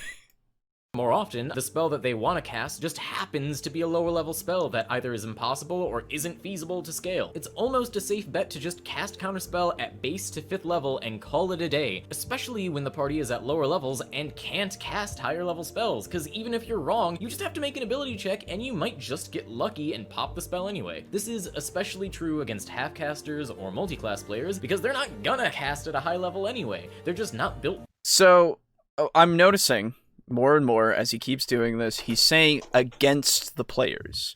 Always against the players, right? Yep. Always using it against. And like, yes, you are technically using a NPC to challenge the player to be their adversary. I agree with that, but there's also the other side of it, of course, that he's already gone into, which is you are also just as liable to have this happen to you. Yeah. Like, and it applies to both sides. So how is this bad? Because he got shit stomped by a blue deck. And again, like legitimately, it's one of those things of just like, just because you had a bad experience with a few encounters, maybe just grow from it and learn. Yeah, maybe stop relying so heavily on fucking casters. Yeah, maybe Counterspell, and maybe you should just account for Counterspell because it exists and people know about it. I don't know. So it sort of reminds me, Alejo, did you play League back when Ardent Censor meta was the thing? I think so. It was Worlds 2017, I think. I think so. Now, this could just perhaps be because I main Thresh, and one of the items, or two of the items I like to build are Locket and Redemption, but I would just throw in an Ardent Censor on top of that as well, because the three of them were synergistic, but a lot of people were freaking out because they're like, Ardent Censor meta is apocalyptically bad, and they're treating it like it's the end of the world, and I'm like, dude, literally, you're screaming how Ardent Censor is so bad. Build a fucking Ardent Censor. Yeah, and I get that it does limit champ pools to ADCs that or supports that can reliably build Ardent Censor and like get the most out of it. Sure, but like, dude, this is. My stance on it was always, this is no worse or better than any other maladapted patch. Yeah, wherein ADCs or supports like go into or out of play. Yeah. And for me, it's the same thing with this. Like, oh no, my players have Counterspell. Take Counterspell. I would say the only difference that I see in that is that League can change on the fly like that. Where the balancing can be changed, right? And it does change every fucking year, or every fucking month. I don't know how bad it is anymore. 6 weeks. 6 weeks. There you go. And so it's one of those things where somebody will put out a patch, and it's just something you have to deal with. Whereas in this, I understand as well. I would also say just not even just take Counterspell, account for it. Maybe use things that don't need to worry about Counterspell in conjunction with things that might have to worry about Counterspell, you know? Hell, if it's a mage in a hallway, chances are the Lich has more spell slots that he can waste on Counterspell. Exactly. Like legitimately, if you don't want to take Counterspell, then don't take Counterspell, right? Yeah. Just figure out a way that works for your encounter. And if chances are the DM is likely at balancing encounters on you guys' capabilities, and if you don't have Counterspell, then the DM's not going to load up. Typically, probably, hopefully, I assume, Yeah. the DM is not going to load up on characters that have Counterspell to counter yours. exactly, like I think they might have. I mean, honestly, I wouldn't see a problem with having Counterspell if you don't have Counterspell. It's just so that you can understand that this is something in the world that you can encounter, right? It gives you a learning experience, and if you don't want to have Counterspell, then just like don't, right? Like DM or player, right? You don't want to worry about Counterspell, then don't. I honestly don't think I've, in my entire time playing D&D, seen someone use Counterspell. I have only seen it used via Critical Role. That's it. I've only seen it there. I have never used it. I haven't seen any of my friends use it. Anything like it's a useful spell, and I would use it probably at some point, but I have not used it. And well, here's another thing. If you're illustrating your encounters right, I did this with the fight that you guys had when Mexner cast Gravity Well. You cast the thing to know what it was. You didn't have Counterspell. The spellcraft check. Yeah, spellcraft. You used your spellcraft to learn what it was. I mean, you didn't have Counterspell. If you said I want to use it, so I want to know if I can use Counterspell on it or not, I would have been okay, sure. But I just went on ahead with the description. I didn't just say he's casting Gravity Well. Right. Exactly. If someone's casting Fireball, you don't say, oh, he's casting Fireball. You say, you hear a chanting and he's like waving his hand over his other hand, and you see a small ball of flame like conjure up in his hand that's like burgeoning and whirling in his hand like a Rasengan or whatever. Yeah. You know, and then he fucking hucks that at you. I know at the time, and I'll fully admit, because I did my spellcraft check, I had assumed that you would tell me it immediately. And gone with the description still, which is because that's like how I understand the skill to work, but I'm still fine with it because it's one of those things where in this instance, having known what the spell was first would in the case of if I had Counterspell, right, I would have then use Counterspell, right? Yeah, exactly. Because of the informed decision. Because like mages know what Fireball is or like Call Lightning is, and because they recognize that being cast, they recognize like that is the spell Call Lightning. Yeah.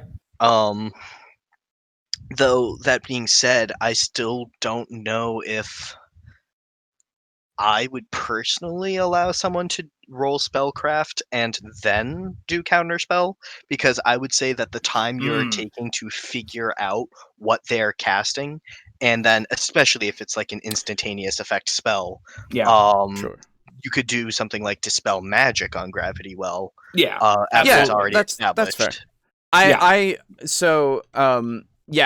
That's totally fair. And that was my bad, so I won't do that in the future. No. It's like if you do spellcraft, I'll tell you what he's casting. No, absolutely.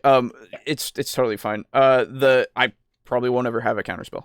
I don't think Artificers get it. Okay. So you don't have to. So you might get an item of counterspell or something. That's true. I might enchant it. You hear that, Alejo? If you don't get it, then that means you don't get to play D&D. Oh fuck! You're right. My thoughts on not letting a counterspell happen is I would have to look at the skill itself to see if it takes an action or not, right? Like how it works, because from my understanding, at least from my bare understanding of not remembering the entire skill thing, that was the point of spellcraft, so you could identify the spell and then be able to do anything about it. Maybe I can't say as I know for certain. Exactly. That's something I'd have to look into. But other than that, I would agree with you if that is not the case of that being the point of spellcraft, right? Anyway. Yeah. Yep. For it. It's like you're playing rock, paper, scissors, but instead it's rock, paper. Oh, you picked rock? Cool, let me just see if I can change mine real quick. Yeah, it's something, but most of the time it's not a big enough factor, and a lot of the time it doesn't happen. The second argument is the caster can just counterspell the counterspell. Now, I've mentioned it before, and this only applies to classes that can even cast counterspell because the other guys are shit out of luck, but this just adds so much more annoyance to the turn because it's just two people going gotcha at each other until the reactions stop. It burns spell slots, it takes away both casters' reactions, and for what? To guarantee a stop to something that guarantees a stop, effectively making counterspell as it was meant to be used completely superfluous as your. So it was meant to be used? Sorry, how is it meant to be used? Oh boy, here we go. All right. Let's see if he even says. Yeah. Alejo coming back. Yeah, Just same. constantly casting an extra spell just to be able to play the game. Casters will run out of spells astonishingly quickly. He's just gone over the point. He's just gone over the point. How is it meant to be used? How does counterspell? How are you meant to use counterspell? Is it to counter a spell? Is that no, that's not it. Is that just it? I'm sorry. Is counterspell not a spell? Am I not supposed to prevent somebody from countering the spell? No, don't you understand, Alejo? Counterspell is bad unless you counterspell a counterspell to stop someone from to continue to be able to cast your fireball. But in that case, it's not good enough. Now, here's the other thing. So stupid. Counterspell. You were saying it was counterspell not a spell? You said exactly. Well, here's the thing. It's not a spell. Jeremy Crawford, it's in the spells list. It's true. Yeah, it's not a spell if it's not listed as a spell. Right. So, it's true. Yeah, but it's impossible to know for sure. Oh yeah, I could never look in my player's handbook. Apparently, right? Like, what's the point of counterspell when it says what you can do with it? I don't know what the intention was. I will agree to the fact that saying, oh, I counterspell that, and then, oh, well, I counterspell your counterspell does kind of get fourth grade playground-y. Sure. And it does slow down combat, but, like, tell you what, if the Lich is casting Meteor Swarm, and then the wizard goes, counterspell, and the party goes, yes! And then the DM goes, counterspell, like that's slowing down, but it is not easing tension. No, exactly. It's continuing to escalate the situation, and unless it's like throwing more money in the pot. It's the action economy equivalent of a crescendo in like any song ever. Exactly. It's a raising of tension. Yes. I don't see why this is bad. Like, can you not sacrifice a few seconds of I roll my die to see if counterspell works for something that is a very tense moment? Something that could be very memorable? Is that something we can't be powerful? Yeah, something we can't sacrifice time for? Like, no, combat has to be right, because combat's so fast normally. It needs to be fast and simple, and so do my encounters. Exactly, right? Like, I understand 5th edition is simpler. I understand that it's faster than other editions. Sure, good for you, but it still takes an hour to go through a combat scenario. It doesn't matter. That's actually a thing. Yeah. When we're playing Devils and Dice, I'm kind of comparing it to when we've played 5th edition in the past. Sure. It doesn't feel like it's taking any longer. To be fair, it doesn't, because we don't get into combat much, right? It's true, but I mean, like, even if we had a combat encounter every session, I feel like the 5th edition combat and the 3.5 combat kind of go at the same speeds. I think it's also the fact that we know what we're doing more so. Yeah. Do we? Is that more of what it is? I think it helps. It does definitely help as a player to know, like, this is an action. This is a full round action. That is true. Yeah. The other thing we do also have the ability to I mean, and everyone does, the ability to just Google what we have just to make sure that what we're doing is right. Because I know I do that a lot, right? Like, it's something that will stop. I've noticed it, and I hate it every time I do. Like, I don't want to like keep us from doing stuff, right? No. Which it does suck, sure, that it can't just be like I know what I'm doing, but that's just my brain. That's just the nature of the game. There's a lot of shit. My brain is also mush at times, right? Like I can't keep everything in here to know everything that I'm gonna do. Right? Yeah, so I mean, and like I don't begrudge you're Googling. You've got stuff. a lot of knowledge juice and only so many wrinkles to hold it in. Exactly, right? So wouldn't it be cool if brains were like oranges, where they had like those little things inside that hold juice? You know, those little things. I don't even know what the fuck they're called. The actual like fruit itself, like the like the inside of an orange. At first, I thought you meant as if they were segmented and you could peel them. Let me just take out my frontal cortex. Yeah, right? That'd be cool. That'd be but great. yeah, you know, have you ever like cut an orange like down the center? Yeah. Vertically down the center. Yeah. And then you just open the half, and you know all those little, like, if you really look inside of an orange, there's like these little tiny little yellow the pulpy sacks. Yeah. That just hold all the juice. Wouldn't it be weird if brains were like that instead? And your brain was, instead of it being wrinkly, it was like this big sphere that had like a whole bunch of little things holding. No, I don't want there. My brain to be smooth. Yeah, well, although I your suppose... brain is perfectly round, boo, but mine looks like a fucking walnut. Yeah, I guess if that were the case, size of it too. If that were the case, those things could probably really easily pop and spill brain juice into other things, and that wouldn't be good. Be kind of yeah. Anyway, that's a weird tangent. You get tackled in football, and then all of a sudden, there would be no football. See, that's already the case, though. You get horrible brain injuries playing football, regardless. So. Anyway, this isn't really related to Counterspell, so. I mean, to be fair, it's better than what we're getting. That doesn't mean much, since their cantrips ensure that they'll always play on par with the rest of the team at bare minimum, but whatever. And if either side... Wait, sorry, what? Sorry, I need to know what you... Did you lower the fucking volume of that, too? No, I don't know. Only casting an extra spell just to be able to play the game. Casters will run out of spells astonishingly quickly, although that doesn't mean much, since their cantrips ensure that they'll always play on par with the rest of the team at bare minimum, but whatever. And if either side... So then it's not a bad thing that they run out of spells very quickly? I don't know what your point is there. What the fuck are you on about?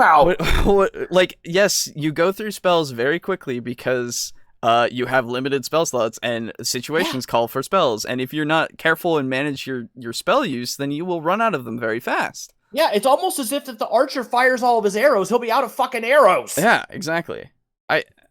And he can't get arrows back in a short fucking rest. He's got to buy more or make more.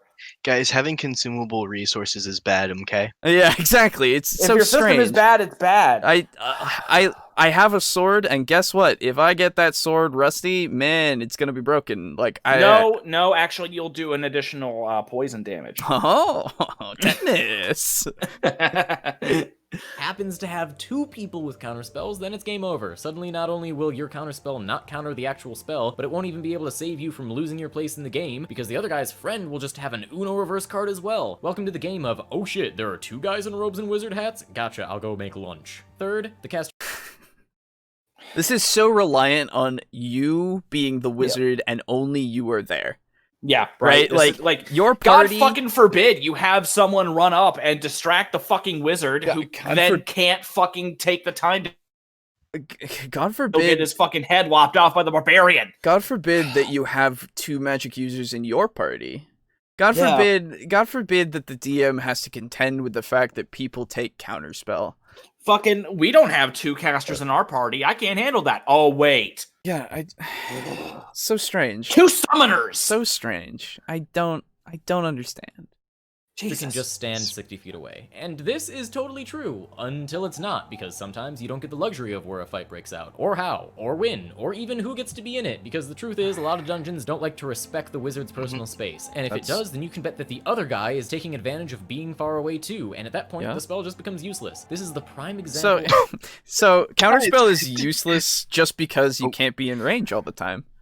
Guys, did you know that if you're coming up with strategies on the fly on how to fight, that's bad? Yeah, bad. Like, and This feels like it's All coming right. from someone who's never I'm done. DM'd a game I'm before, or who DM'd one, got fucked, and is like, I don't like this game. He makes content that is pretty alright. Yeah, Davy, like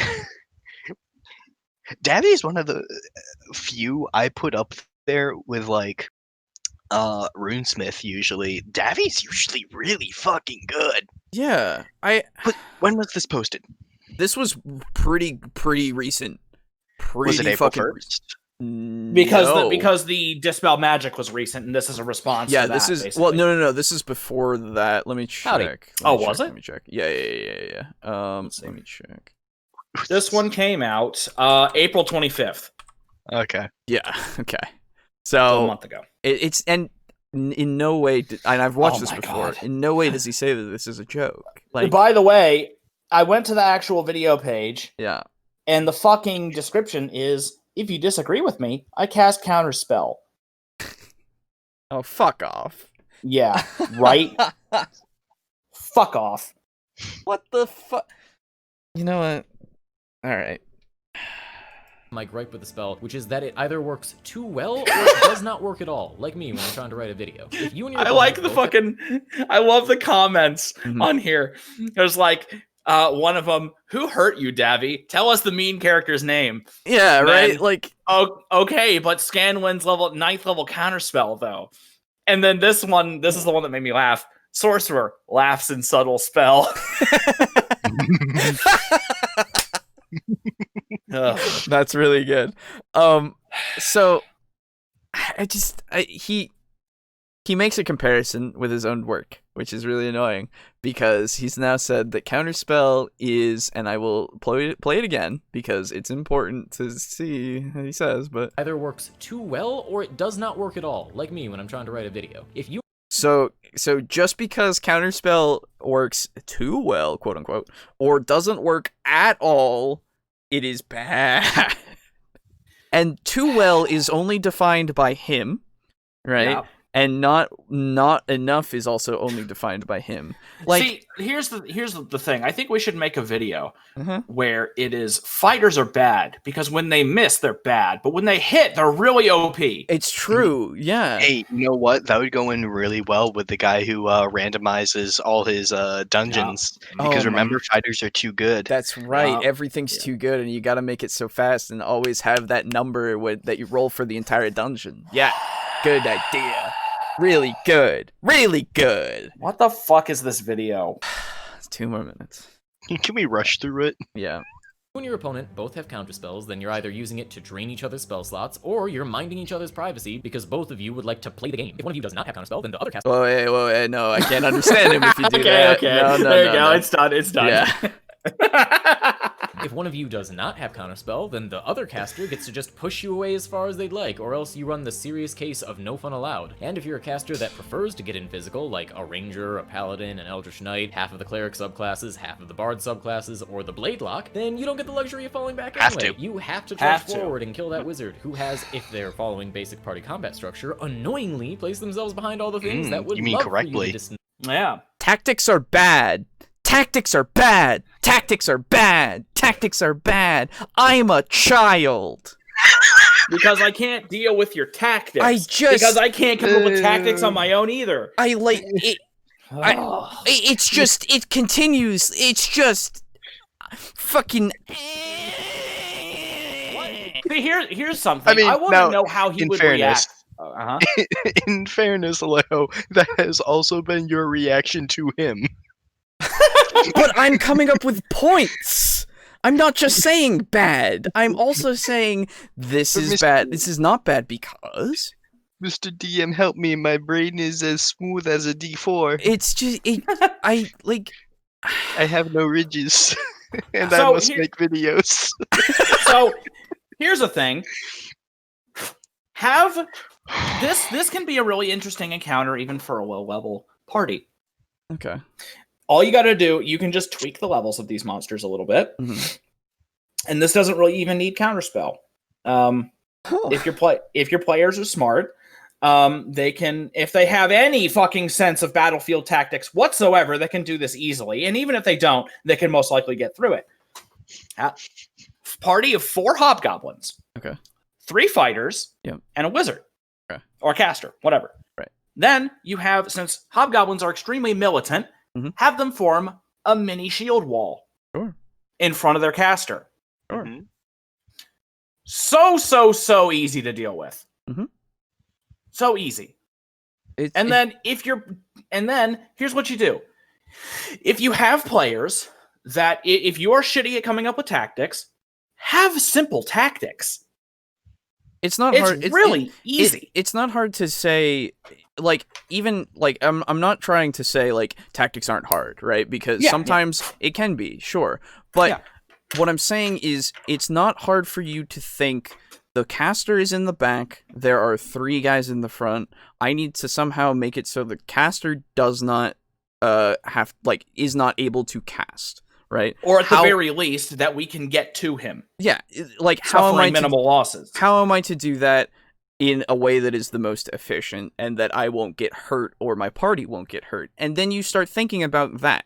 It's not just like tactical deployment of everything is spaced 5 feet apart, all this. You don't have to worry about all the very, very small particulars just yet.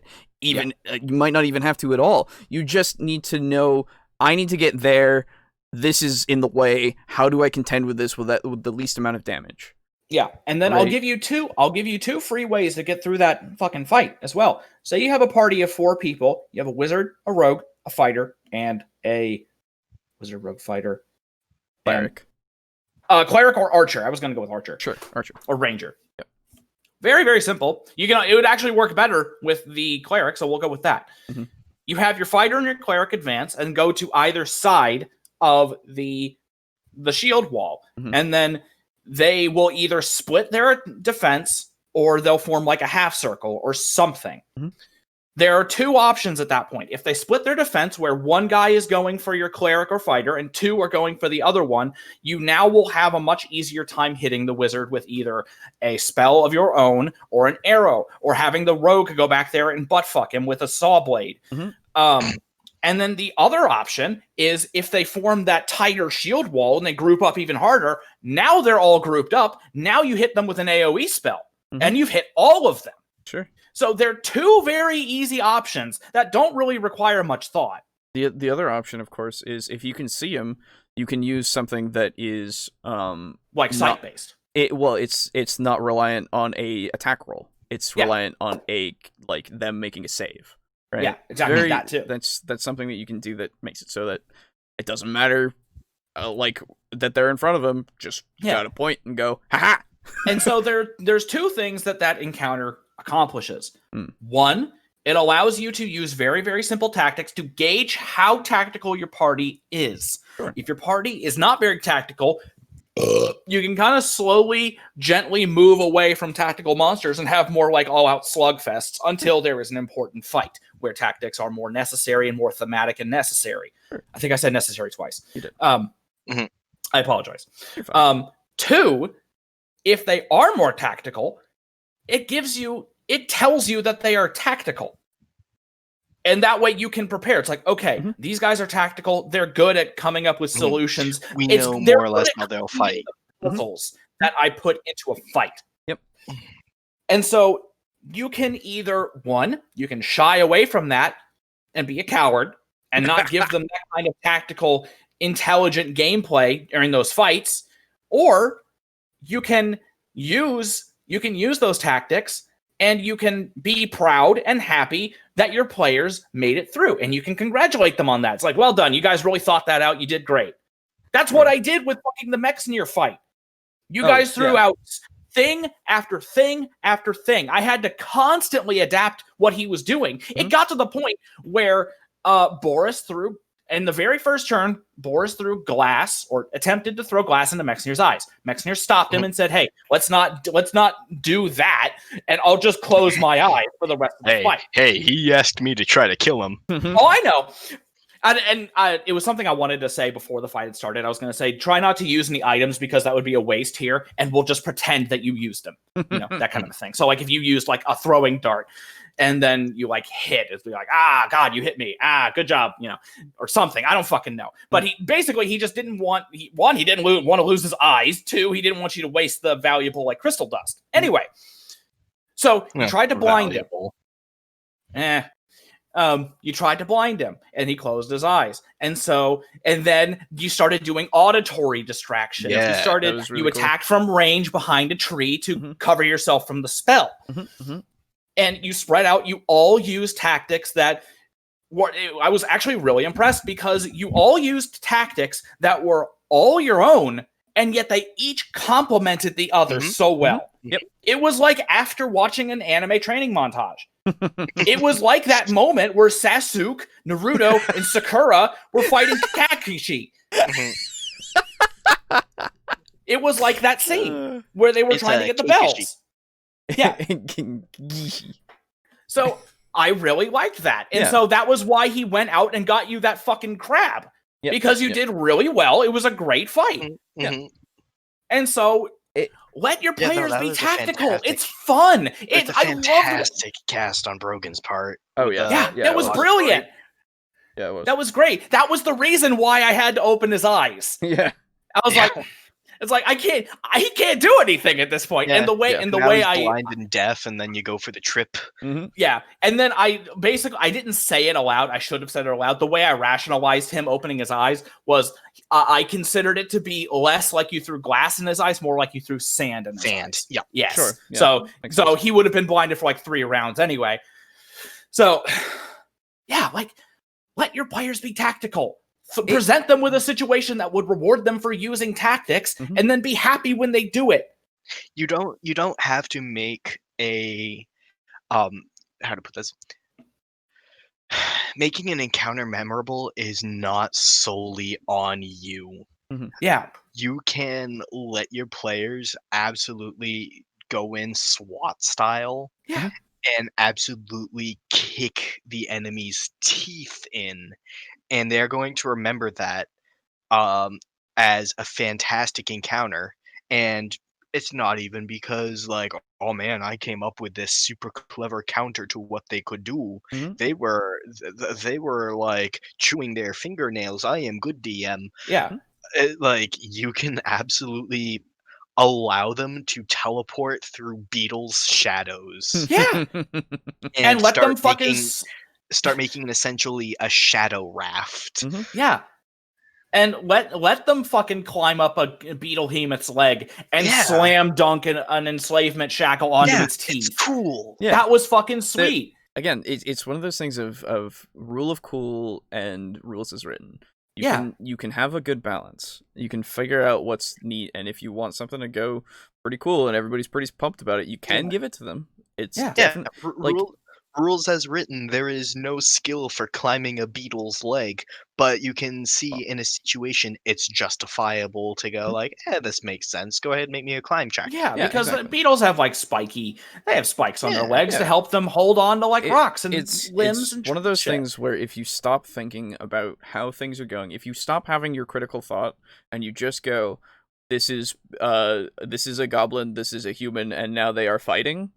Like, if you don't think about the encounter, the dynamics of it, you don't think about the terrain, you don't think about the weather, you don't think about the lighting, exactly. Like, any of that kind of stuff can make the fight more interesting as long as you make it, like, as long as you utilize it, right? Dude, there was one time I had my players going in a swamp, and they were told to follow the sound of a raven cawing. That's right. You told us. They'd gotten lost because they went after a crow. Oh. And I had specifically mentioned, you hear a crow off to your left, and they followed it. And they wound up losing their cart in some quicksand. But through to some clutch rolls on the barbarians' part, they were able to save all their stuff. I then had a part where the raven was cawing off to their right, but they had grass that was flowing as if there was wind, but there was no wind on their feet that was blowing off to their front. And what the barbarian wound up doing was he took a handful of that grass and like ripped it out to see like if the grass was still flowing. And I'm like, yeah, it is. Oh no, sorry. Both the raven and the grass, were off to the front, and he plucked a handful of grass and like they followed it. And then when the craven had shifted position off to their right, he looked and the grass was still going to the front, and he's like, okay, whatever, and he just threw the grass away. And like it shows that like thinking with your mind about the environment is something. I don't know. I thought it was super cool, like thinking of using the environment, and like allow your players to fucking do that, man. Yeah, exactly. Don't just go like, oh no, the grass is trying to mislead you, and don't bother. Yeah, that would. Oh god, fuck that. And again, bringing it back around to Counterspell, right? Like the fact that you have the ability to allow people to have this spell in order to fuck over the big bad at his most pinnacle moment, right? Like, if they are able to kill all his minions, get to him, and actually stop him from doing his shit, you let them. Yeah, they're supposed to win. Well, it's supposed to be specifically put points into countering him. Exactly, like legitimately, it's a challenge. It's not supposed to be the DM wins or the enemies are not going to just like stomp them, right? It is itself an encounter to test their skills, to see if they are able to be the heroes that they are supposed to be. If they're dumb, kill them. If they're smart, reward them. Exactly. Yeah. This is two things. One, slightly tangential. One, back on this. Aiden, when you were mentioning the SWAT tactics before, that seriously made me want to make a campaign where you're all guards. No. Where it's a campaign where it's like it's set in like the biggest city in the world or whatever, and all the party is like guards, and you're actually doing like SWAT shit. Ooh, yeah. And you're like going in and taking down like criminal organizations and shit, and like exploring the underbelly of the city. That'd be super cool. Anyway, the other thing was putting points into countering the big bad and thinking about how you can best fight him. To me, that feels very, very Zelda. Sure. In that, like, I'm thinking specifically like Ocarina of Time, where you go into Ganon's castle at the very, very end of the game, and you have all of these different areas of the castle that releases all of the sages. Oh, yeah. And each one of those things requires an item that you use to help the sages. And so all throughout your adventure, you're hearing about this big bad. It's like, oh, he's got powerful spells. We're gonna need something that can counter that. He has minions. We need something to lock them away. He's got this, and we need to counter that. And so you go on your whole adventure. Get a paladin and a cleric. Yeah, you have this whole adventure where you're going around gathering pieces to form the backbone of your final assault. Yeah. Why would you punish them for that? I don't know. It's an alien concept, and the fact that it's just tactics bad is just stupid. And that's why I put on such a fucking obviously childish like thing about it. Because it's a childish opinion. The players won the encounter. That means they beat me. Exactly. Like it's one of those things of he put forth the point of counterspell is just them going gotcha at each other. It's like, yes, in your mind it seems to be, because you seem to completely forget the situation. Like, maybe that's good that they're doing that, and it's not you against them. You are creating this story together. It's you with them. You are the adjudicator throughout this thing. The monsters want to kill them. I will say this time and time again whenever I play a game, and people are like, shit, dude, that was hard. I'm just like, yeah, I didn't want to kill you, dude, but the monsters did. Because I don't want them to die. I want my players to succeed. I want to see them overcome these challenges. Yeah. Because the story is about them. Exactly. It's not about the DM. Yeah. Dude, if it's if the goal of D&D as a DM is to kill your players, I'm not going to be bitch slapped around by a 3rd level fucking spell. Yeah. Yeah, right. Let's just finish this off. Yeah, because this is painful at this point. Yeah. Stupid. Themselves behind all the things that would love for you to distance yourself from the rest of the party. Effectively, the world revolves around Counterspell, and all of you versions without Counterspell are powerless to stop it. But Fuck it off. doesn't have to be that way. Using the dangerous barbarian and can't volatile wrestle the powers of lich. homebrew, you can change the way that Counterspell operates mechanically so that you give more of a chance to the target. Whatever. My fix is, when Counterspell is cast, you can have both players roll a d20 and add their spellcasting mod. If the caster wins, then the spell goes off. If the target wins, then they manage to harness their focus and push the offending mage's magic away from their spell. Alternatively, you could do can that. have the caster roll against the If target's you save wanted to, DC, sure. or if you really want to change the spell as little as possible, just remove the note about Counterspell being an insta-win completely and make the caster roll every time. And as a thing that you can add to any of these options, if you want to make the spell even more flavorful, you can give the caster a modifier equal to the difference in spell level. So if the Counterspell is level 3 and the spell is only level 1, then the caster would get a +2 bonus on the roll. What the on hell account of is that Counterspell person? Being an inherently I don't know, but I'm Fucking just Far Realm shit. I'm just gonna say, like, yes, you, Davey, you could Yes. do this. Davy, I don't know. Tell me how. Chappy. Chappy, yeah, Chappy's but easier. You could do this for yourself, and you could fix your own issue and not have to whinge about it and say that everything's wrong because of it. Yeah. I don't we need can do it too. There's nothing stopping you from implementing it. No, there isn't. And if this is something you want to do because you think it's interesting, absolutely. I'm just Yes, saying you could do it to help Davy fix his mind goblins. exactly. Like if this sounds neat to you, if you think that this issue is very much an issue and this is how you fix it and it works for you, absolutely go for it. Go for it. That's fine. But you can't go and proclaim that it's just wrong and this is this like you can't just go and proclaim that it's wrong inherently. So I've been trying to figure out what the floating potions are, but Yeah. I just realized that she's standing on a stairway wherein the railing of the stairway is molars. Yeah. Yeah. Yeah. And the thing down there in the bottom right hand side It that's has a like fucking an eye eye. and stuff. That's yeah. why I was like, where the fuck is she? Yeah. Fucking Far Realm shit. Yeah, totally. Oh.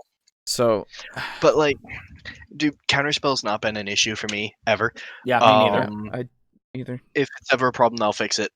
Yeah. Yeah, right. exactly. And I won't make a Like- 6-minute video bitching about Like it. what I would say is the way that you do this and structure how you would fix Counterspell is fix, right? How you would change Counterspell is just to make the video saying, I think that Counterspell needs some changes and these are my changes to it.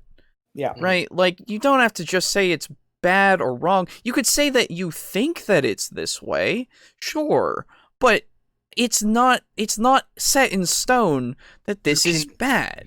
You can even go for the unassailably subjective route of I don't feel that this is fun. Exactly. That And is you know totally what else fine. you could do? That You could it's- also...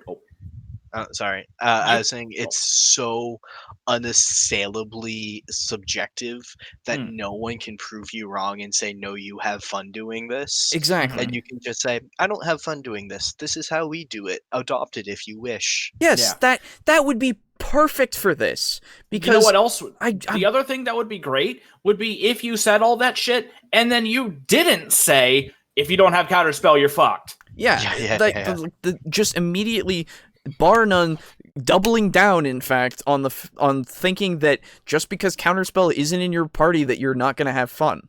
Like, doubling down on that is ridiculous. Yeah. No barbarian with a grappling hook. You cannot hit the lich with that, drag him down to the dirt, and then like fucking press his face into the ground.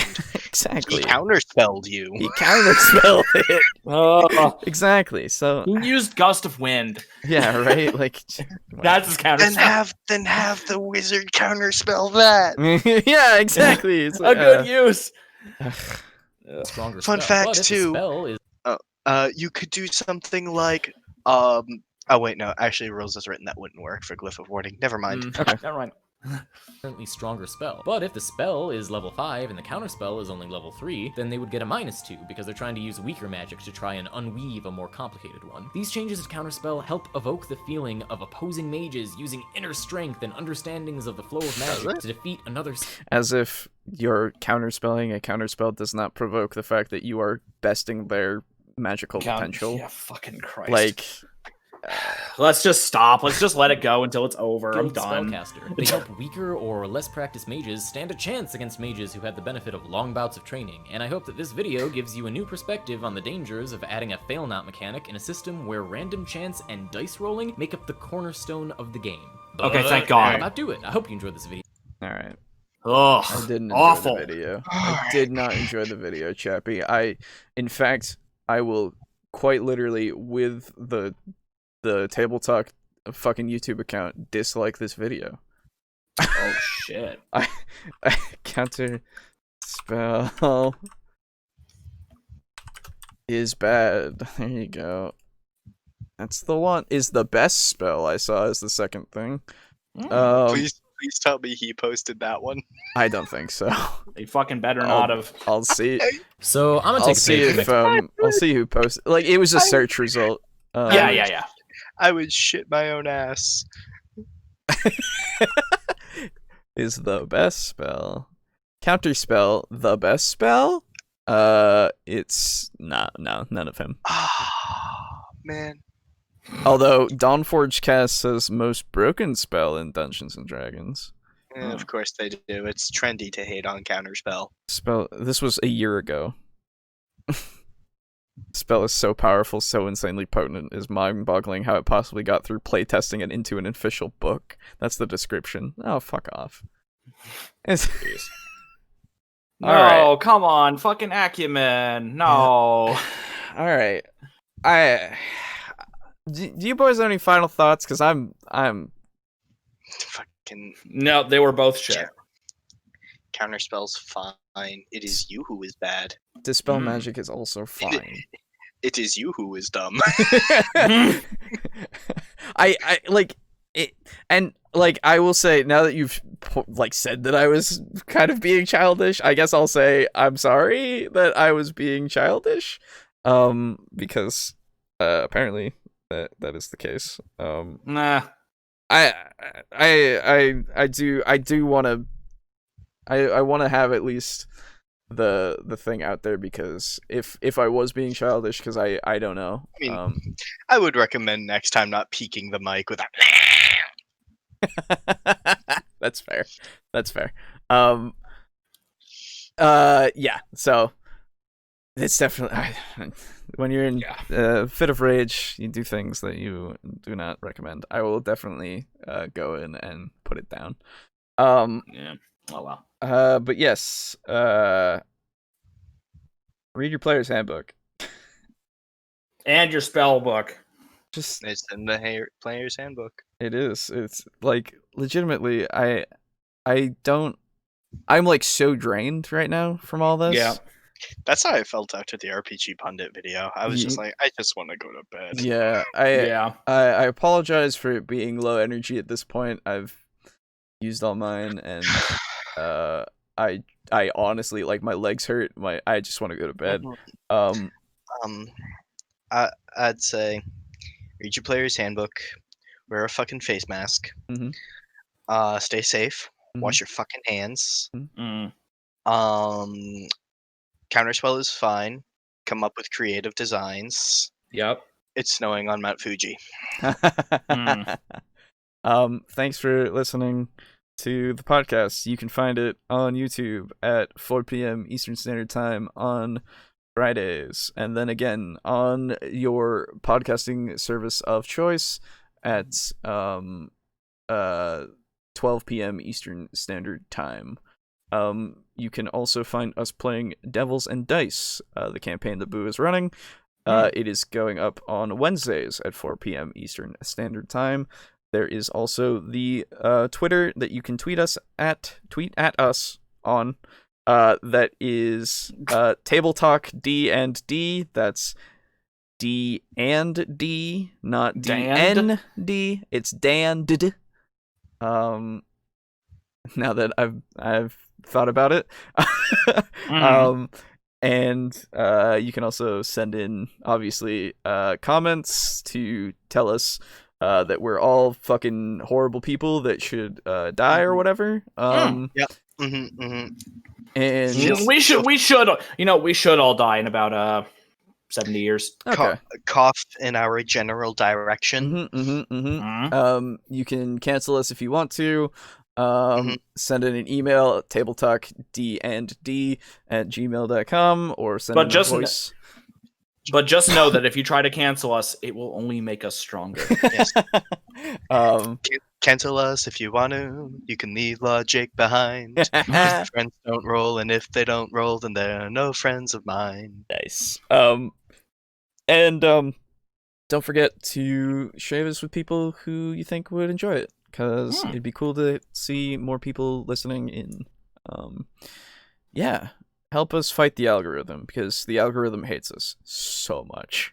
Yeah. Oh my god. Well, it hates everybody who isn't Jacob. It hates so many. Guys, we should start doing 10-minute podcasts where we make a joke, do an ad read, talk about disjointed points that have no real actual meaning for 8 minutes, make a point that's counter to our original claim, not back it up, thank our sponsor again, and then cut to black. You're right. Oh, so Raid Shadow Legends. Right, of course. And then here's where we end it. Yep, exactly. Thank you for listening. See you next time. Thank you, Raid Shadow Legends. Shut up. Yeah. Counterspell is bad and awful. Yes. Goodbye. Yeah. Goodbye. No, I don't even have the energy. No. I tried.